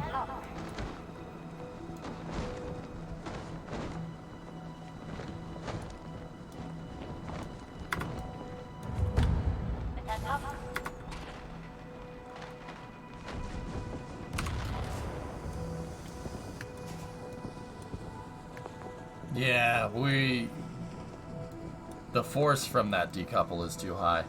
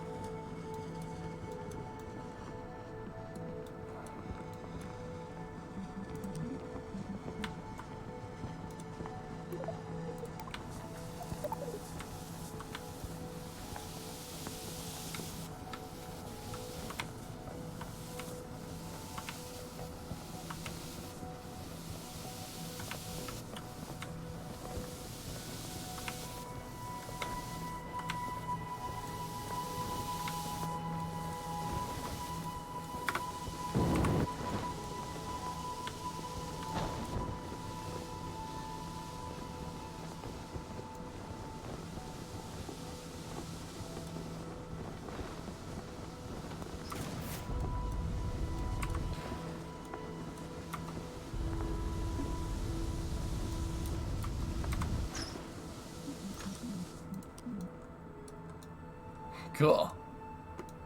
We need lights, too. That's a big one. Alright, let's see how she fares moving around like this.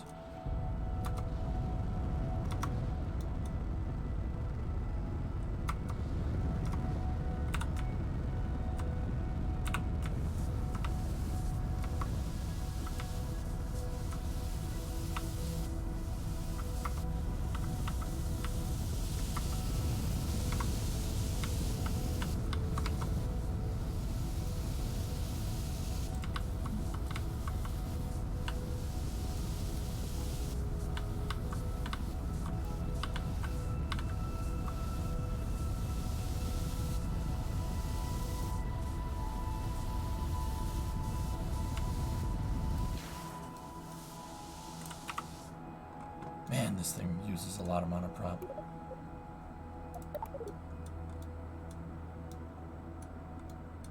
You could repack them.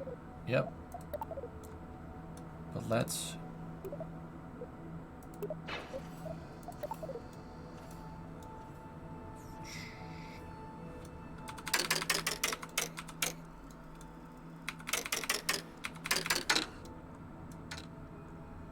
Sweet.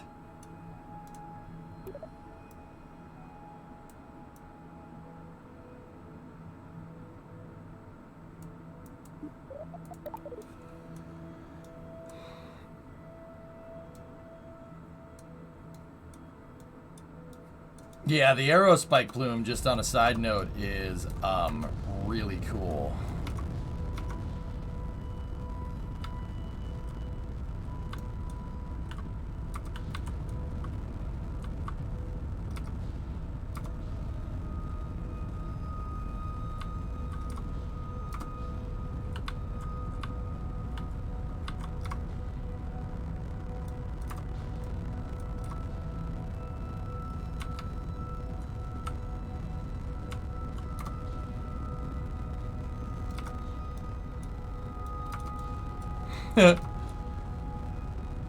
See, this is basically what we're gonna do when we go to Eve. This is basically it. We're gonna... Oh, no wonder the RCS control sucks. Those are not the right... That's not the right spots for the thrusters. Whoops.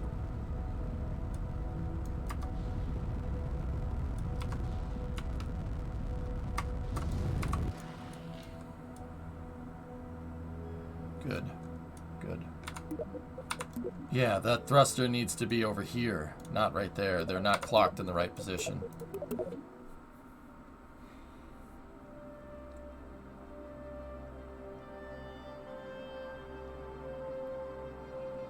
Yeah, it can take a pretty good impact, Travis. That's kind of what I'm looking for. Alright. Yeah, those aren't in the right positions at all.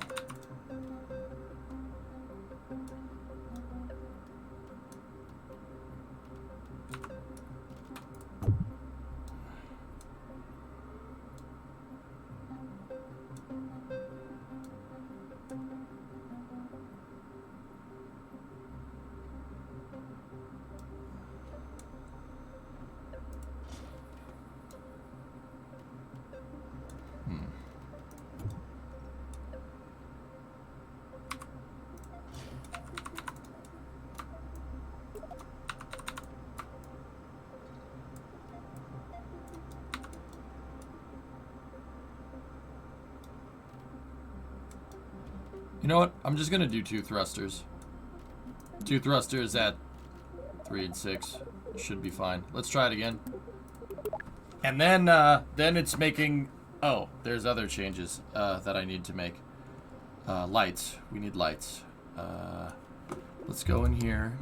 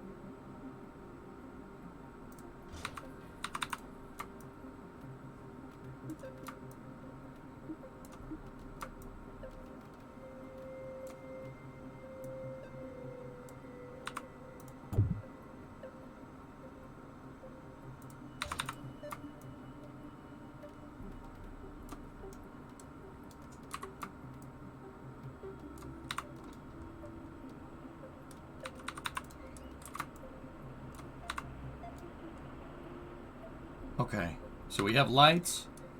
Anything else?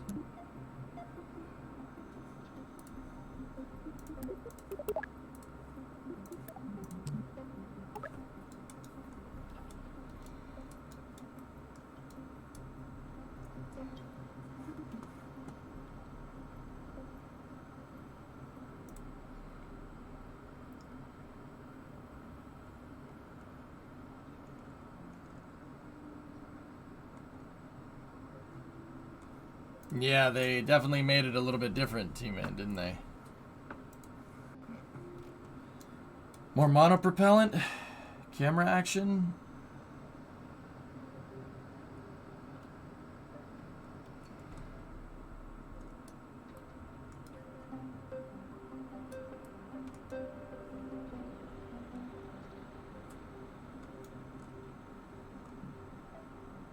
Oh, the decoupler force. That's right. Thank you.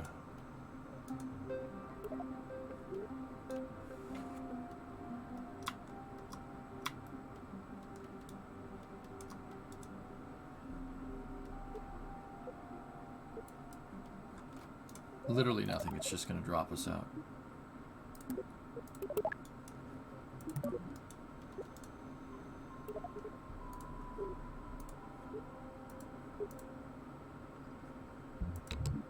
All right, let's do this. Hey, look, a lawn dart. Space lawn dart. What's up, buddy?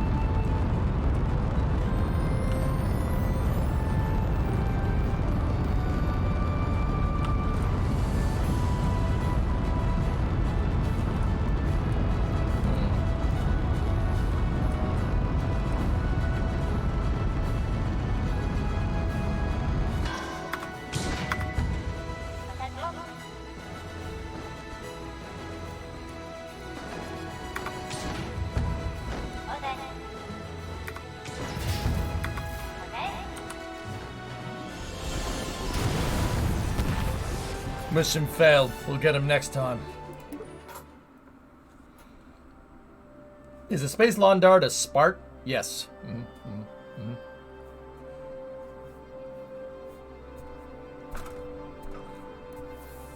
That. You guys just maybe not tell anybody about that last test?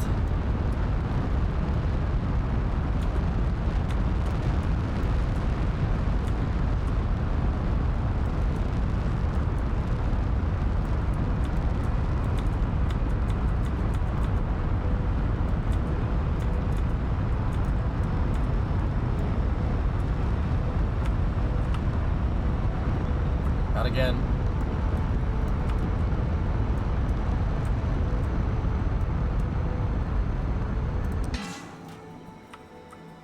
Okay, we're ballistic.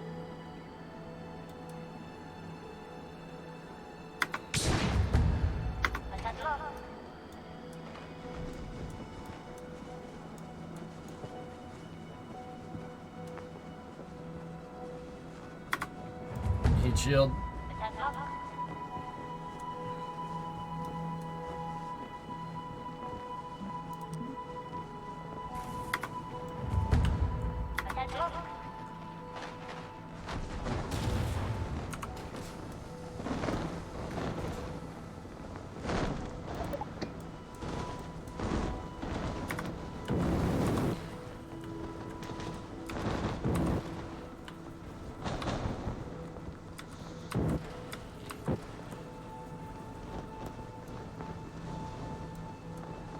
Salties, it's good. A lot of performance increases. There's not really anything particularly new. It's just a lot of bug fixing. A lot of bug fixing, a lot of bug squashing.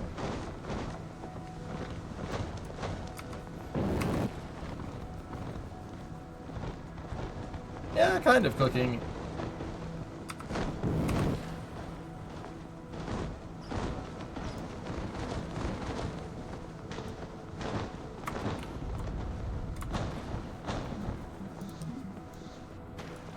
Nice splash. Alright, cool. So now that we're down... what we're gonna do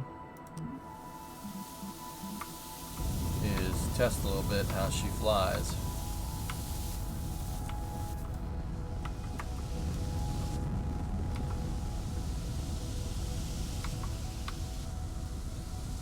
Not good. Oh god, my landing leg hit the lamppost! Ow.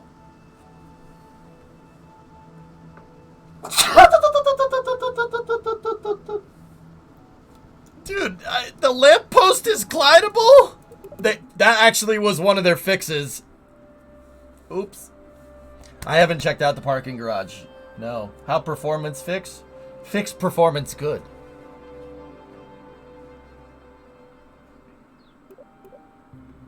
I don't think we have to be careful about hitting lampposts on Eve.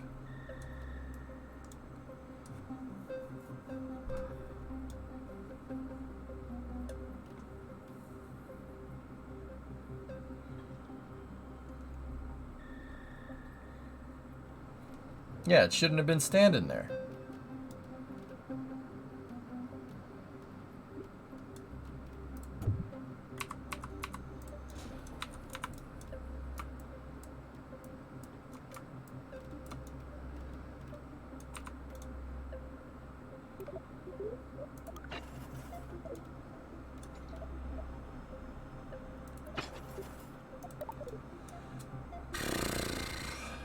That's the trouble with putting those thrusters where they... right there. That's not going to work. No, no, this is all uncrewed testing, Schuler.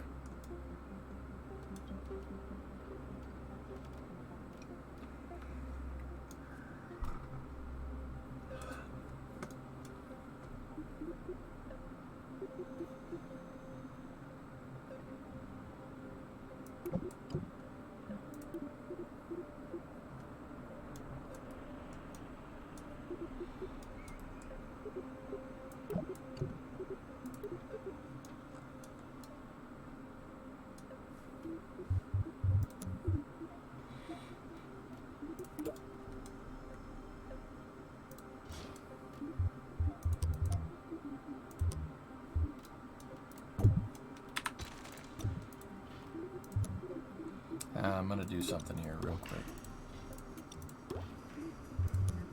This is more for testing our stabilization.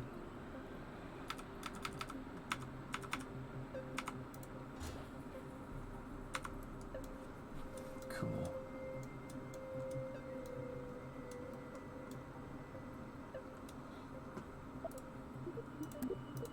All right, a couple more tests and then we're gonna send it. I'm trying to get it as good as we can, dude.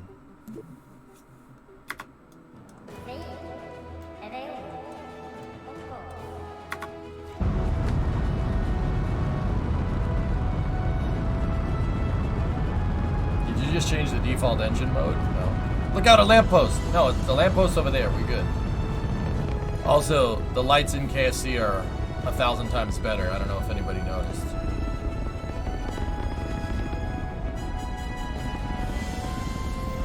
Like, you can see them. That's kind of important.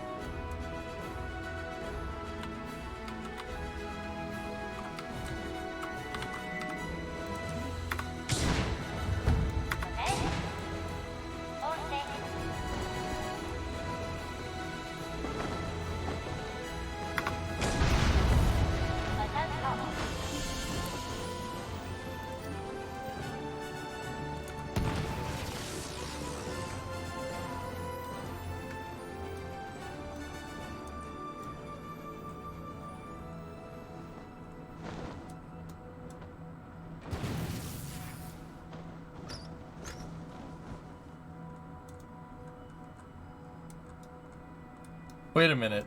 Wait a minute. The booster got stuck on the arrow shell, and the arrow shell acted as a crush core, and my booster is still alive. That's pretty dang funny, actually.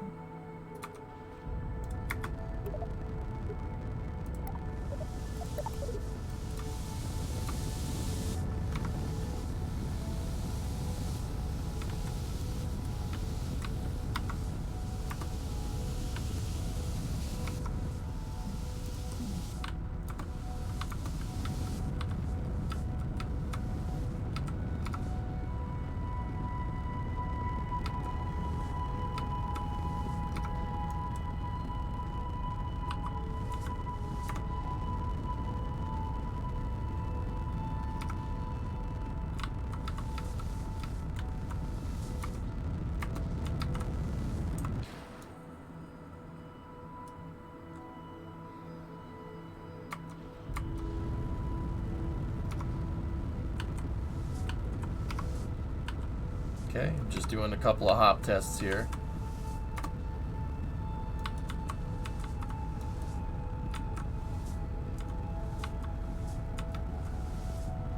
So what this probe is designed to do, it's designed to parachute down onto Eve. And then what I want to do is test hop tests for a prototype ascent vehicle. I want to do some hop tests around with the aerospike, see how it performs, etc., etc. Oh, she tipped. Okay, gotta be careful. Honestly, it should be able to right itself.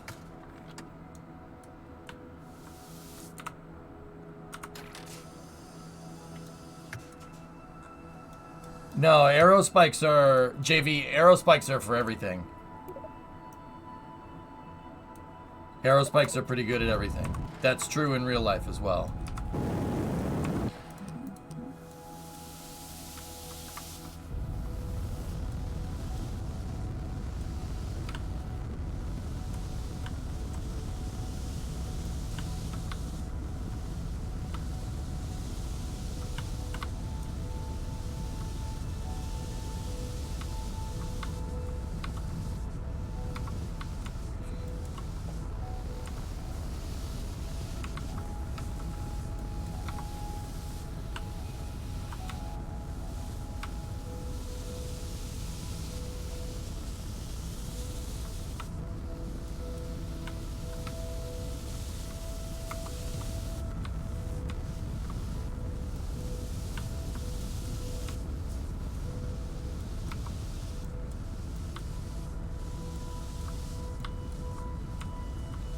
She's got to be a little bit careful, but she is pretty controllable. It's not bad.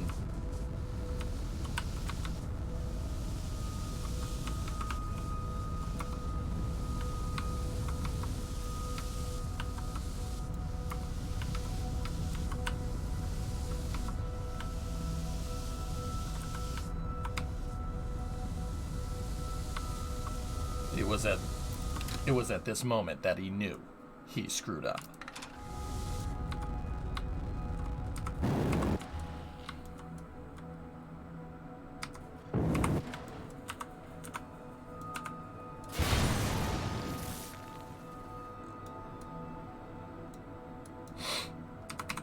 Still works.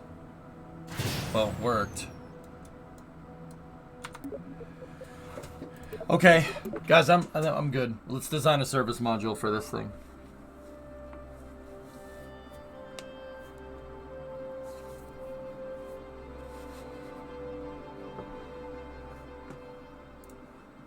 Add time.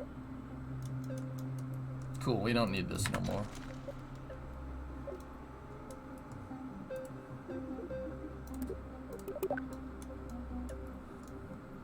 It was at this moment that he knew he screwed up.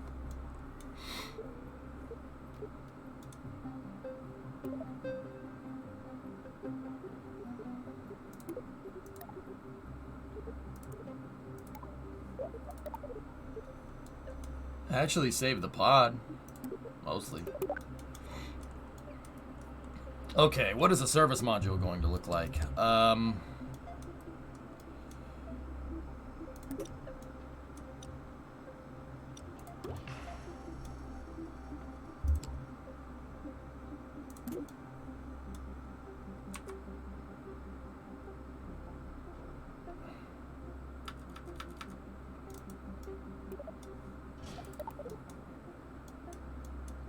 Should literally make it a battery.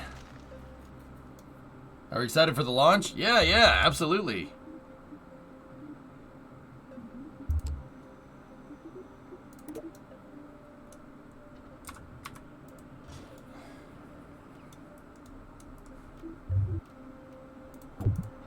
Actually, just making it a big old probe core should be fine.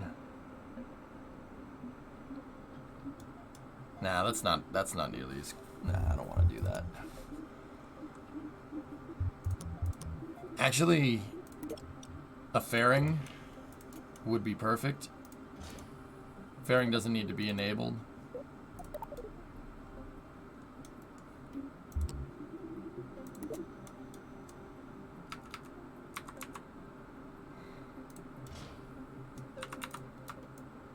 Put some batteries on it, and oh, we're gonna need some propulsion, huh?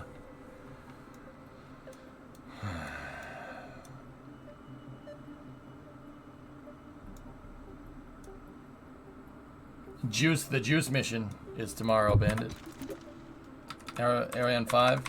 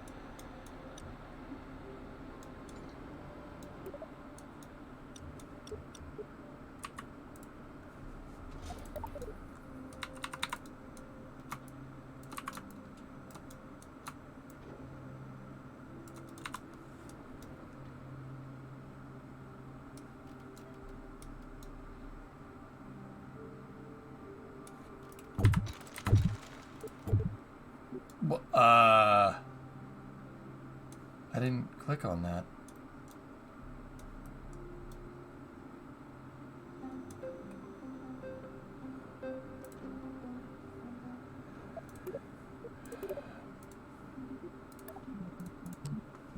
How many aborts do you think Starship is going to have? I think they're going to send it, dude. I think they're going to really, really try to send it. Yeah. They're really going to... I mean, dude, they canceled all the wet dress rehearsals and everything and all the remaining static fire windows, and they just said, screw it. Let's go. I think they're... I think they're just going to send it, dude. Go Fever, though. Doesn't matter, man. They got another one teed up and ready to go. As long as it doesn't blow up the pad, which is very consistent with what Elon is saying. And I'm kind of figuring that into account, Bandit.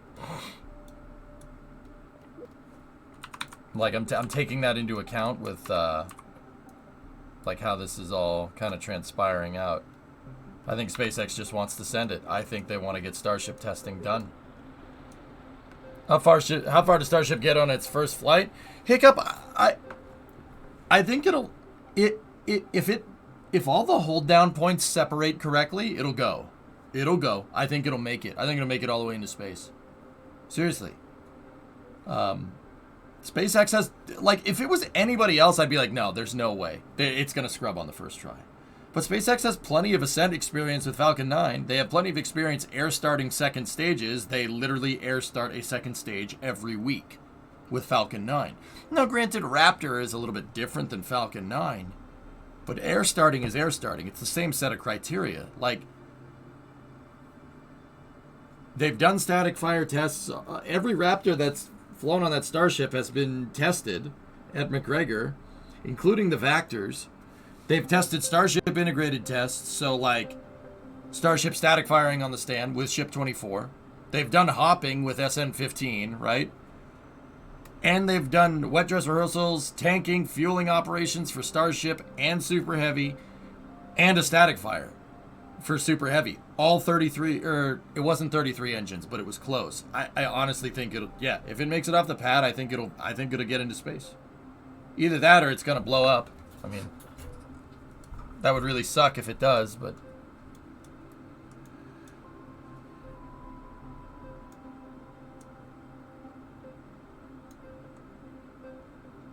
Discovery, go at Robert, throttle.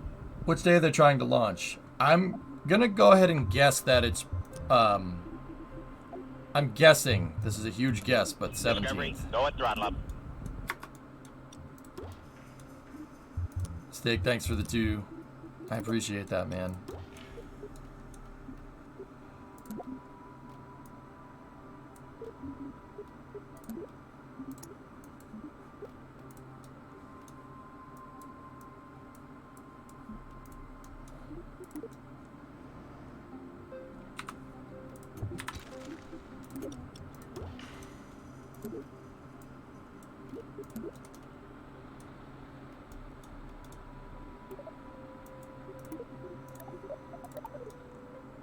And stacking. What time would they launch? I don't know.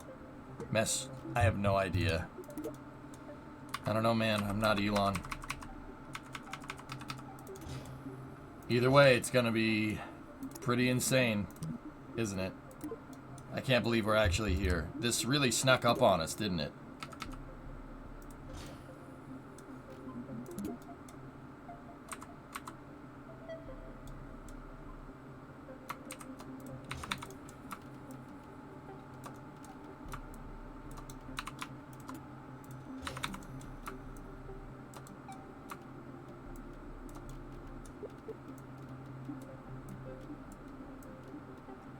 Dude, if everything works with that test, we're literally going to enter a phase of human spaceflight where we have 2 super heavy launch vehicles active. That are actively working. If it meets test criteria. That's kind of important. But, yeah, think about it. Super heavy Starship. Not super heavy Starship. SLS and Starship. It's the first time that's ever happened. I guess the closest other point would be the N1 and the Saturn V, but the N1 never reached operational status. SLS is operational. We're good to go. Not human rated yet, but it's an operational launch vehicle. So, I don't know. It's kind of crazy. I don't know how we got to this point, but we definitely got here.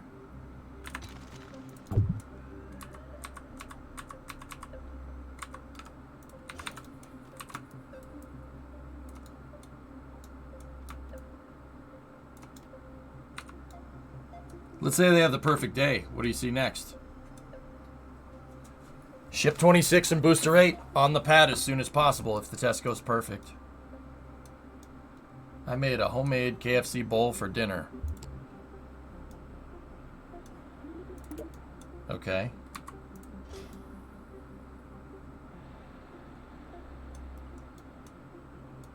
Technically, you could say 3 because of Falcon Heavy. Yeah, even better. Even better.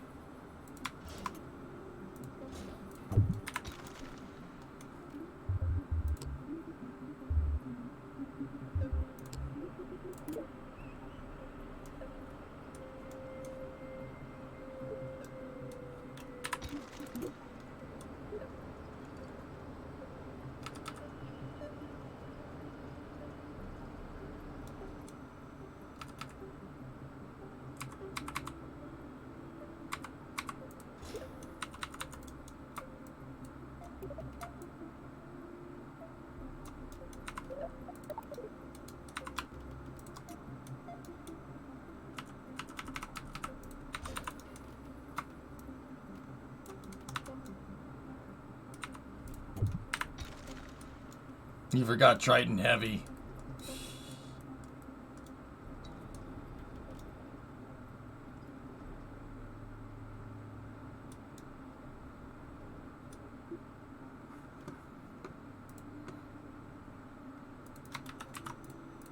Penta, did you literally just post a picture of your food in chat?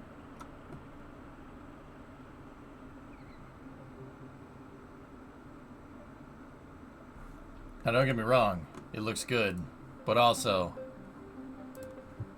posting your homemade KFC bowl on the internet, I don't think that's the win you think it is.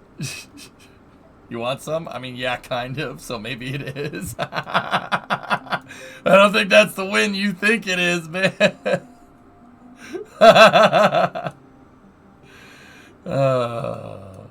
That's pretty funny, man. Alright, so that's the transfer vehicle right there. And I gotta make sure that the thrusters on that aren't enabled. We want them shut off. And we gotta make sure that crossfeed on that docking port is locked out. It is. Most excellent.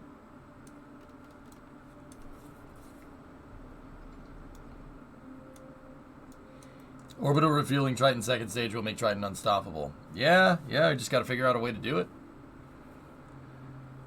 Don't make me post this Detroit-style pizza. Oh, don't do that to us.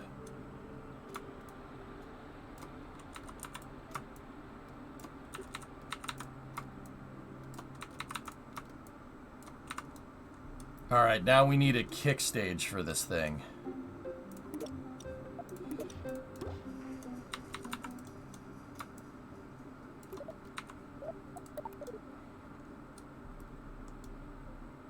Something for circularization.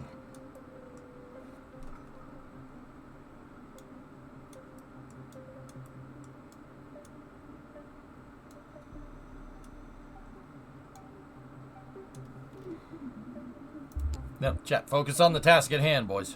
Come on.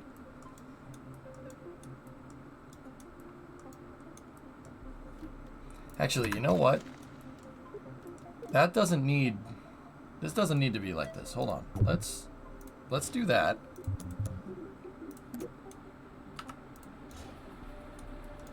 And how much does it cost to circularize around Everino? 1300 Delta V. Okay. So how about we do that? Where does that get us?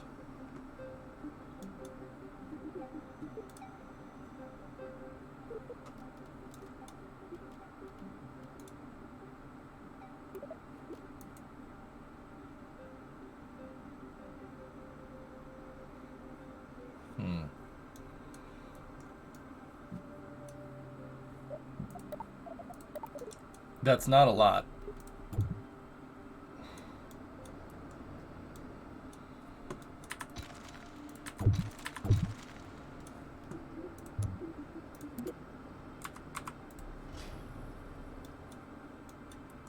That's still not a lot.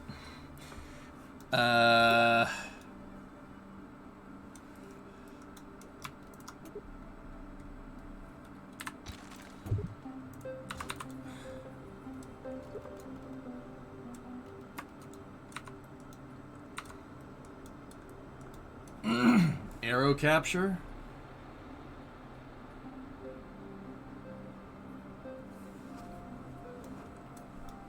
We could.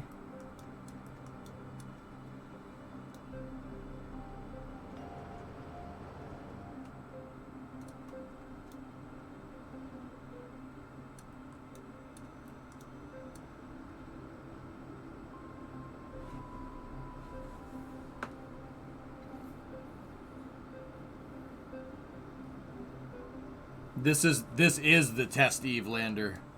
Cool kind. Yeah, this is the test one.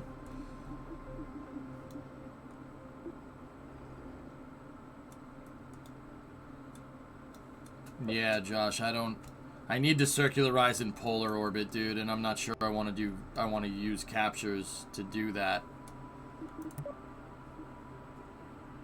But then again, it looks like it costs only 80 to capture.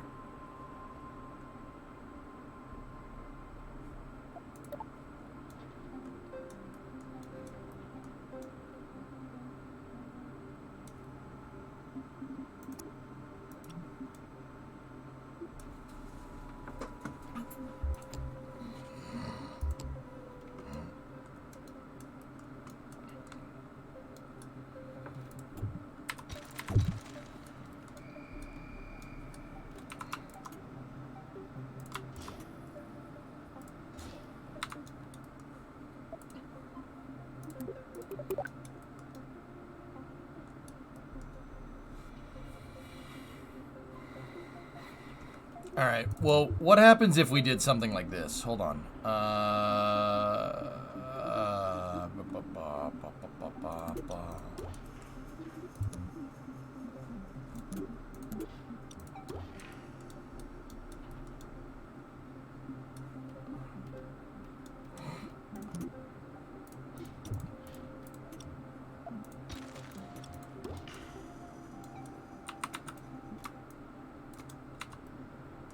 Okay. Okay.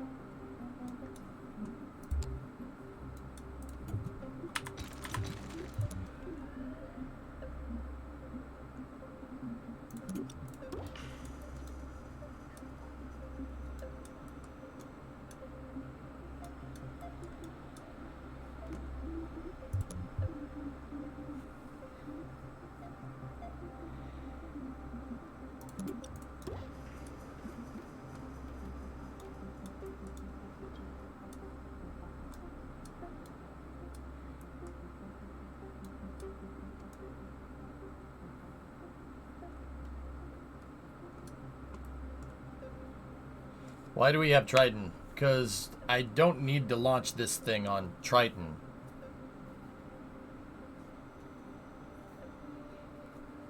I should call it the Oompa Loompa.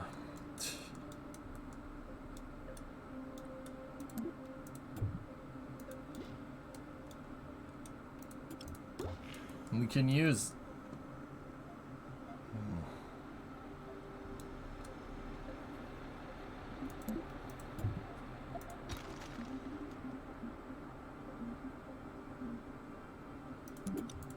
I hate the double engine variant of this engine. I wish we had the single one.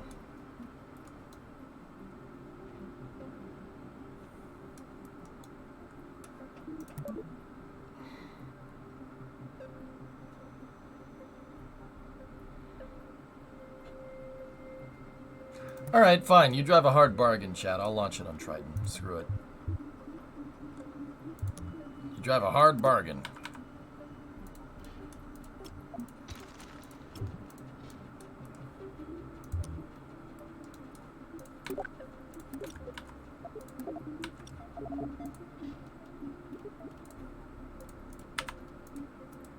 Discovery, go at throttle up.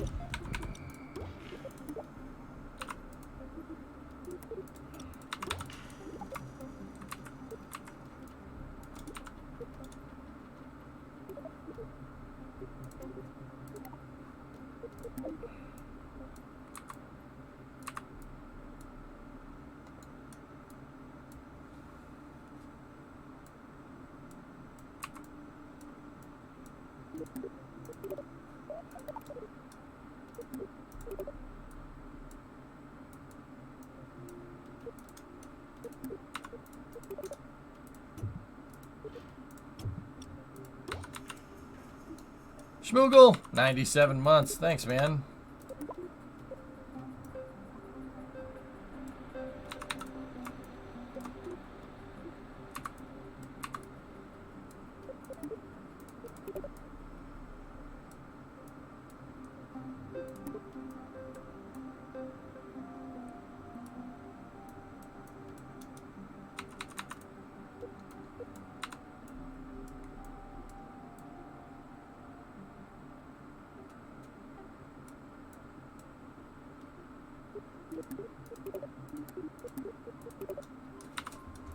It's not, though.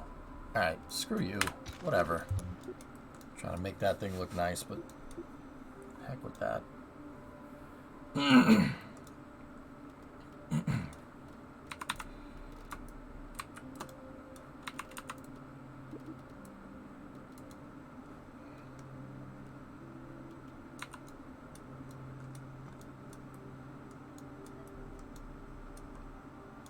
By the way, it's worth noting that my chutes got torn during Descent to Eve. Be sure to repack and redeploy. Okay.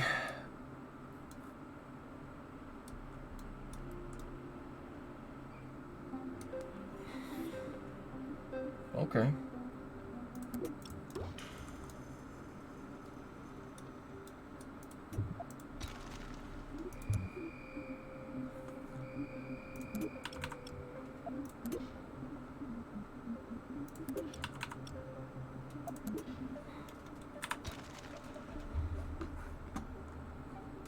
Give me 1 second, guys. I got a message.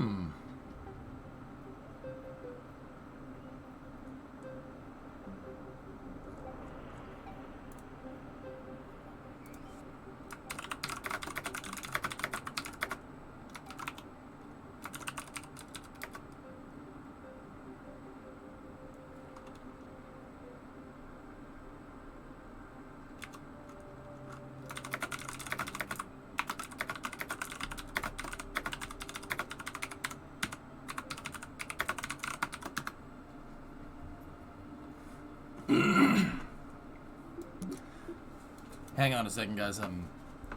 I have a message with semi-pertinent information. USS Virginia, fresh off of a 20-month overhaul. Oh, nice. She's a beaut, Clark. Concept idea for Triton Heavy, the refueler Triton booster core with 2 side Triton boosters and 3 big SRBs on each side.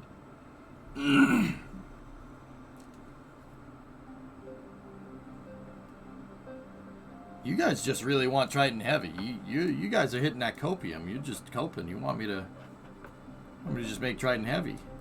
I think you guys just want to see that. I don't think you actually want Triton Heavy. I think you just want to see it.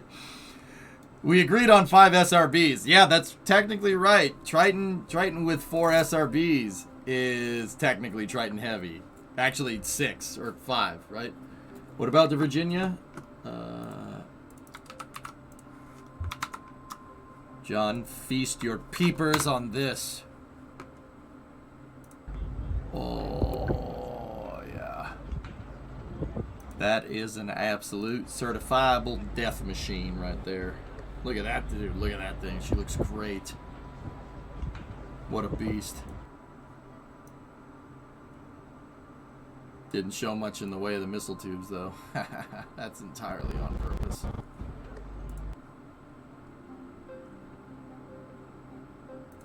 $20-month overhaul. Look at it, dude. She's beautiful. Beautiful.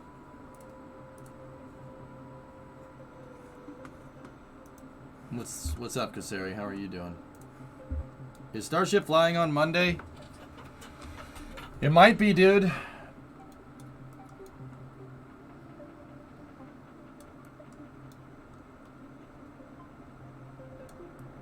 I'm good. Yeah, I'm good. I'm good, Twisted. Yeah. I was just talking to a buddy today about how much we miss the simplicity of being on a boat. Yeah. Yeah, that's fair. Boat. Hang on. I gotta open the door, fellas.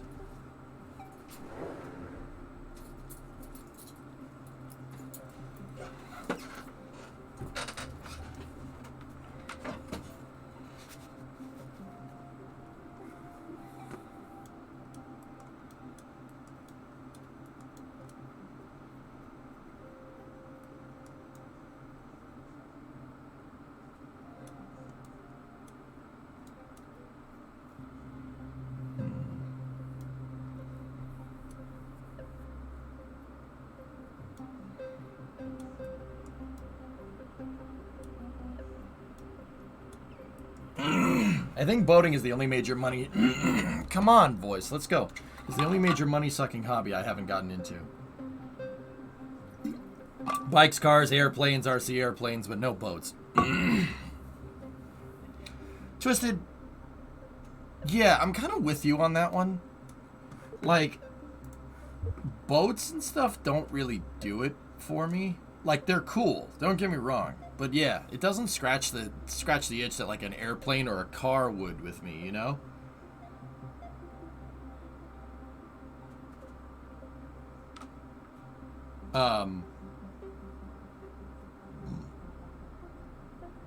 With that being said, like, you know, if I got, like, if I was rich enough, dude, like, I'd buy a container ship. Like, dude, say I won the Powerball or something. I'd buy a container ship. That would be cool. Like, a bigger vessel would be cooler to me. To me, you know? Like, the PBR would be cool. Yeah, I would want the patrol boat river. Yeah, I would do that.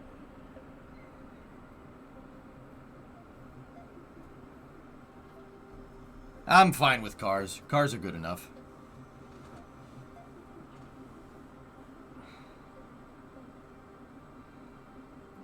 I hope that things are good with your Ford. I got a new battery for my car last week. Things are great with the Ford, dude. It doesn't look like much progress has been made, but that's because you can't see my impromptu painting area. You can see a spray can from the impromptu painting area. That's sitting on a heater that I got. But yeah.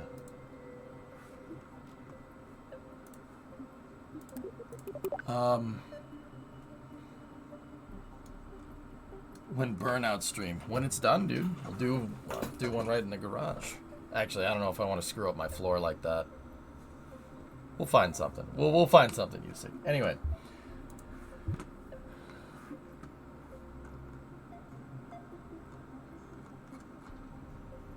Give me 1 second, guys. I gotta check something.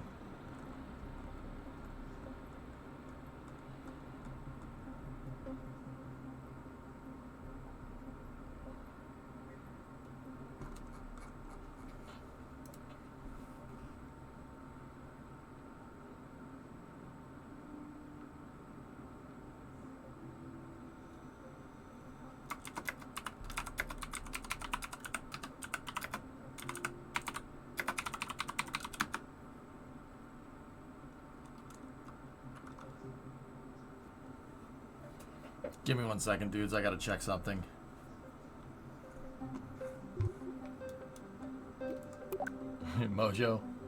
Mojo Rising. Good name, dude. Wrong chat, though.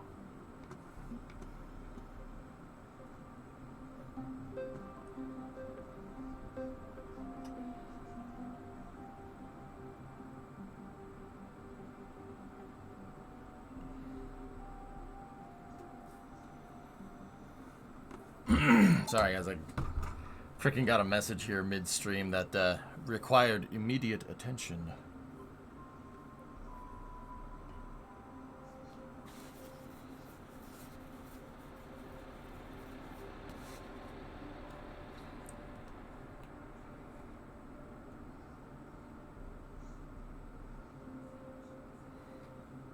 So, yeah. I don't know. Maybe we should just yeet this on Triton. It would look awfully strange. But then again, but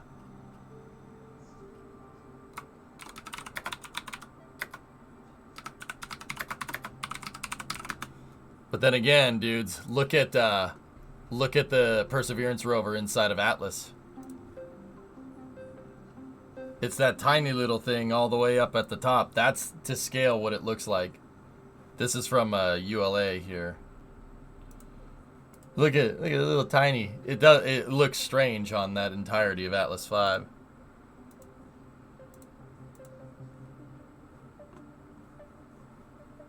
See what I'm talking about?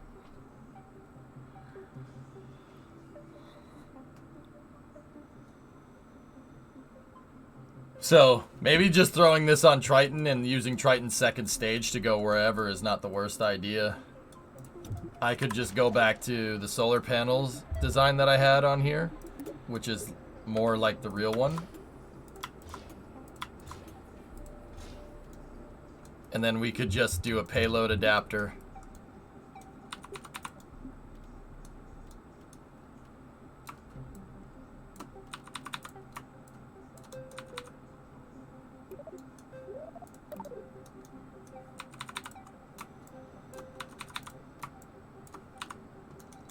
Are those your models? They certainly look like them, Moto.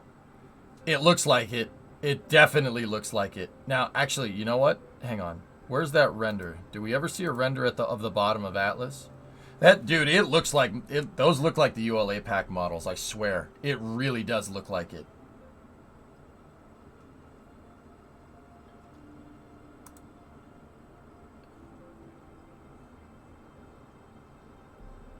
It really does.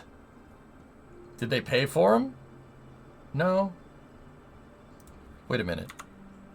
I didn't model a forward load reactor on mine. I didn't know it was there at the time. No CFLR. Dude, those might be. There's a very good chance that that's mine. But I could be wrong. I mean, it's hard to say. Like, I'd have to look at the wire mesh. If I could see that model in wireframe, I would be able to tell you if it's mine, because I would just compare it to my source file.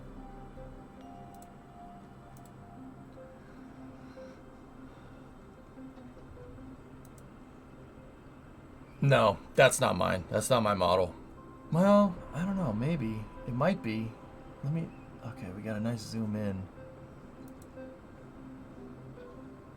I did not model the ACS on mine. At least I don't think I did.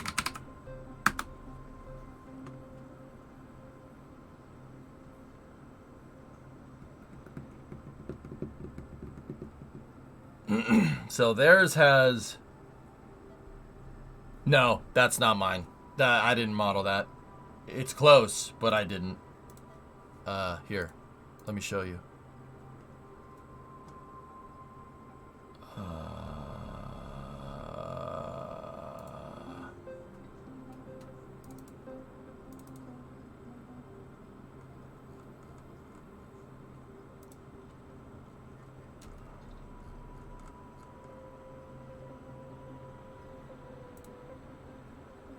Hang on one moment.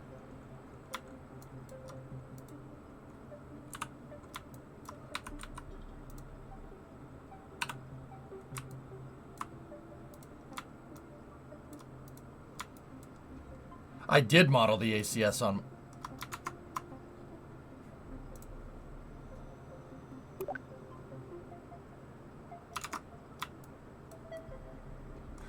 I don't have the bulkhead that's right here. Guys, yeah, I didn't do that. I textured that. So, nah, not mine. Close, but not mine. It could be a modified version of mine, but see the structural bulkhead ring right there?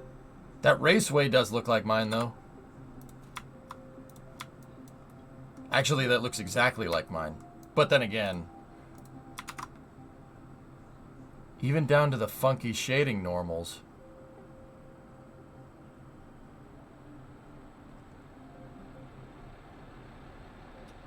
You see how it kind of like looks scuffed right there? Like the shadow looks strange. I did normal, surface normal shading. Or edge shading right there. See how mine has that weird shadow right there as well? Oh yeah, guys, I can 3D model, dude. That's part of what makes me good at doing Kerbal. Here, let me show you. You guys want to see some cool stuff? How about an RL10? How about its upper stage motor? Now, that rocket nozzle on theirs is not mine. I did not make that. That's way too low res for me. That is not...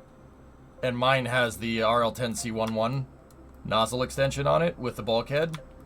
Or with the nozzle extender mount. That is not mine. That they're using. That's my RL10. Is that in Blender? It's in Maya, Cosmo. Hi, by the way. How are you?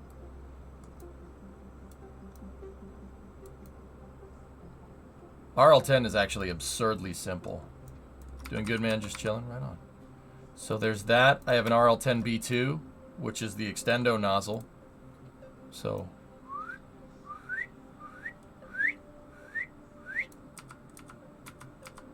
which is pretty cool. And then I did this too. Here, take a look.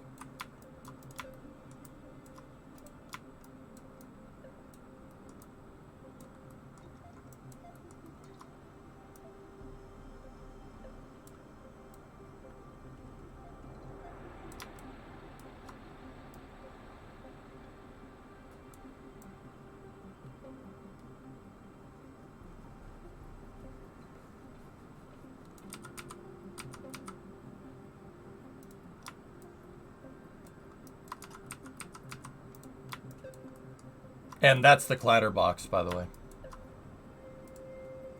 And then there's this. I modeled that in a day.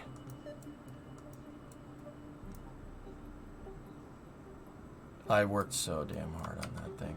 I redid the BE4 like 3 times because we couldn't, there was no pictures of the damn thing. Is that to scale? Of course, everything's to scale. There's all of Atlas's fairings. All the 400 series fairings, all the 500 series fairings, an AJ60 conic adapter, cylindric adapter. The Atlas 5 CCB is over here with SRM mounts. Yep. No hold down points on that one. Didn't do hold down points. The helium ullage tanks are there, and then the downcomer is there. Yeah, that's the KSP ULA mod, dude. It didn't have it. Went into development hell. Like I said, we couldn't get the names. ULA wanted the names, and they couldn't get the licensing for them. At least that was the last thing that I heard.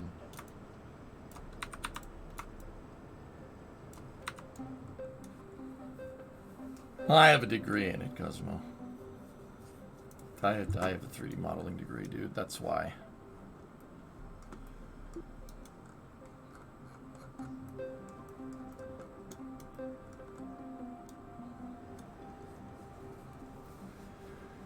Yeah, Atlas 5's a freaking Lego kit.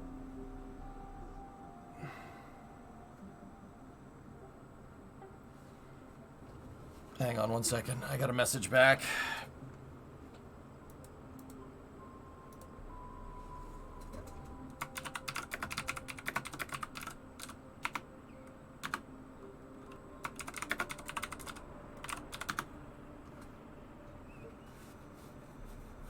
So is this how I need to send some emails situation?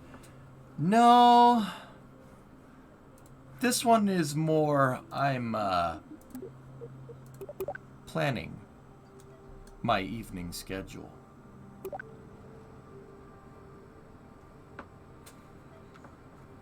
I might be doing up a little something for you guys. You know, I can work and send messages at the same time. I try to make my rocket designs detailed like yours in KSP, but I don't know what to detail. Then don't, Erudite. You need to build something that works. Don't try to build like me. I have 15,000 hours in Kerbal and a 3D modeling degree on top of that. Don't try to build like me. At least not to start. Build something that works and then figure it out. Any luck on yesterday's auto rotation? Yeah. Hey, Farm. I had Schlansha in chat continue the endeavor, and it didn't. From what I could tell, you need an insane angle of attack to get it to even rotate. But yeah, you really like the wings have to be. Think like all right. In order to get it to auto rotate, it doesn't understand. It doesn't understand the wind going like this. Okay, think. Discovery, go at throttle up.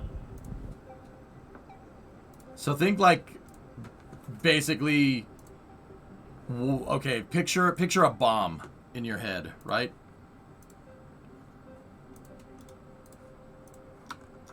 So, like, I mean, that's a 500-pound JDAM right there. See the fins?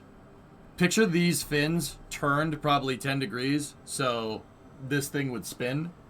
that's how you got to do it. Like if this fin was like 45 degrees that way, that would be the way to get it to work. Dropped a few of those in your lifetime? Not with that plane though, Twisted. But yeah, that's a JDAM, guys. JDAMs are actually really smart. Really smart way of doing that. If anyone's interested behind the engineering behind that. I mean, I doubt it with this chat, but yeah, JDAMs are really freaking smart. I'm super curious about how the physics works under the hood. Yeah, me too. Maybe the Moab? No. Yeah, not with the Strike Eagle. But my ride could pretend it was a helicopter. Yeah. That's cool.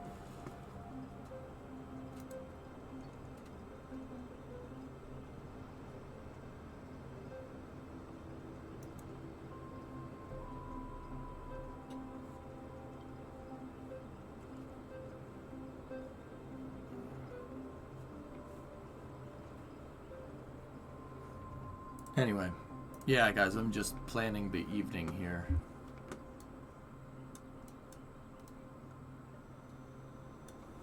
Trying to cook up something that you guys might enjoy here for some after hours segments in a moment. But yeah, I think this thing is good.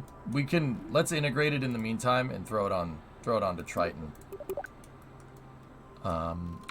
Let's turn the antennas. Would you ever make a KSP2 Starship design for a mod in the future? Mod? No, I would just make it.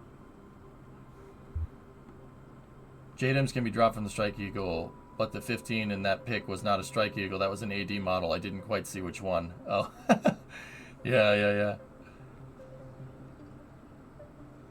Yeah, I got you. Erudite, when they add re-entry...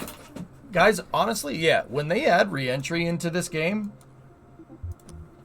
and I can get a good grasp on what it takes to re-enter something, I am just going to build us a 5... Actually, we're going to need air brakes too, but I will build us a 5-meter diameter Starship. Yeah, I'll just do that.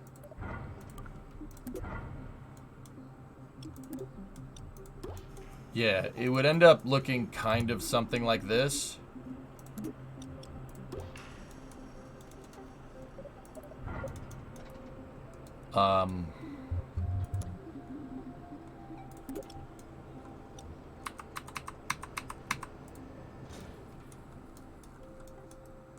Like something like that. Yeah. I don't want to use shuttle engines on there, but there's really nothing else that's going to do the trick. Yeah. I would use something like this. And I probably wouldn't use the nose cone fairing or the cargo bay fairing, even though that's kind of the right size. Believe it or not, it's not pointy enough.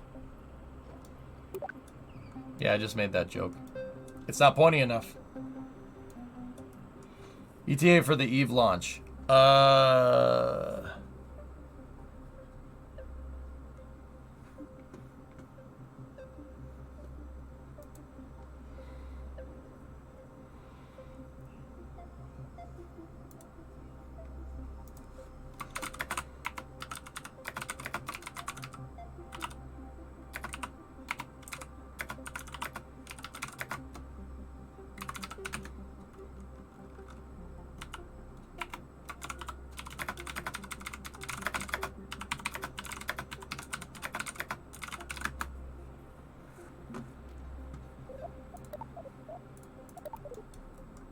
Yeah, it's not pointy enough. It needs to be more pointy, so it would end up looking...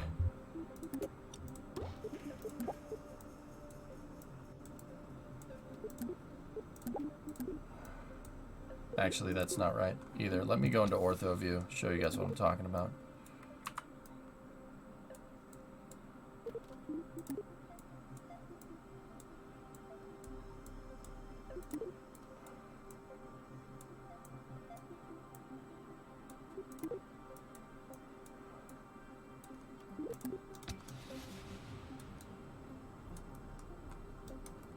No, that's still not pointy enough.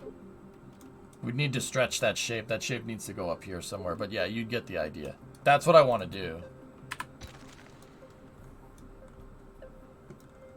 What was Mercury Redstone's diameter? I don't know off the top of my head. It's small, though.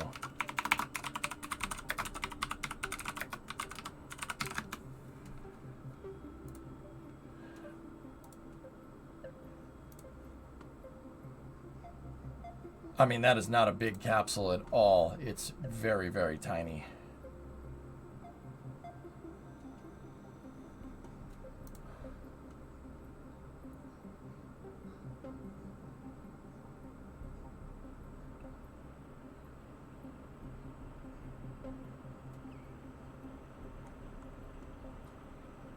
Actually, that's about the size of Electron, give or take, now that I'm looking at it.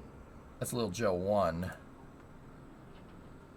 Core diameter is 70 inches. Okay.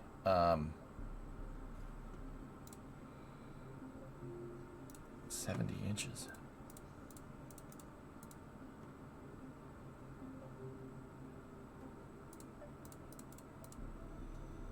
.76 meter.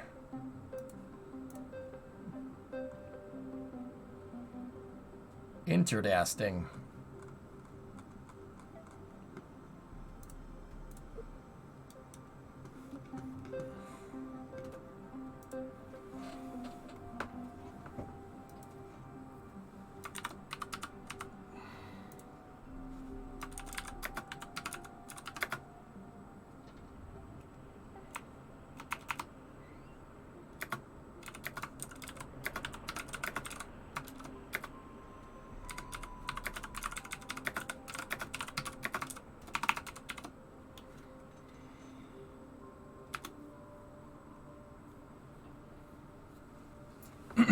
Sorry about that, dudes.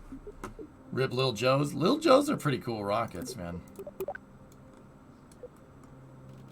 But yeah, let's go ahead and get this thing all integrated.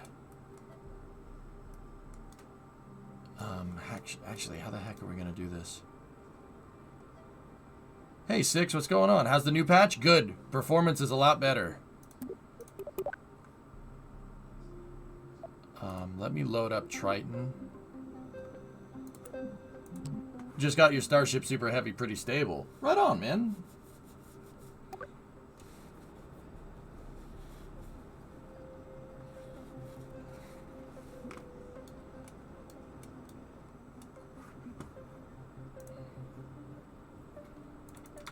How did you get your wings working? How do your wings flap, Josh? It looks good, man. That looks quite nice. I mean, it definitely looks the part. They don't hinge. Ah.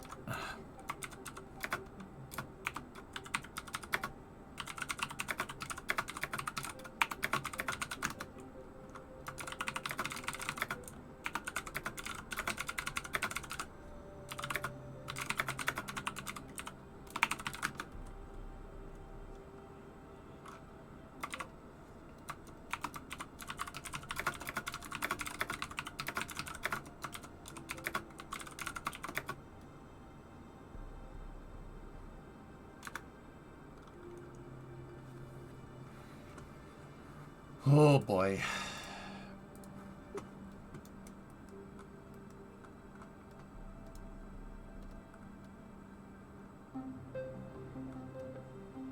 How would we integrate here?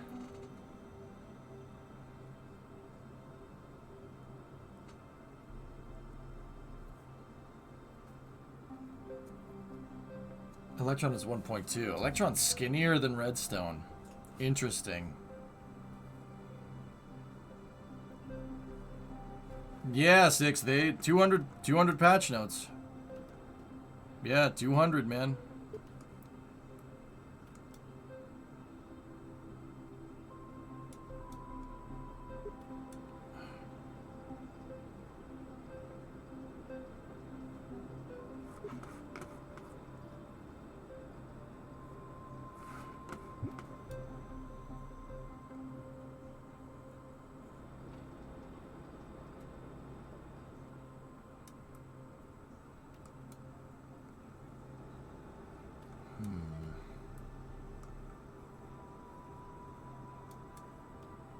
So, okay. All right, here's how we'll do this. So take that off, right? Save Triton without payload.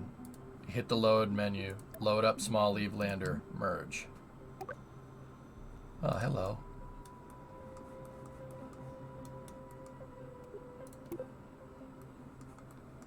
Go back down here to this subassembly.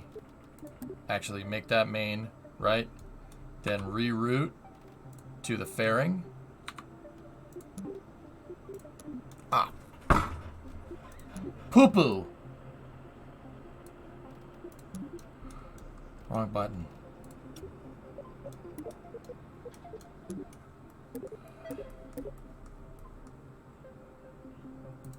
Stay there for a second. Nope. Yes. I don't want the fairing button. I want to rotate my view, damn it.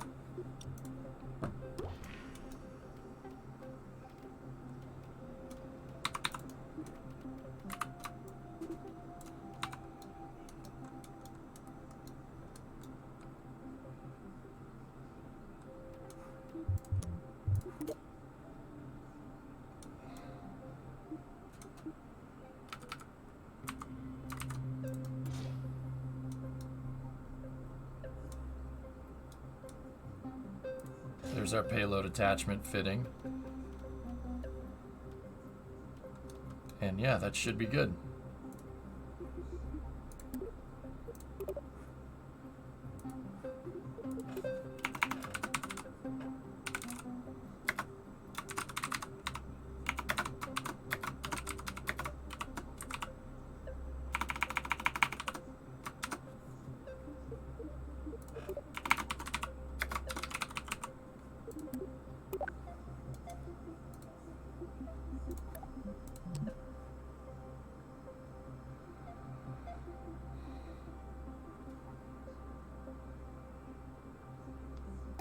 How tall are the tanks in KSP? How can you tell the height of a tank? What I do in KSP 1 is take a, like if I wanted to figure out how tall this thing is, I mean, you could just place a single tank, right? Or you could do this. You could take that and put two tanks on top of each other, and you know that these are 5-meter tanks, and use the tank diameter for measurement.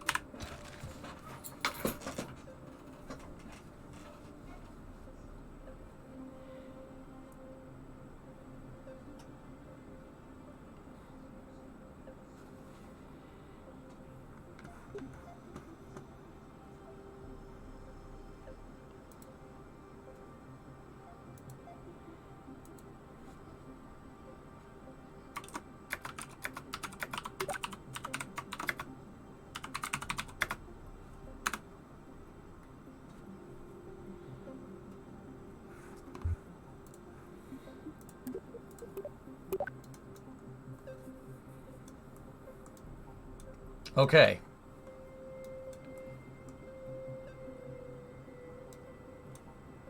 Alright, fellas, we're integrated. Now, this thing that I've been doing here. This thing should be good to go. I have to make some modifications to Triton's stage so it has solar. Give me 1 second.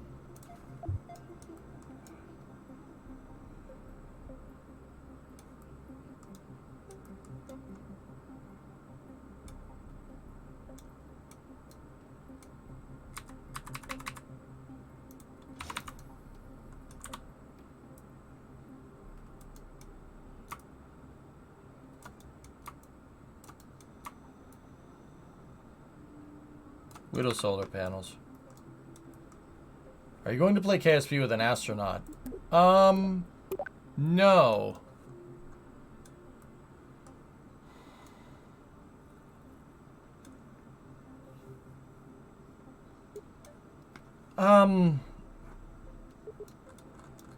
No.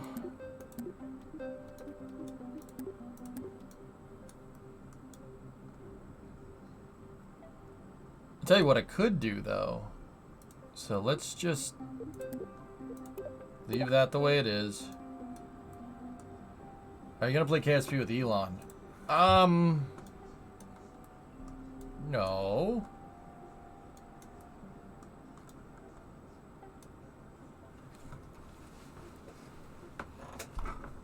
I like this. I like this game. Are you going to play KSP with a pilot? No, but I have done that before. Are you going to the moon? Okay, so the context here is what I have planned for the next couple hours of the stream.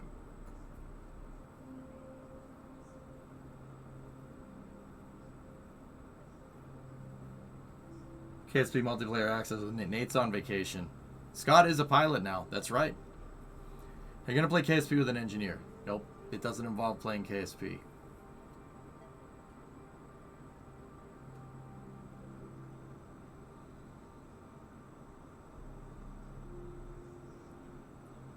You'll be strapped into the OFT-1 starship as a test subject. No.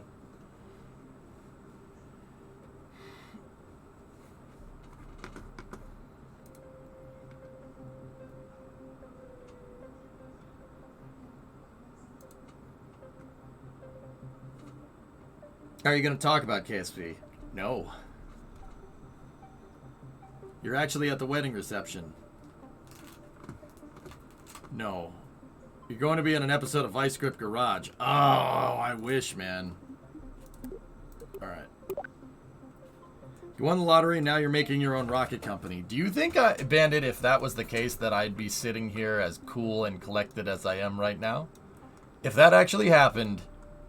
I probably would need a day to just realize what, or maybe even a week to realize what happened. So if I just randomly go MIA for like a week, that's probably a good indicator as to what happened. Are you just going to end the stream? I might have to take a break. You're inviting your dad over to help you with the exhaust. Nah, not during the week. He lives too far away. Are you going to space? No. Are you going to be flying? Why has that been like the overarching thing that everybody's guessing?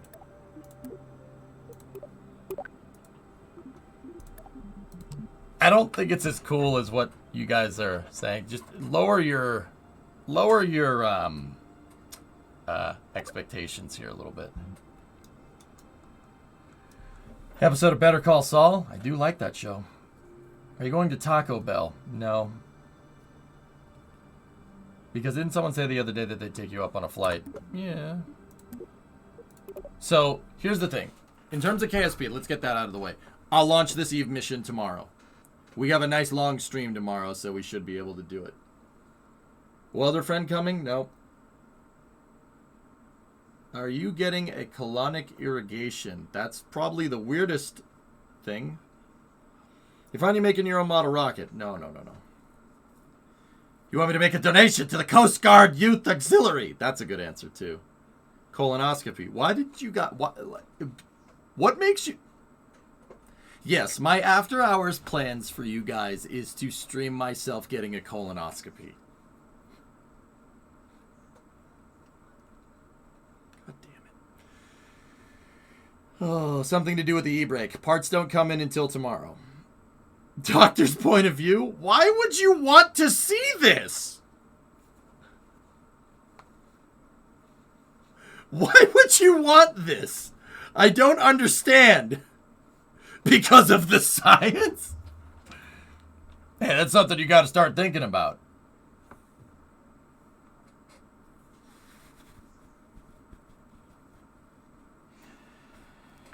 Oh, boy.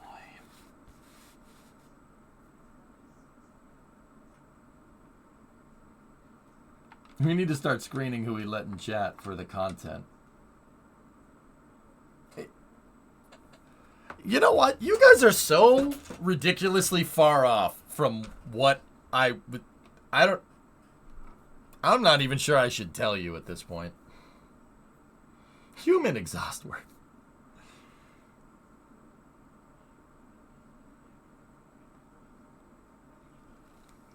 I can't give you a hint. If I give you a hint, it would give it away. It would give it away. Like, I can't think of a good hint. Are you going to do something involving machine tools? No. Are you going to share your homemade KFC? No. Are you going to dinner with someone? Nope. Do I need to get my wallet ready for some sick content? Nah, not necessarily. VR mini golf? Nope. Genuine idea, start an OnlyFans of some beautiful rocket pictures that would make people do stuff. No. Does it have to do with space? Yes. Parachuting? No. Parachuting from space? No. Cooking dinner? No. Space news? Kind of. Kind of. You're interviewing Tim Dodd? No.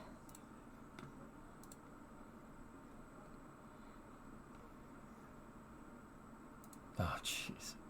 Are you not going to space? I'm not going to space. You're setting up your new telescope. I don't have a new telescope. Interview with a shuttle engineer? No. Is that coming on? No. You're building your own rocket in the garage and you're launching it suborbital? No. Not from inside the garage, at least. Face reveal. Bill Gates is coming to buy your farm.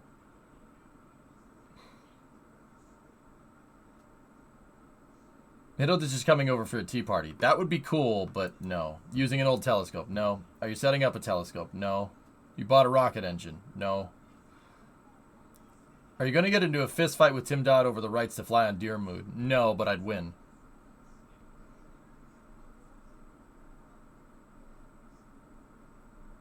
NASA train set? No.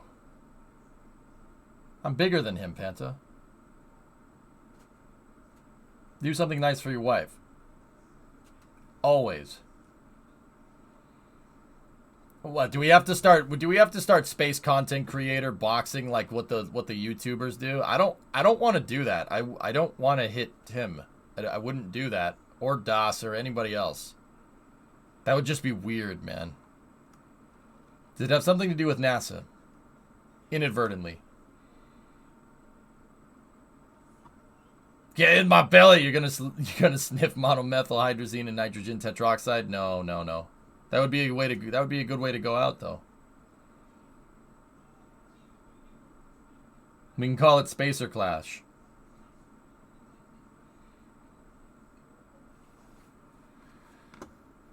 NASA spaceflight confirmed. What do you mean? Does it involve playing a game? No.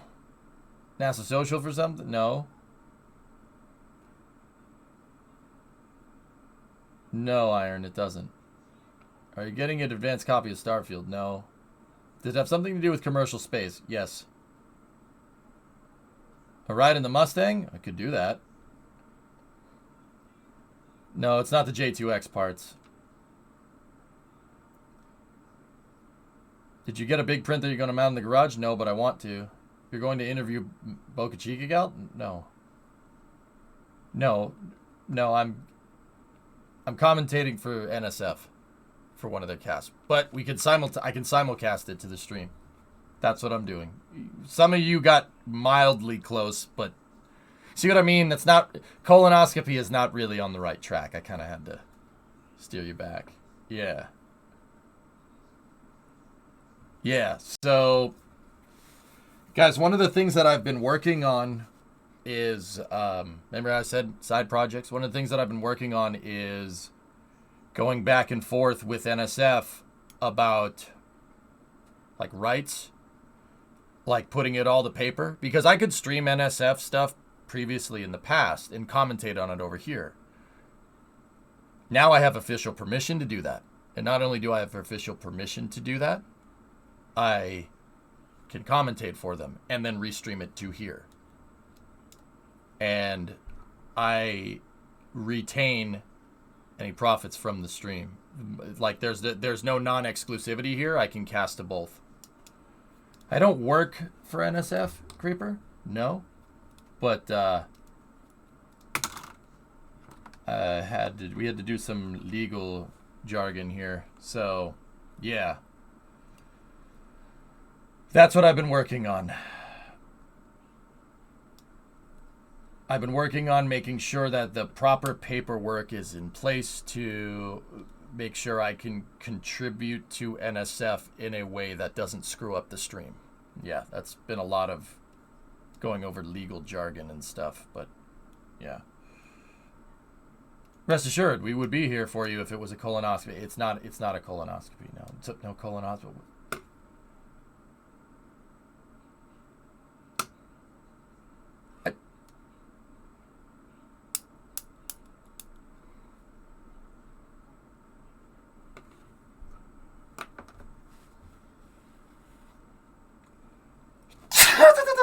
You made me sneeze. Look what you did.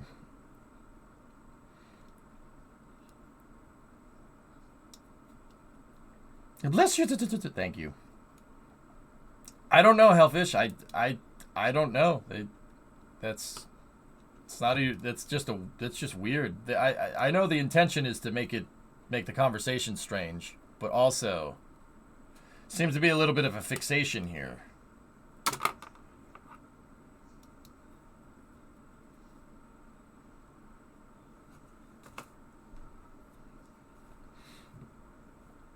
I mean, welcome to the internet. Yeah. Okay. So, yeah. Here. All right. So, yeah, fellas, I'm going to go over there and make sure that everything is situated with audio and the hosting and everything. Yeah. Okay, so it looks like this is going to happen. So this stream should start at 8, so in 30 minutes.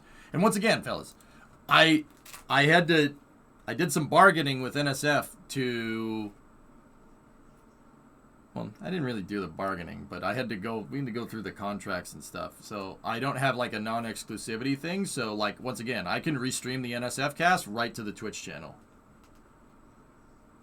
Will you see your chat? Yes, but it might be hard for me to keep up with the YouTube chat and you guys. But yeah, I'll see it, and I'll mute the mic and talk to you guys over there in typing. How did the KSB build go? I think we got a good test Eve rover to get done, Super, and we're gonna launch that tomorrow. I need to understand how the ascent works for Eve. So yeah, tomorrow should be a nice long stream. So I'm not an NSF employee, Flykin. No, I'm a contributor.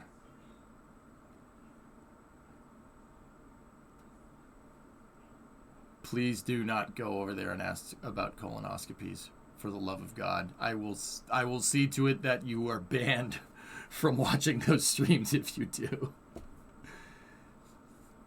What's that mean? I'm a contributor. I can commentate for him, Flykin. I just needed to get some legal stuff figured out with how that all works. Your first foray into actual journalism. Hellfish, you said make moves. That's what I'm doing. So we call you Das EJ now? Yep.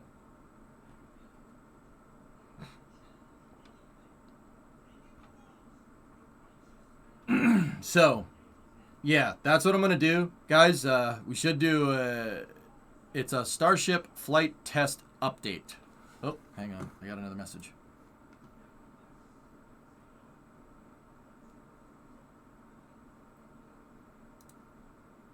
Okay.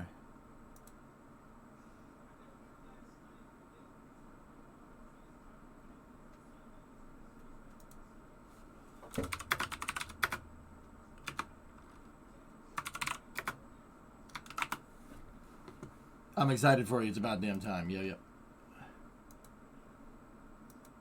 No, Yarg, it's not.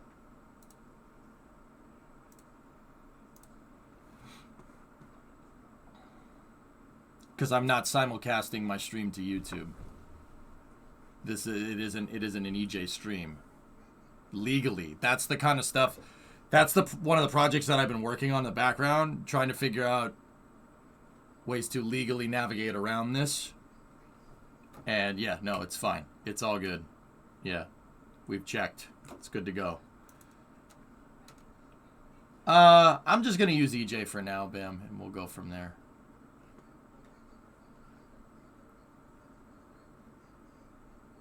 Yeah, Robert, there's always another way. But anyway, I'm going to go get ready for that. We're not going to raid anybody because this stream, we will go live here again in a moment.